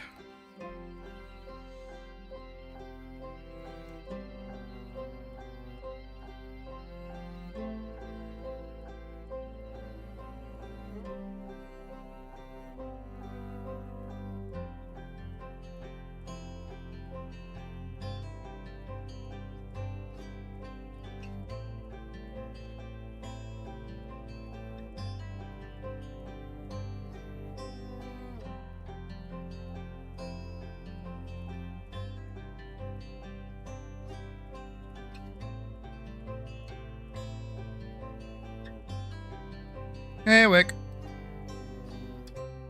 Welcome back. Let me do a little bit more work on this walk cycle, and then I'll hit you with your critique. Sound good?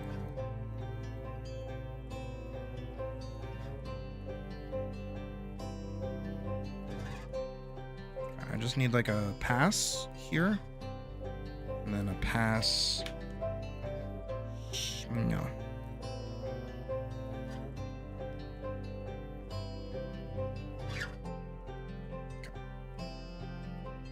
Extend those out a little bit.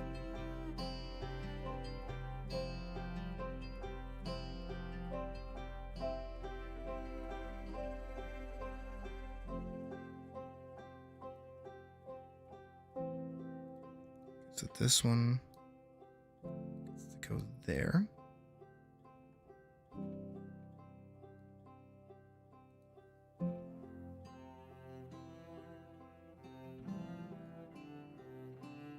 This one gets to go back here.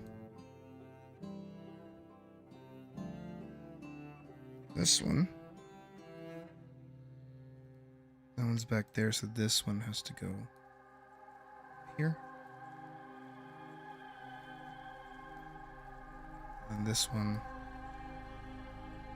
goes back here, just like a little closer.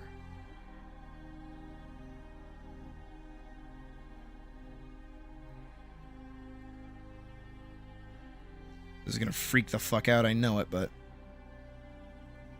Oh, right, that doesn't need to be there.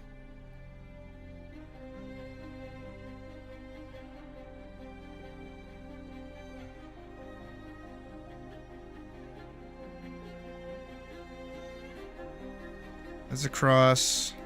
That's a step. That's a cross. Step.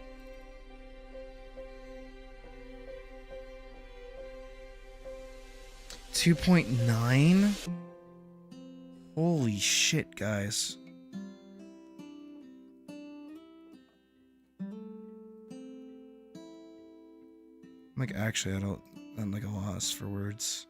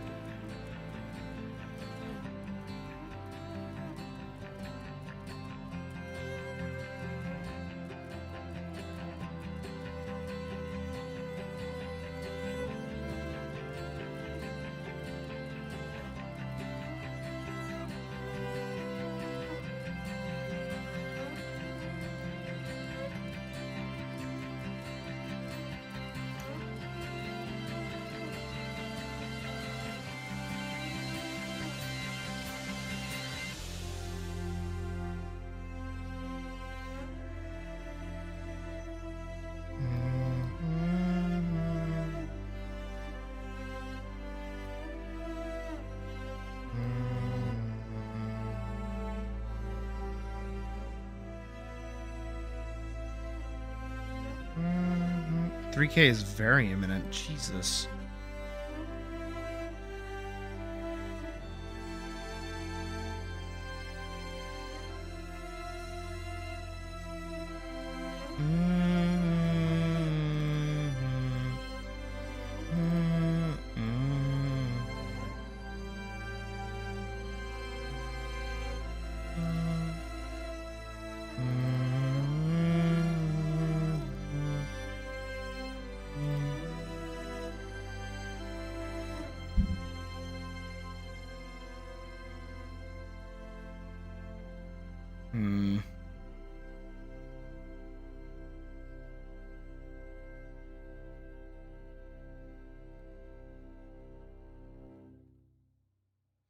Oh, wait.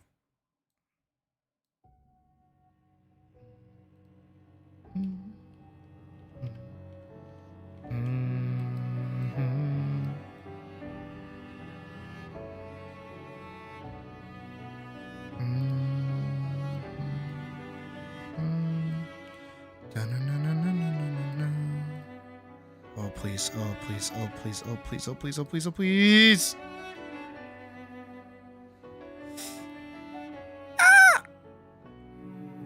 Wait, no. Oh, fuck.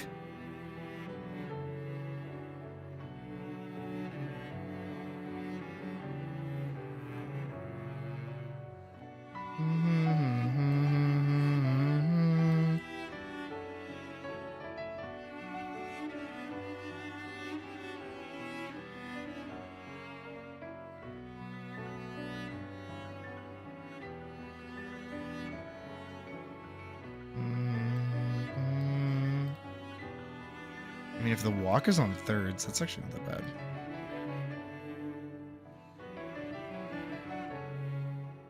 I just had to find the in-between for each of these.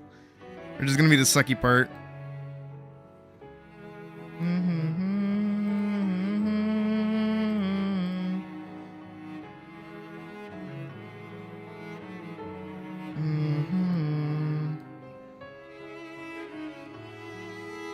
So green is what it's heading to, blue is what it was.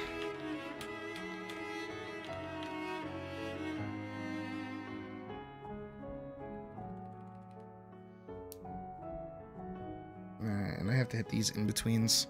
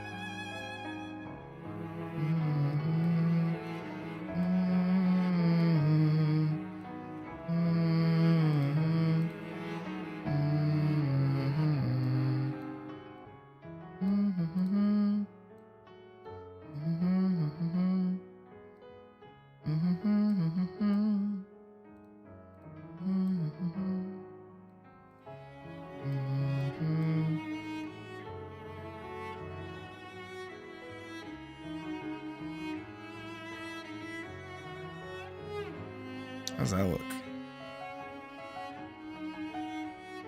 Ooh! Holy shit! The slow strut! Oh, this man is out for blood! Oh, I fucks with it. Oh, I fucks with it. Oh, that is fucking phenomenal! So good at what we fucking do.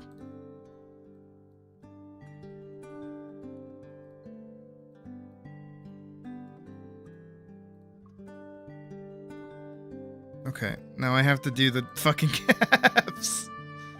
Jeez. That's okay though. I can do it. I can do it. I can do it. No problem. Kingdom Hearts music. Very nice.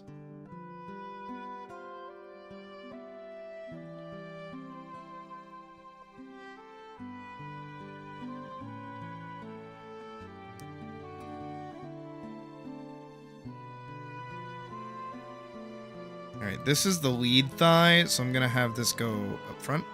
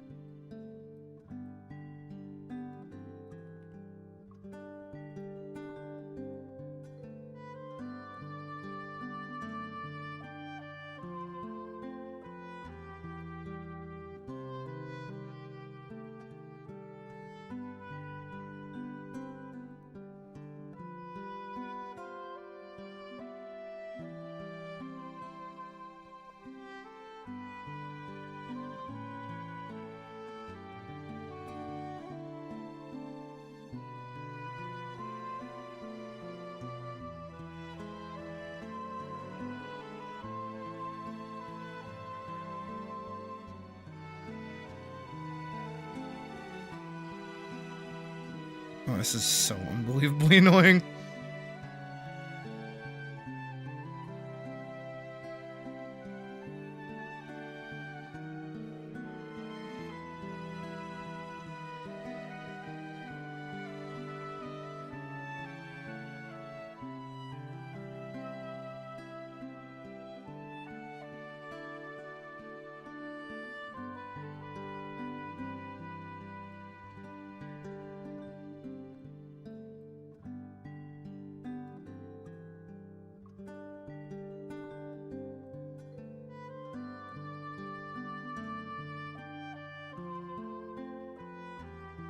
Okay, right about... right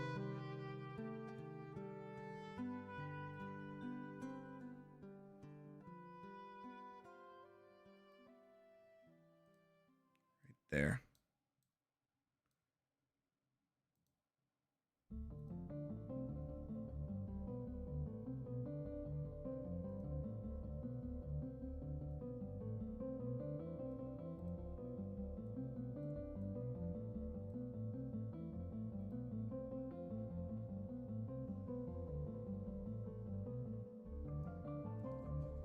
That's fucking terrifying.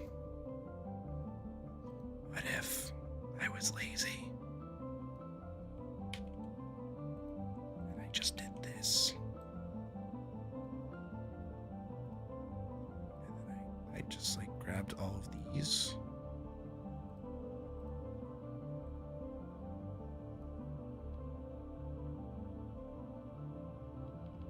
I moved them all forward. How would that look? Curious. Oops. Not very good.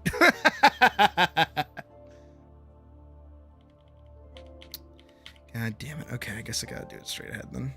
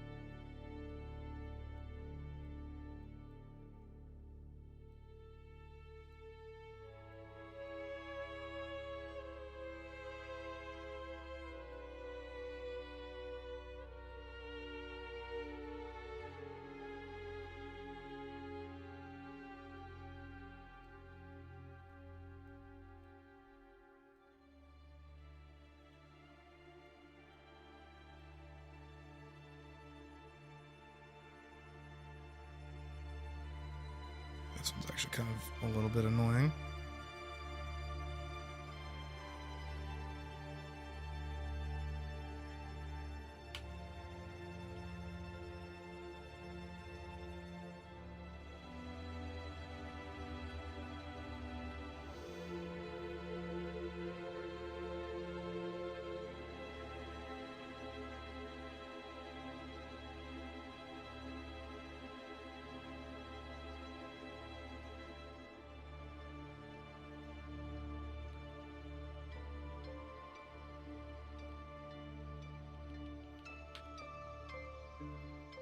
All right, let's see it.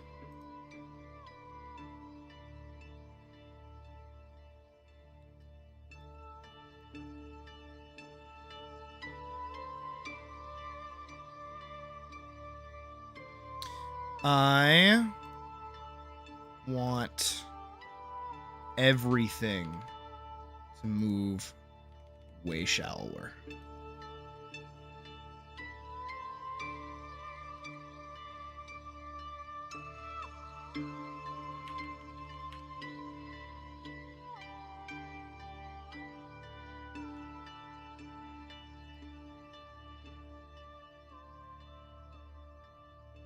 That's way more ominous.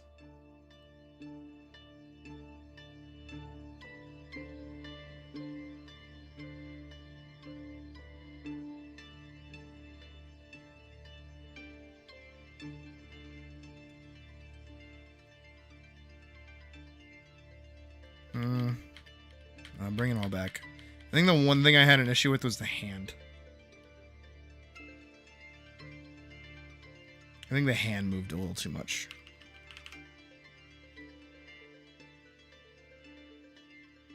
Yeah, it still moves a little too much.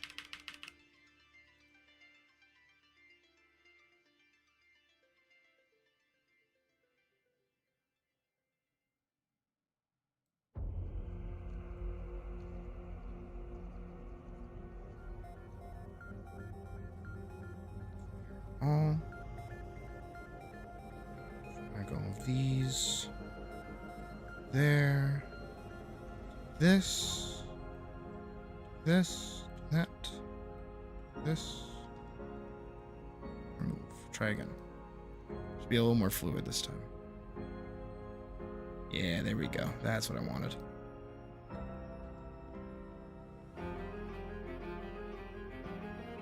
Oh, he's so fucking scary.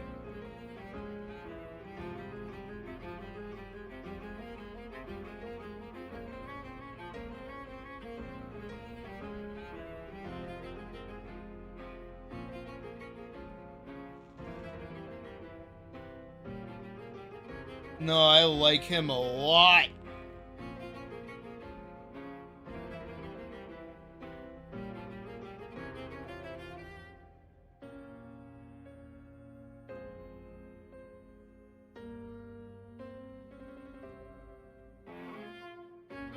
I like that he's walking to the beat.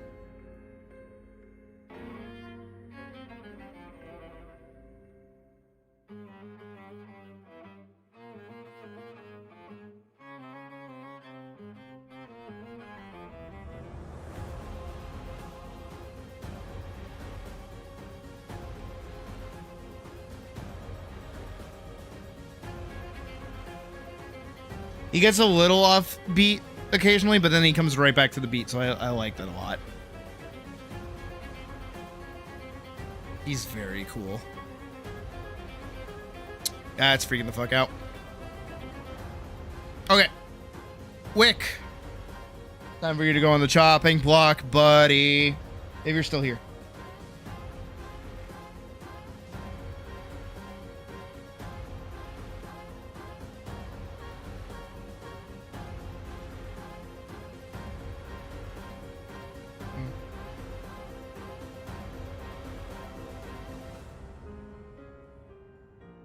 Gives you Boss 2 vibes? Why not Boss 1 vibes?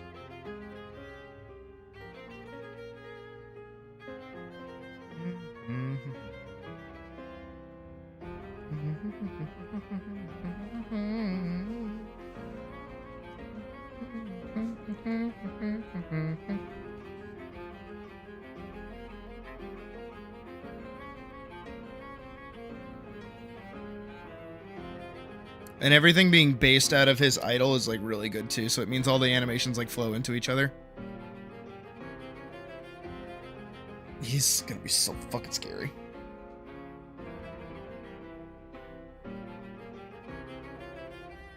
The Blue Knight with the really?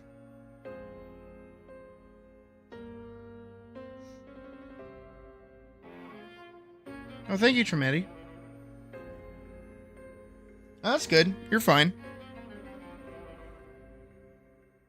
I'm still waiting for Wick to respond. I'm gonna pull up his art anyways. Whether he wants me to or not. And do 1920 by 1080.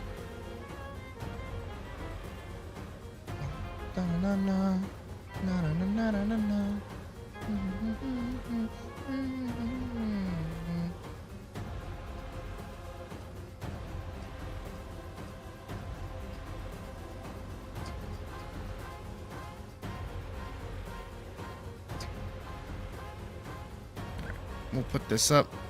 Drop this about him. And then I'll wait for Wick to come back. Is Wick here? Is Wick in the room with us? I'm also not gonna play the preamble bullshit for Crit Night because it's not really that important. It's just we're doing just like the one crit. It's not like we're doing a whole bunch. So.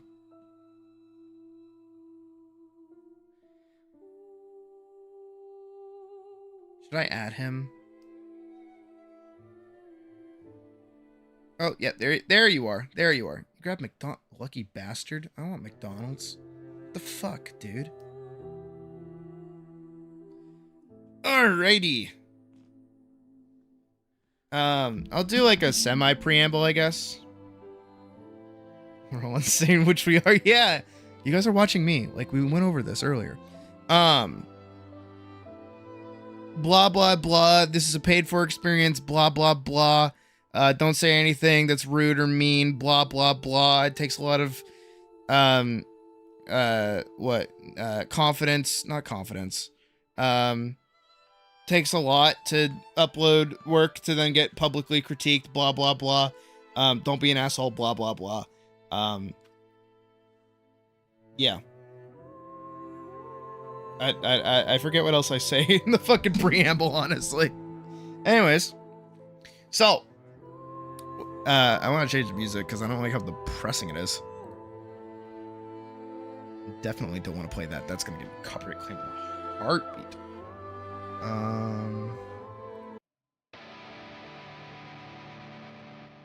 Yeah, we'll do this. Pulse works for me.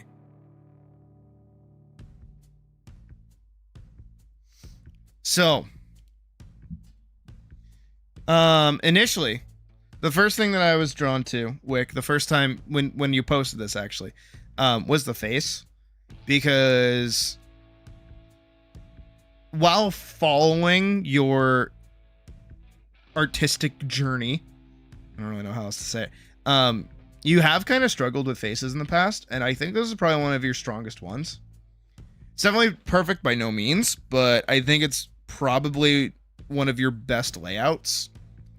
You know, of course, there's still junk to be said about your line quality, but you've heard that a billion times, and that just gets better with practice.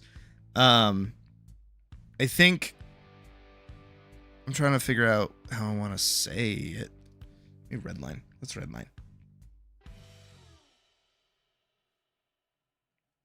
Like, yeah, you're on the line. I feel like the only reason why it's a little off is because this eye is a little higher up than this one. Because I think your face is actually perfectly fine. I think your mouth placement's actually really good too. I think that being there is good, and then the little mouth is fine. I don't know if that's a tongue or if the mouth is open. Either way, that could just be an issue with my read. It's not anything wrong with you.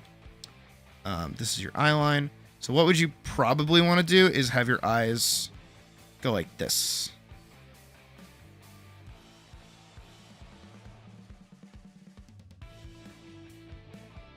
Again, I forget the eye shape like already, but... And then you have your spiky, and then you have your spiky. So like that. Yeah, that's a little different than what you had. Let me try it again. While keeping the actual eye shape that you did. Let me lower the opacity. Yeah, I think if you did... Look at that. And if you kept it on the same line, it would probably be more like here.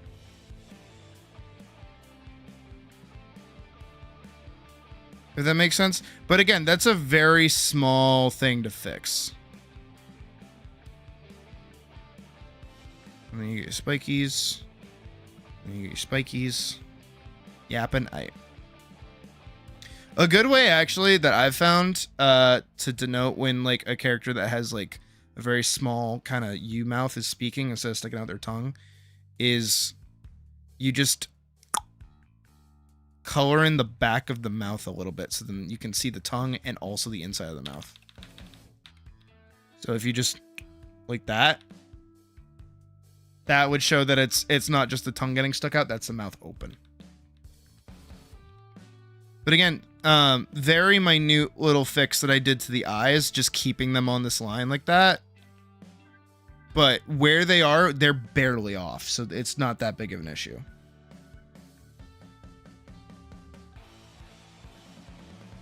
Like, see that? Mirroring? No, don't mirror. Never mirror. No, that's bad. Technically, what you want to do, like, at this. Well, not for this eye shape, obviously, but you want, like... this kind of... Everything's kind of on a curve. See that? So you don't really want to, like, use the same exact shape, because then you're going to miss the curve. This is still curving. It's still, like, the inside of the face, you know? But, that's... honestly, that's just the eyes. I think your hair looks not horrible. Sounds like a backhanded compliment. Again, it's mostly just line quality. Because I can see what you're doing.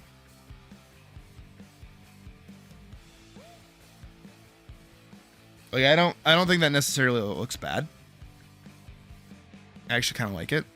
I feel like this ear should be a little higher up. Just to match this one over here. So, like, here.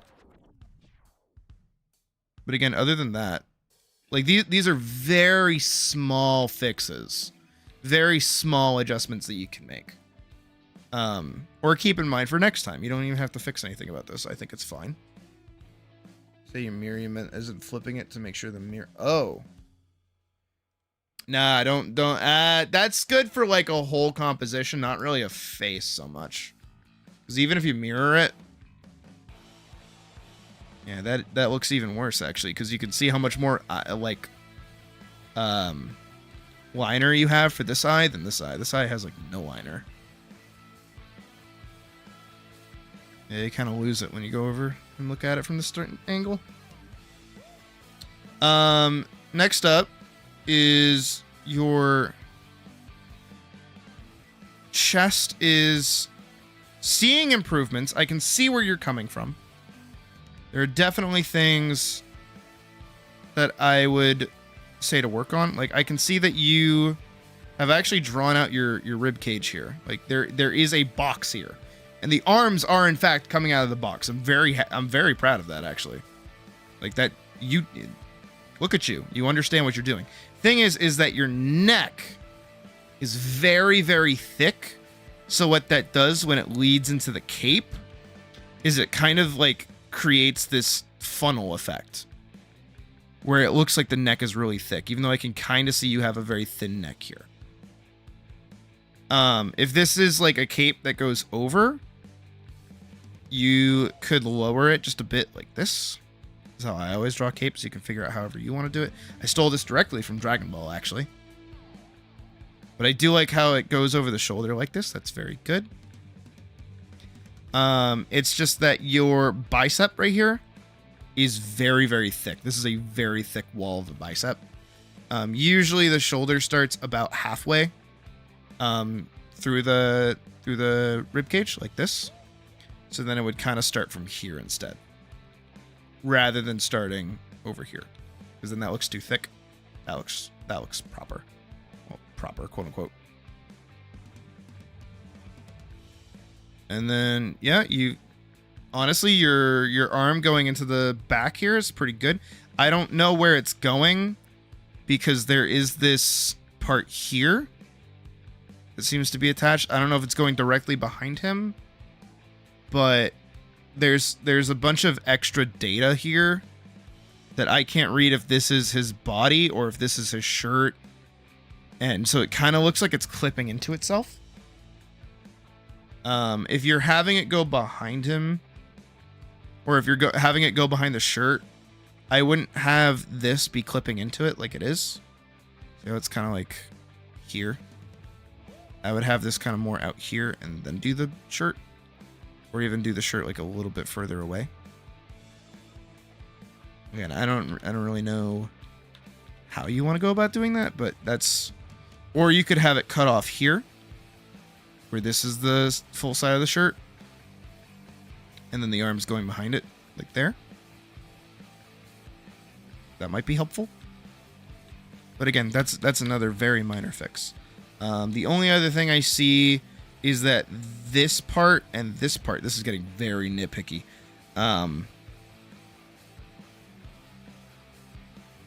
That this part of the tummy should match this side of the tummy. So like if you pull this down like that, this should go like this. So you get like a little bit of hip over here. Again, it's a very, very small thing. It's just a ploy so you don't have to draw both hands. I mean, that's fair, but I'm going to say something. It's going to fuck you up, I bet. I actually really like this hand. Is it perfect? No. Does it got wabi-sabi? Fuck yeah, it does. It's got plenty of wabi-sabi. Again, though, before I get into the hand, your arm, because of how we drew this earlier, your shoulder would be here. So this would be the anchor point for the arm up here. It being lowered down to here makes it look a little disjointed. So your shoulder would be here and then connect down here. Again, very minor little change. You see that? Just raise up where this is connecting and you're totally fine. Your arm, you do this like little bulgy thing. I don't know if you like doing that or if you're doing that by accident. You can just do straight and it'll actually look a little more natural. And then curve this part. But other than that, that actually looks really good. Like this whole arm, if you just raise it up a little bit so it's connecting here instead of down here, fine. It's very good. Your hand, I will say, has a good amount of knowledge to it. I don't know how much you were stealing, but your little fat pack, the little corner of your hand, would be supporting this end of the book, which is very good. This pinky would probably be more like here. Just saying. But again, for where it is, I think that's fine. This finger here and then this finger would probably be connected to help it all to come together. It would probably look a little more like that. But again, very small. And I think what you actually did for what people at your skill level usually do for hands, which is usually like a little that, is actually really good. Especially where you do have the knowledge to put the little fat pack under the book, which is good. Like that, this is a decent hand. I would make the fingers just like a little longer, but that's just a me thing. That's whatever. 2 days on and off research, taking a picture of yourself. Yeah, it's the struggle, I know. And then the one thing is your book rendering is... Yeesh. What I recommend for doing books is you do the spine of the book. You know how when you have a book, you can like... It has the bit where all the pages come from? You draw that first. It's just a rectangle. Again, rotate the cube, not the cow. Then you have the the opening of the book happen. And then you just add the pages, which kind of have more of a that shape. They're like a slithering little Vorkson. They're kind of like a little crocodile. And then you can get that. And I think your little decals are cute though. I like those. Those are cute. That's a good angle. But yeah, like compared to what I've seen from you, at least last time, this is like a huge step up. Like you've made really good progress. Is it perfect? No. Does it got wabi sabi? Oh, in droves. But like again, it's just it's the small things. You have a Vorkson in your book? Are you complaining that you have a Vorkson in your book? Don't let him hear that. No, but I think you did really good. And I hope you feel proud of this, because you should.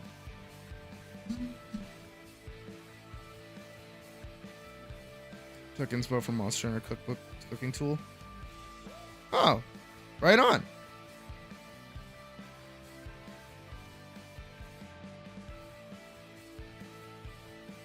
No, that's good. I like that. I like that a lot.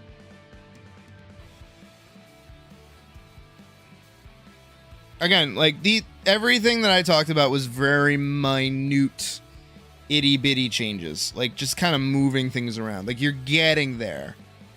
You just got to start making the connections of where things actually go. You'd like to acquire what this book is now? Just more practice. Genuinely, just keep at it. Not all anxious about the critique this time in comparison to the last couple times. No, dude, you did great. No, you should be happy. You should be proud of yourself. And again, like I've always said as well, like as long as you yourself are like driven to improve, you're fine. It doesn't matter how good or bad you get, or how talented you think you are, or whatever. As long as you're trying to improve, you're always going to be better than anybody else.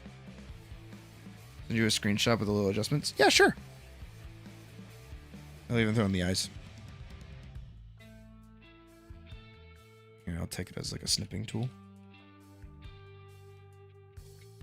Boom, boom, boom. I might have frozen stream for a second there. That would have been funny. Save. Save. I got you, Holmes. I'll post it in art critique for you.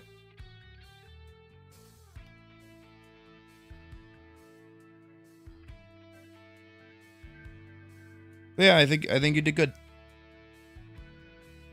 And I hope you feel proud of it.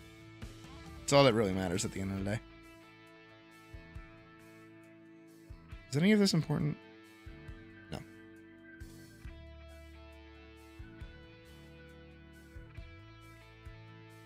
No problem. I like to see that you're still at it though.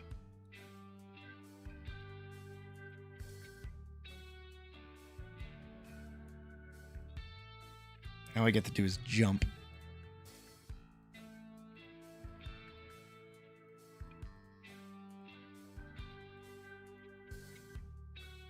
I like his walk. I like his idol.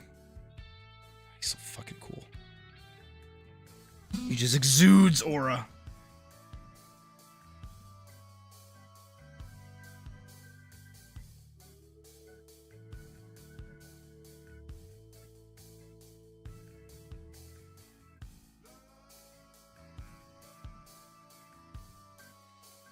Okay.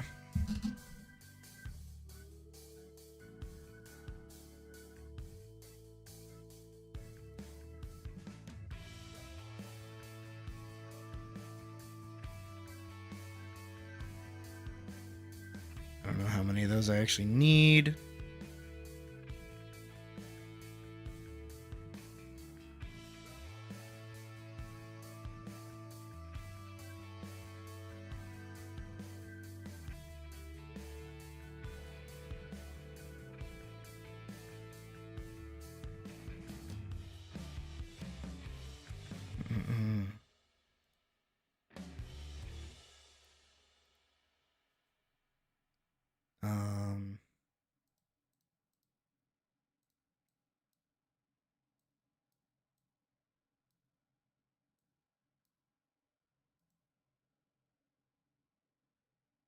Flip horizontal.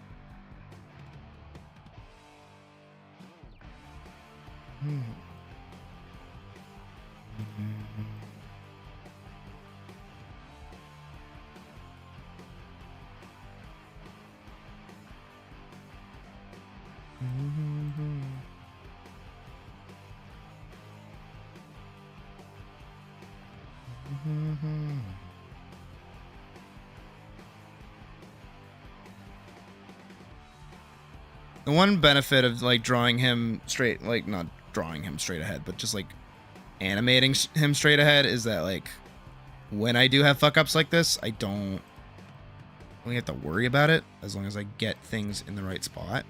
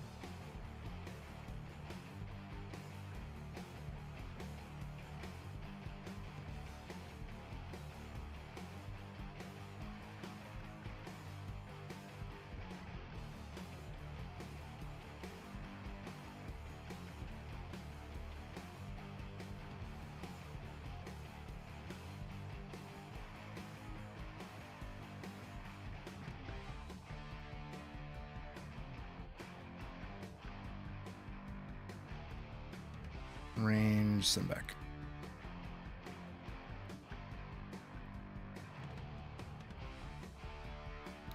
He's doing squats.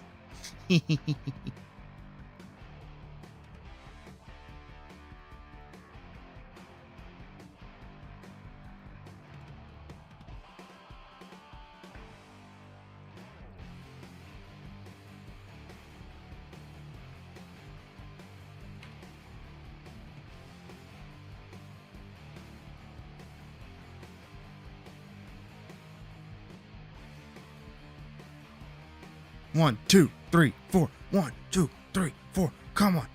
Feel the burn.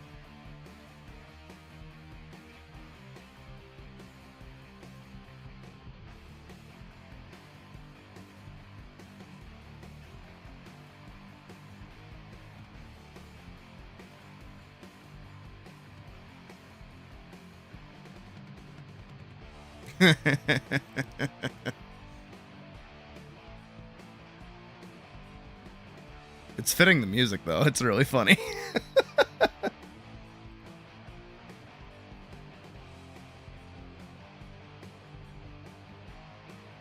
He's hitting that fucking squat. Okay. This next put is gonna be weird. Let's start with the chest. Boom, boom, boom, boom, boom, boom. Straight up. So he's gonna be like way up here. Then we're gonna grab his thigh.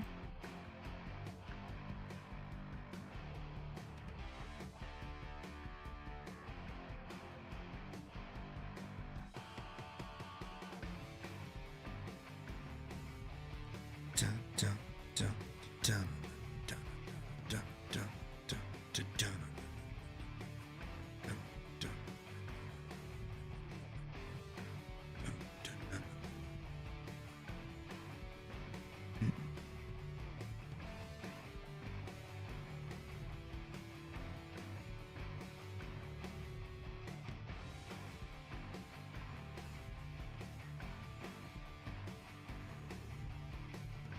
He's like a pretty ballerina. Look at him go.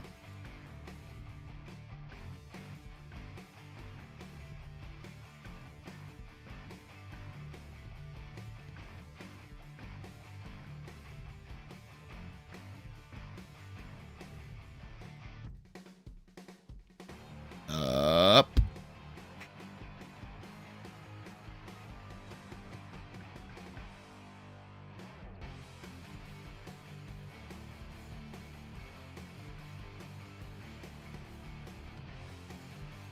A little bit more. Thank you, clone. Hope your night's going well. More. Wait, how much? Okay, his boot was like in his curse.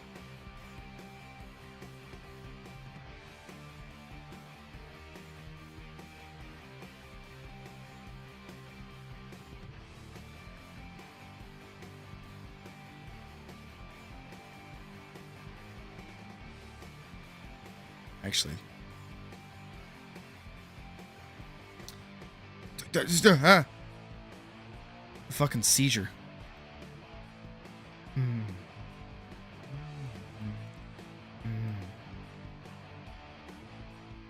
I just want to see if this is like where he's standing. Which is already pretty low.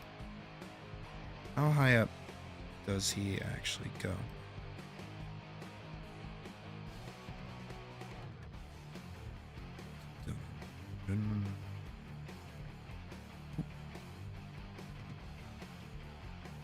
My people need me. Goodbye. See you later. Fuck off. Hope you die. Kill yourself.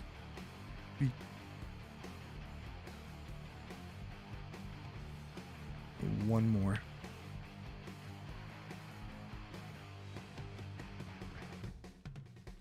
Oh, yeah, I want his, like, foot in the frame.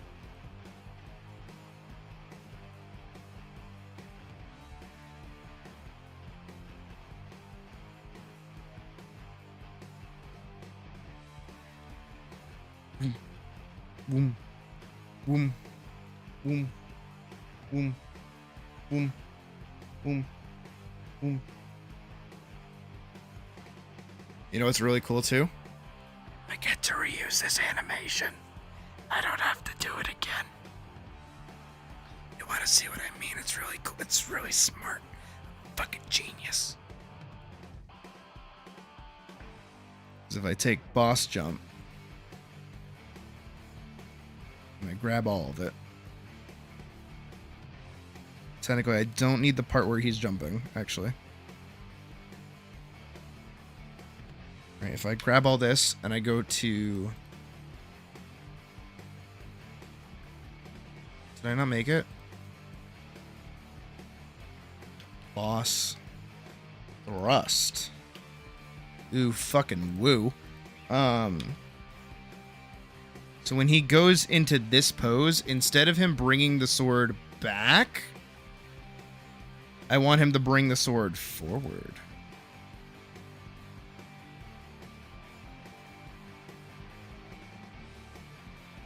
Okay, maybe not that fast.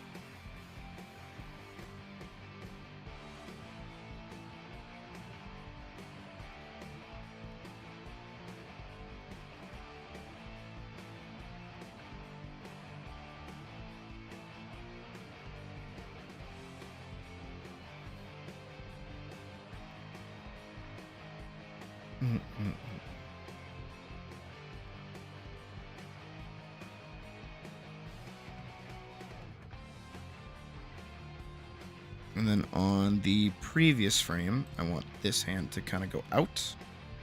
And then on this one, I want this deleted. Instead, I want it to be this hand. This hand.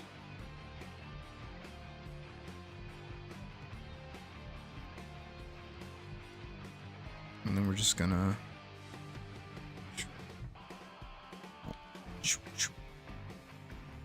We're gonna draw this back a little bit and raise it up. Draw this back. Raise it up. Dip it down. Push this forward a little bit more. One more. Same thing. Push that forward. Pull this back. Pull this back.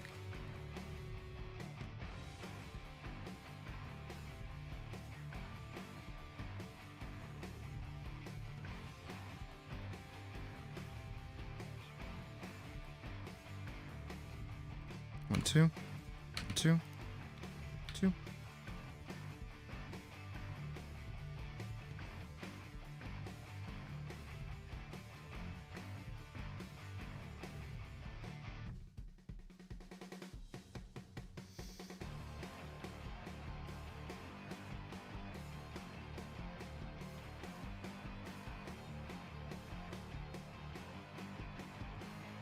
One, two, two.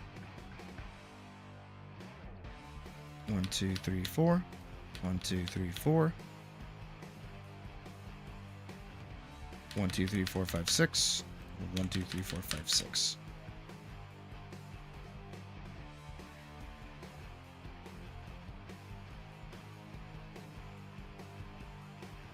One, two. 1, 2.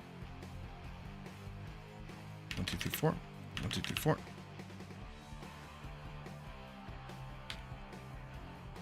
1, 2, 3, 4. 1, 2, 3, 4. 1, 2, 3, 4, 5, 6. 1, 2, 3, 4, 5, 6.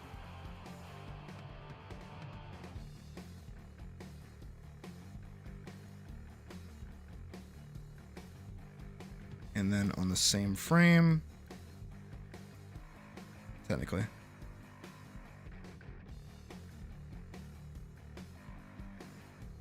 Boom. Boom. Far out. There. Good.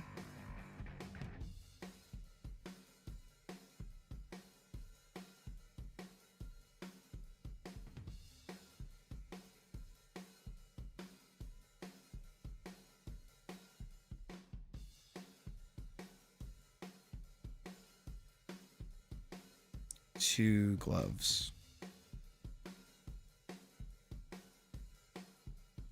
Yeah, that looks good.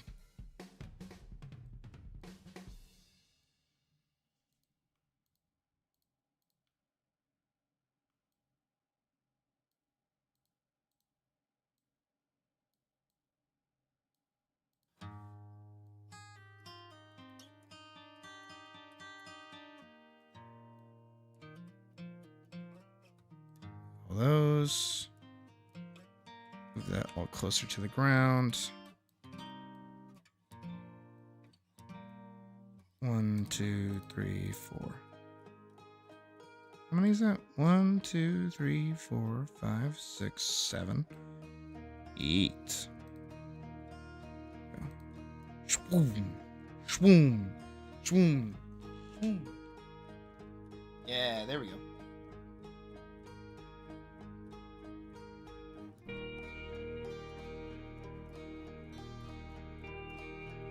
And then I think on every frame,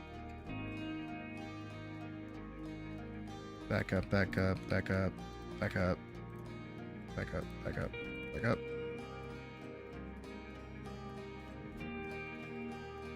Back up, back up, back up, back up, back up, back up, back up, back up, back up,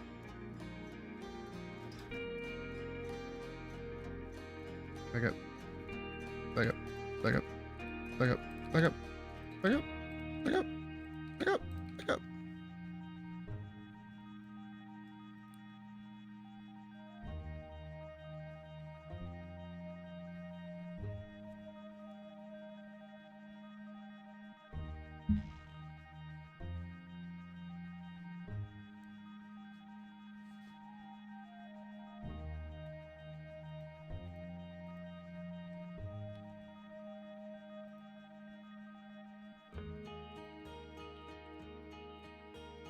Okay, and then it has to return back to neutral from here.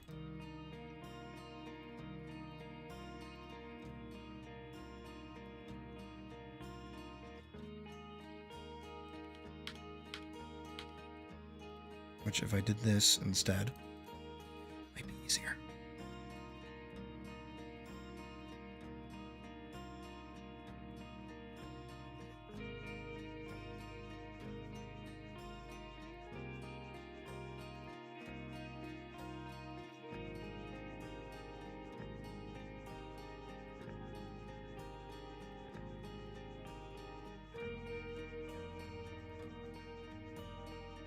I don't want nothing too crazy.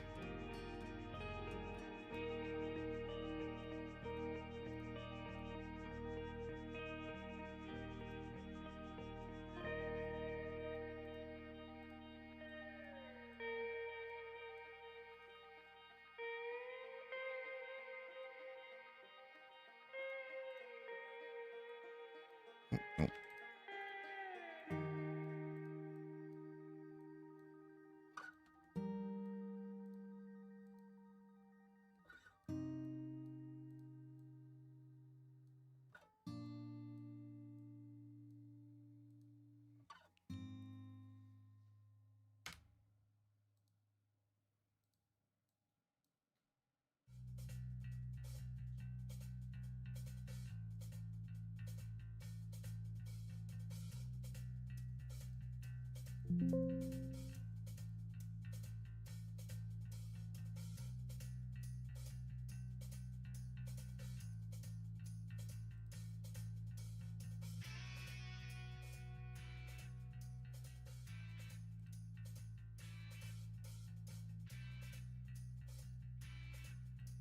Back up.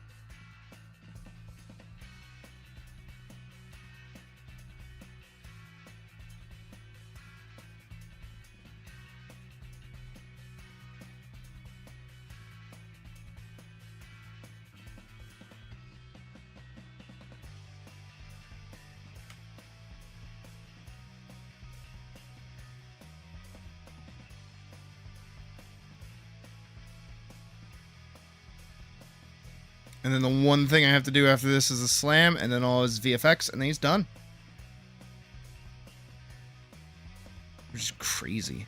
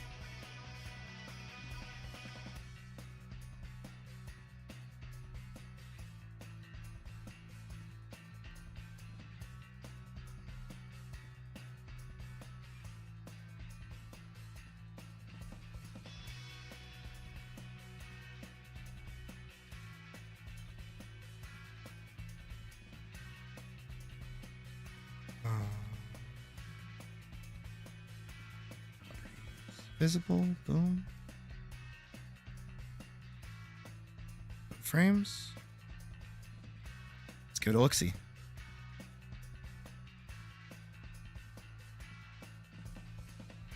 Okay, I really like that, actually. That looks really fucking good.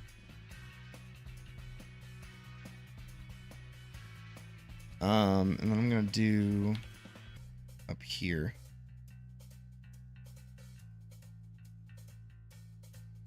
And he stabs a white line. Gonna make it kind of big. Said white.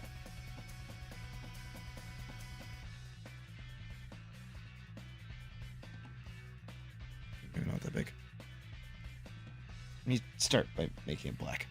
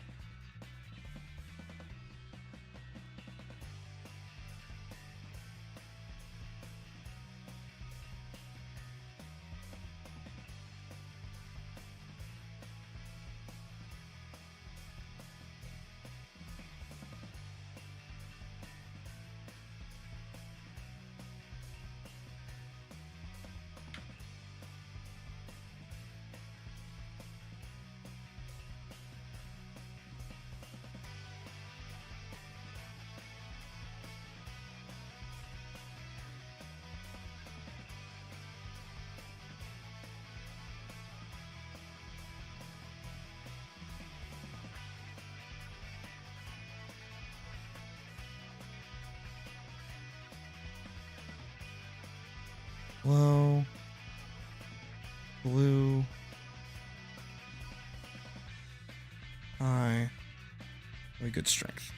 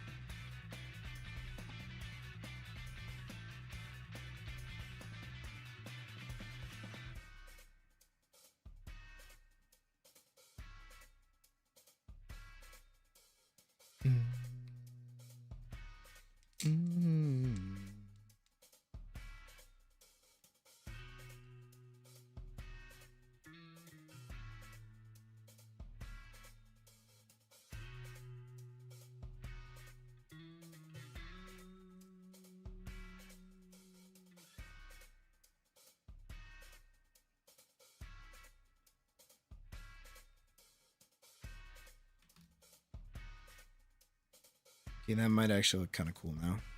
I don't know yet. We'll see.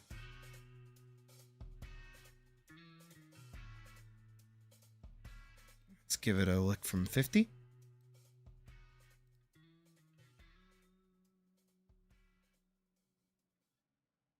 It's so oddly fluid. How did I do that?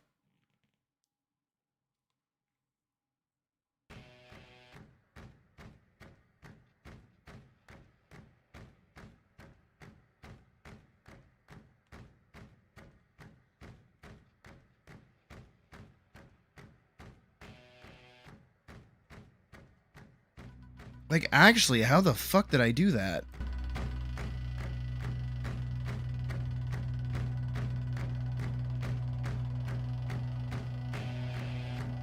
It's like the little, like, flops of the sword, too, in his hand.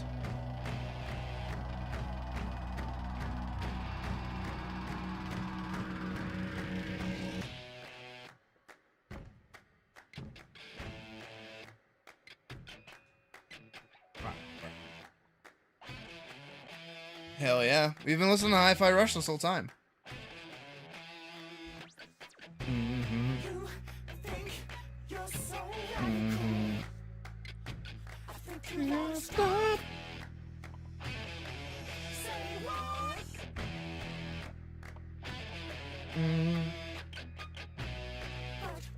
Going international. We're gonna call the cops.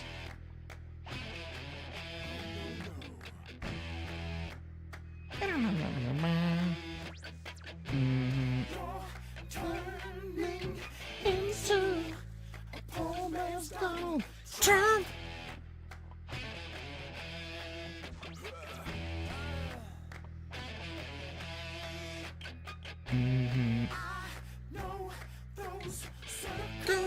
circumstances make you wanna drop.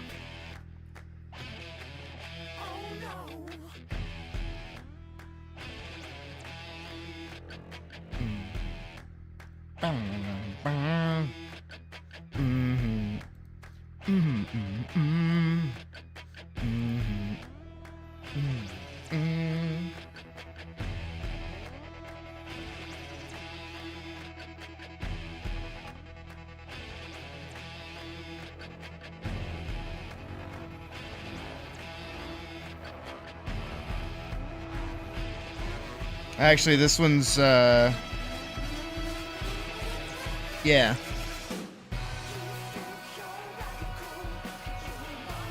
I used to listen to this all the time.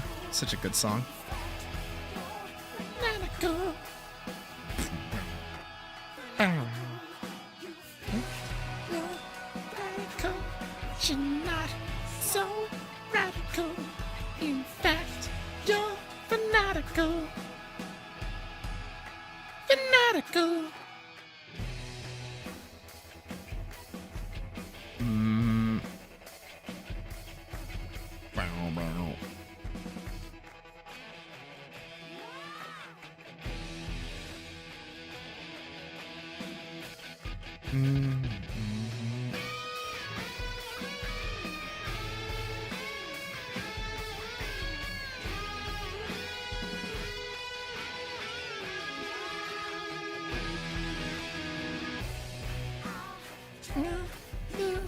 Right now, right now. Yes.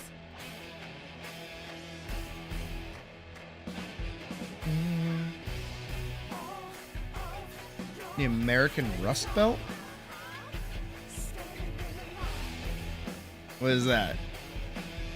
I live here and I don't know things. Tired of your attitude lost.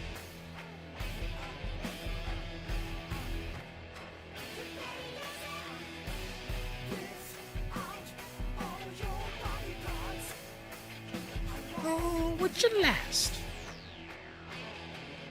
Not long. Not long. Then you're radical, but you're not so radical. In fact, you're fanatical. Fanatical. You're radical, but you're not so radical. In fact, you're fanatical. Fanatical. You're radical, but you're not so radical. In fact, you're fanatical. Fanatical.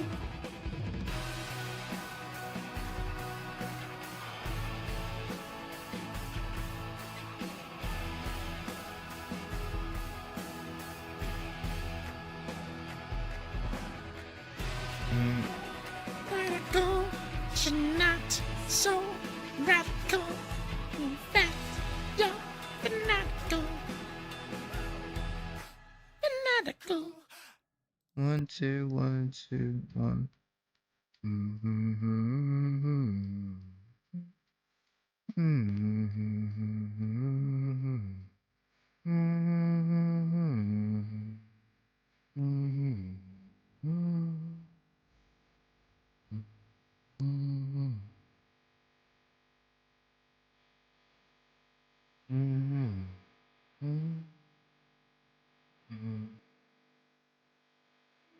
Boom.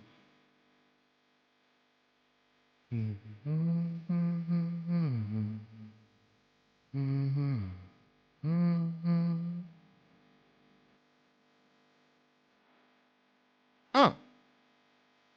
It's literally south of me. There's no way.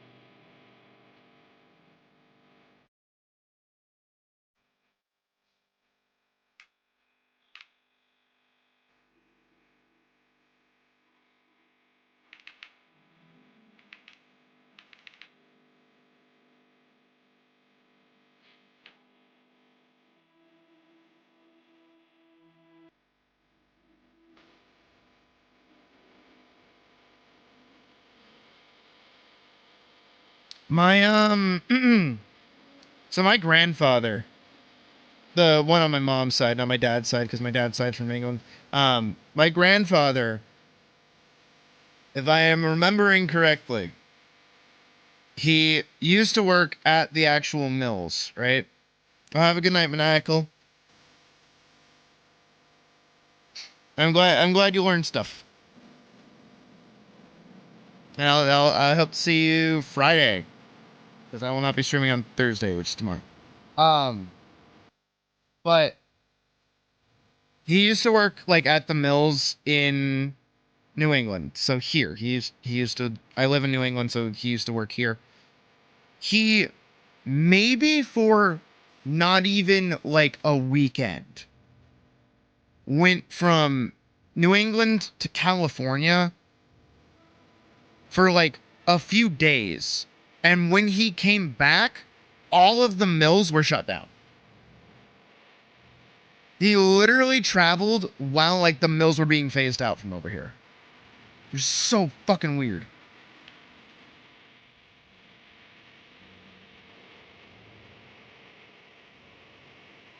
He told me that story last time I saw him. He's a cool dude. He was also in the Navy.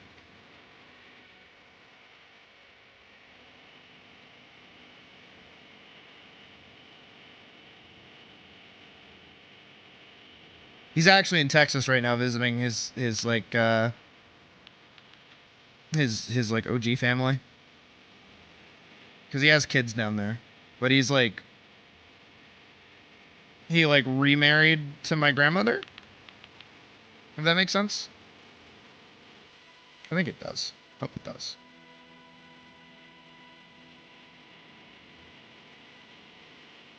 Alright, dude, time to actually get you up.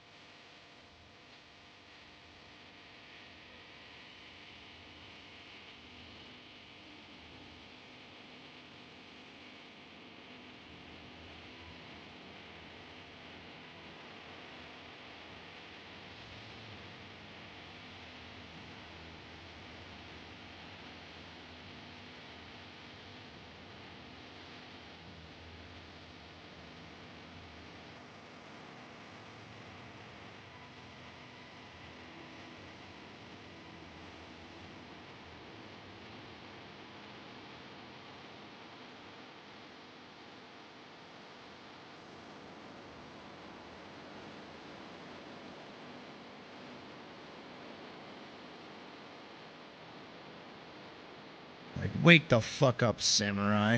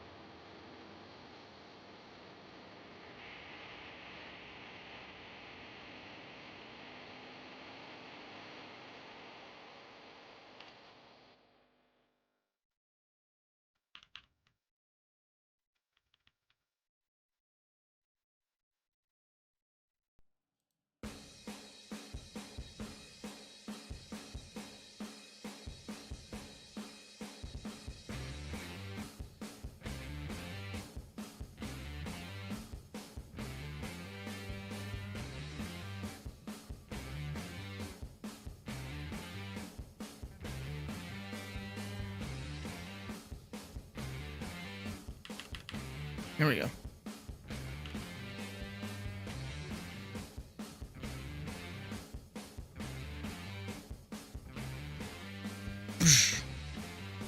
Whoa! Whoa! Holy shit!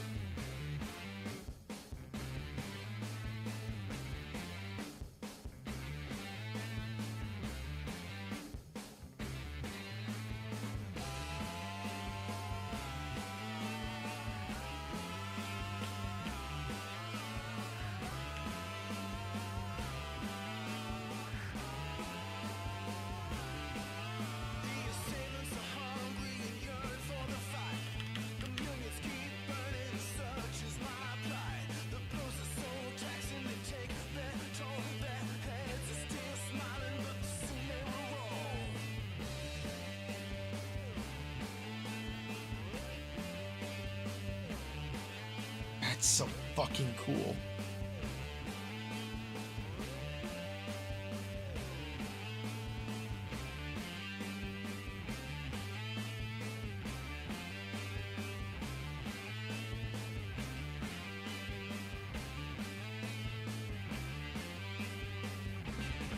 Like, he's so cool.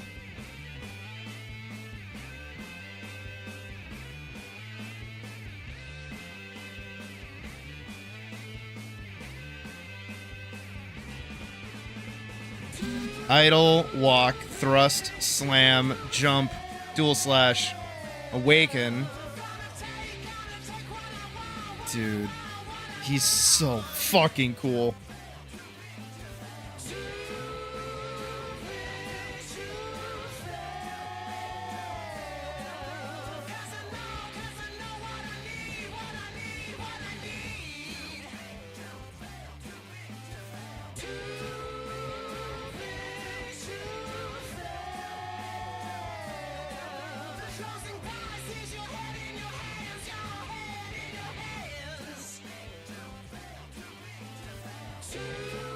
He's so fucking cool.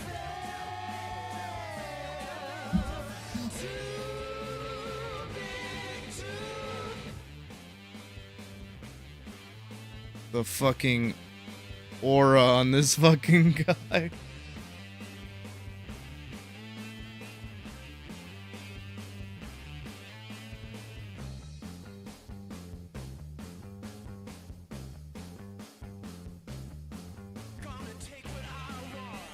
Take what I want. I know what I need. Trigger the options. Gonna watch you play. I don't think there's anything else I need to do for him. I think he's... I mean, obviously I still have to do, like, all the weapon effects and junk and, like, all this, the VFX and junk, but, like... Yeah.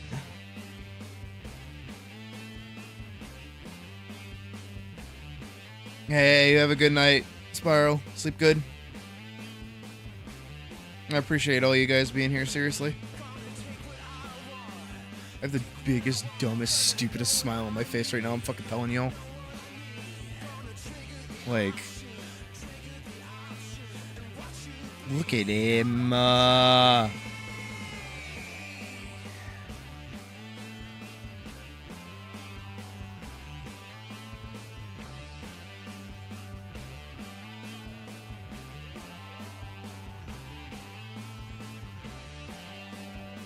Honestly, it was a good call. I think the fur on his on his armor is like a good call. I wanted something red on him, like either a scarf or a cape. But I think just going simple and giving him fur like that just like brought it all together.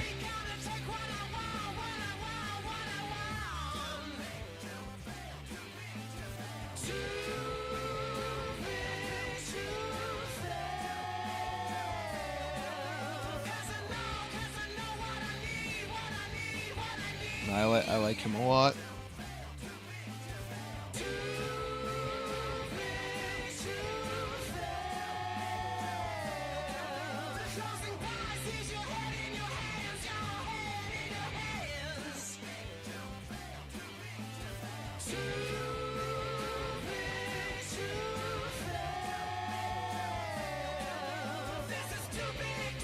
And it's crazy how much of this shit was just like straight ahead. No planning, no stick people, no fucking... Just straight posing, dude.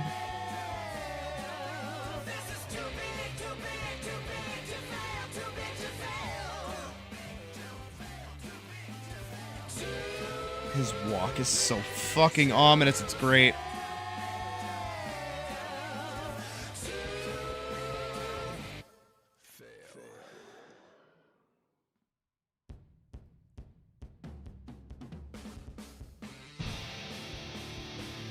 No, I dig it. I dig it a lot. I like it a lot. I love it a lot.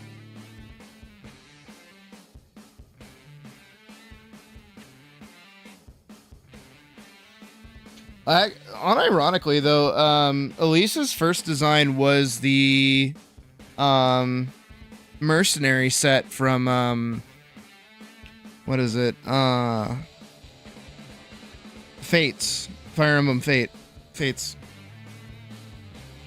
Like Laszlo, I loved his armor, so I put Elise in it for the first time. I do also have a Fire Emblem Awakening art book.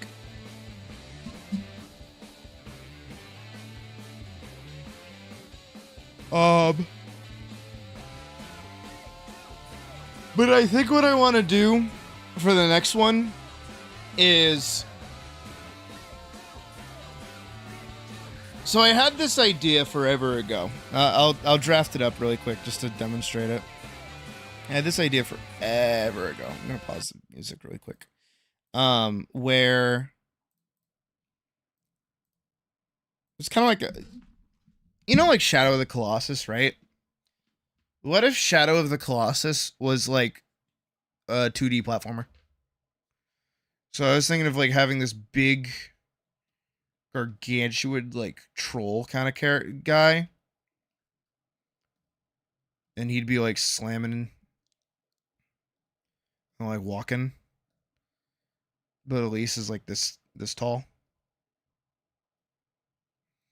and then he'd have like outcroppings along like his whole body that she could like climb up on until she gets to the head, where she has to damage the head. Or there's like points at like certain limbs, like the knees, that she has to like damage, and she has to like navigate the whole like jumpy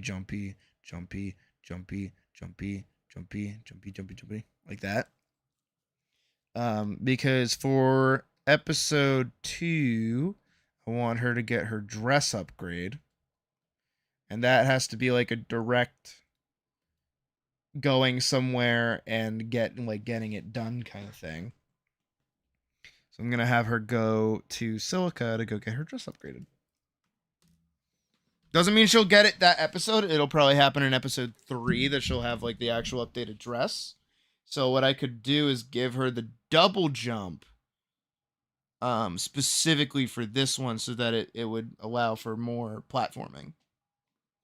Because for right now, her jump is kind of like minuscule. But I feel like a double jump would do her well.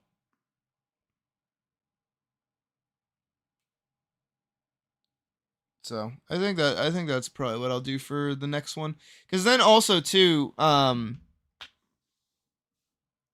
where, most of the conflict is going to be happening on this fucking rock dude. I just have to do that. I don't have to do anything else. I don't have to make extra dudes. I don't have to make extra guys. I just have to have one giant fucking rock dude. And then give him a looping animation. That's it. A looping, walking animation.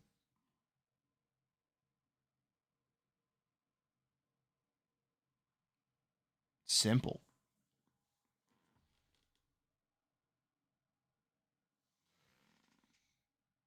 Gather Vera. Alrighty. Lads. ladies and laddies, I do believe it's time for us to call it a night. We had a really good day today. Like, actually, today has been fucking phenomenal. I could not be more happy with the not only progress on the film itself, but also just how great this fucking community has been for me, and for everybody else. I certainly hope. Tomorrow, I'm going to be working on a commission that I owe, and then I'll also be working on the Atlas Guide video. Brand new Atlas Guide video. I do plan on having that come out pretty soon. It shouldn't take me too long, but it might take me into the weekend to work on. So Friday, also, very quickly, before people go, Friday, I do want to do an Atlas playthrough as well to really celebrate the video just like doing super fucking well. So I do want to play Atlas again. So I'm probably going to make Atlas Fridays like a thing, because I think that's a good time to play. Usually like after school for a lot of people. I think playing after that is probably pretty good. So we'll be doing that semi-frequently on Fridays, I feel. And then Saturday we will be doing Baldur's Gate. We're going to do a long play of Baldur's Gate on Saturday. And then Sunday, I will be returning back to animation, and we're going to do all of the VFX. We're going to go through and we're going to do all the VFX that we have left. We'll do Elise's stab animation and, get all that stuff done. And then after that, next week is just putting the fucking thing together, which is wild that we get to do that. And then editing on its own will probably be its own thing. I might take a couple days off of stream to do that. We'll see. But for now, that's the plan. I'm super excited. I'm glad the fucking boss is really cool. I hope you guys are excited too. Anyways, I hope you guys have a lovely rest of your night, and I will see you. Oh, I wanted it to start at the beginning. I will see you back here on Friday for Atlas. Have a good night. Sleep good. You deserve it.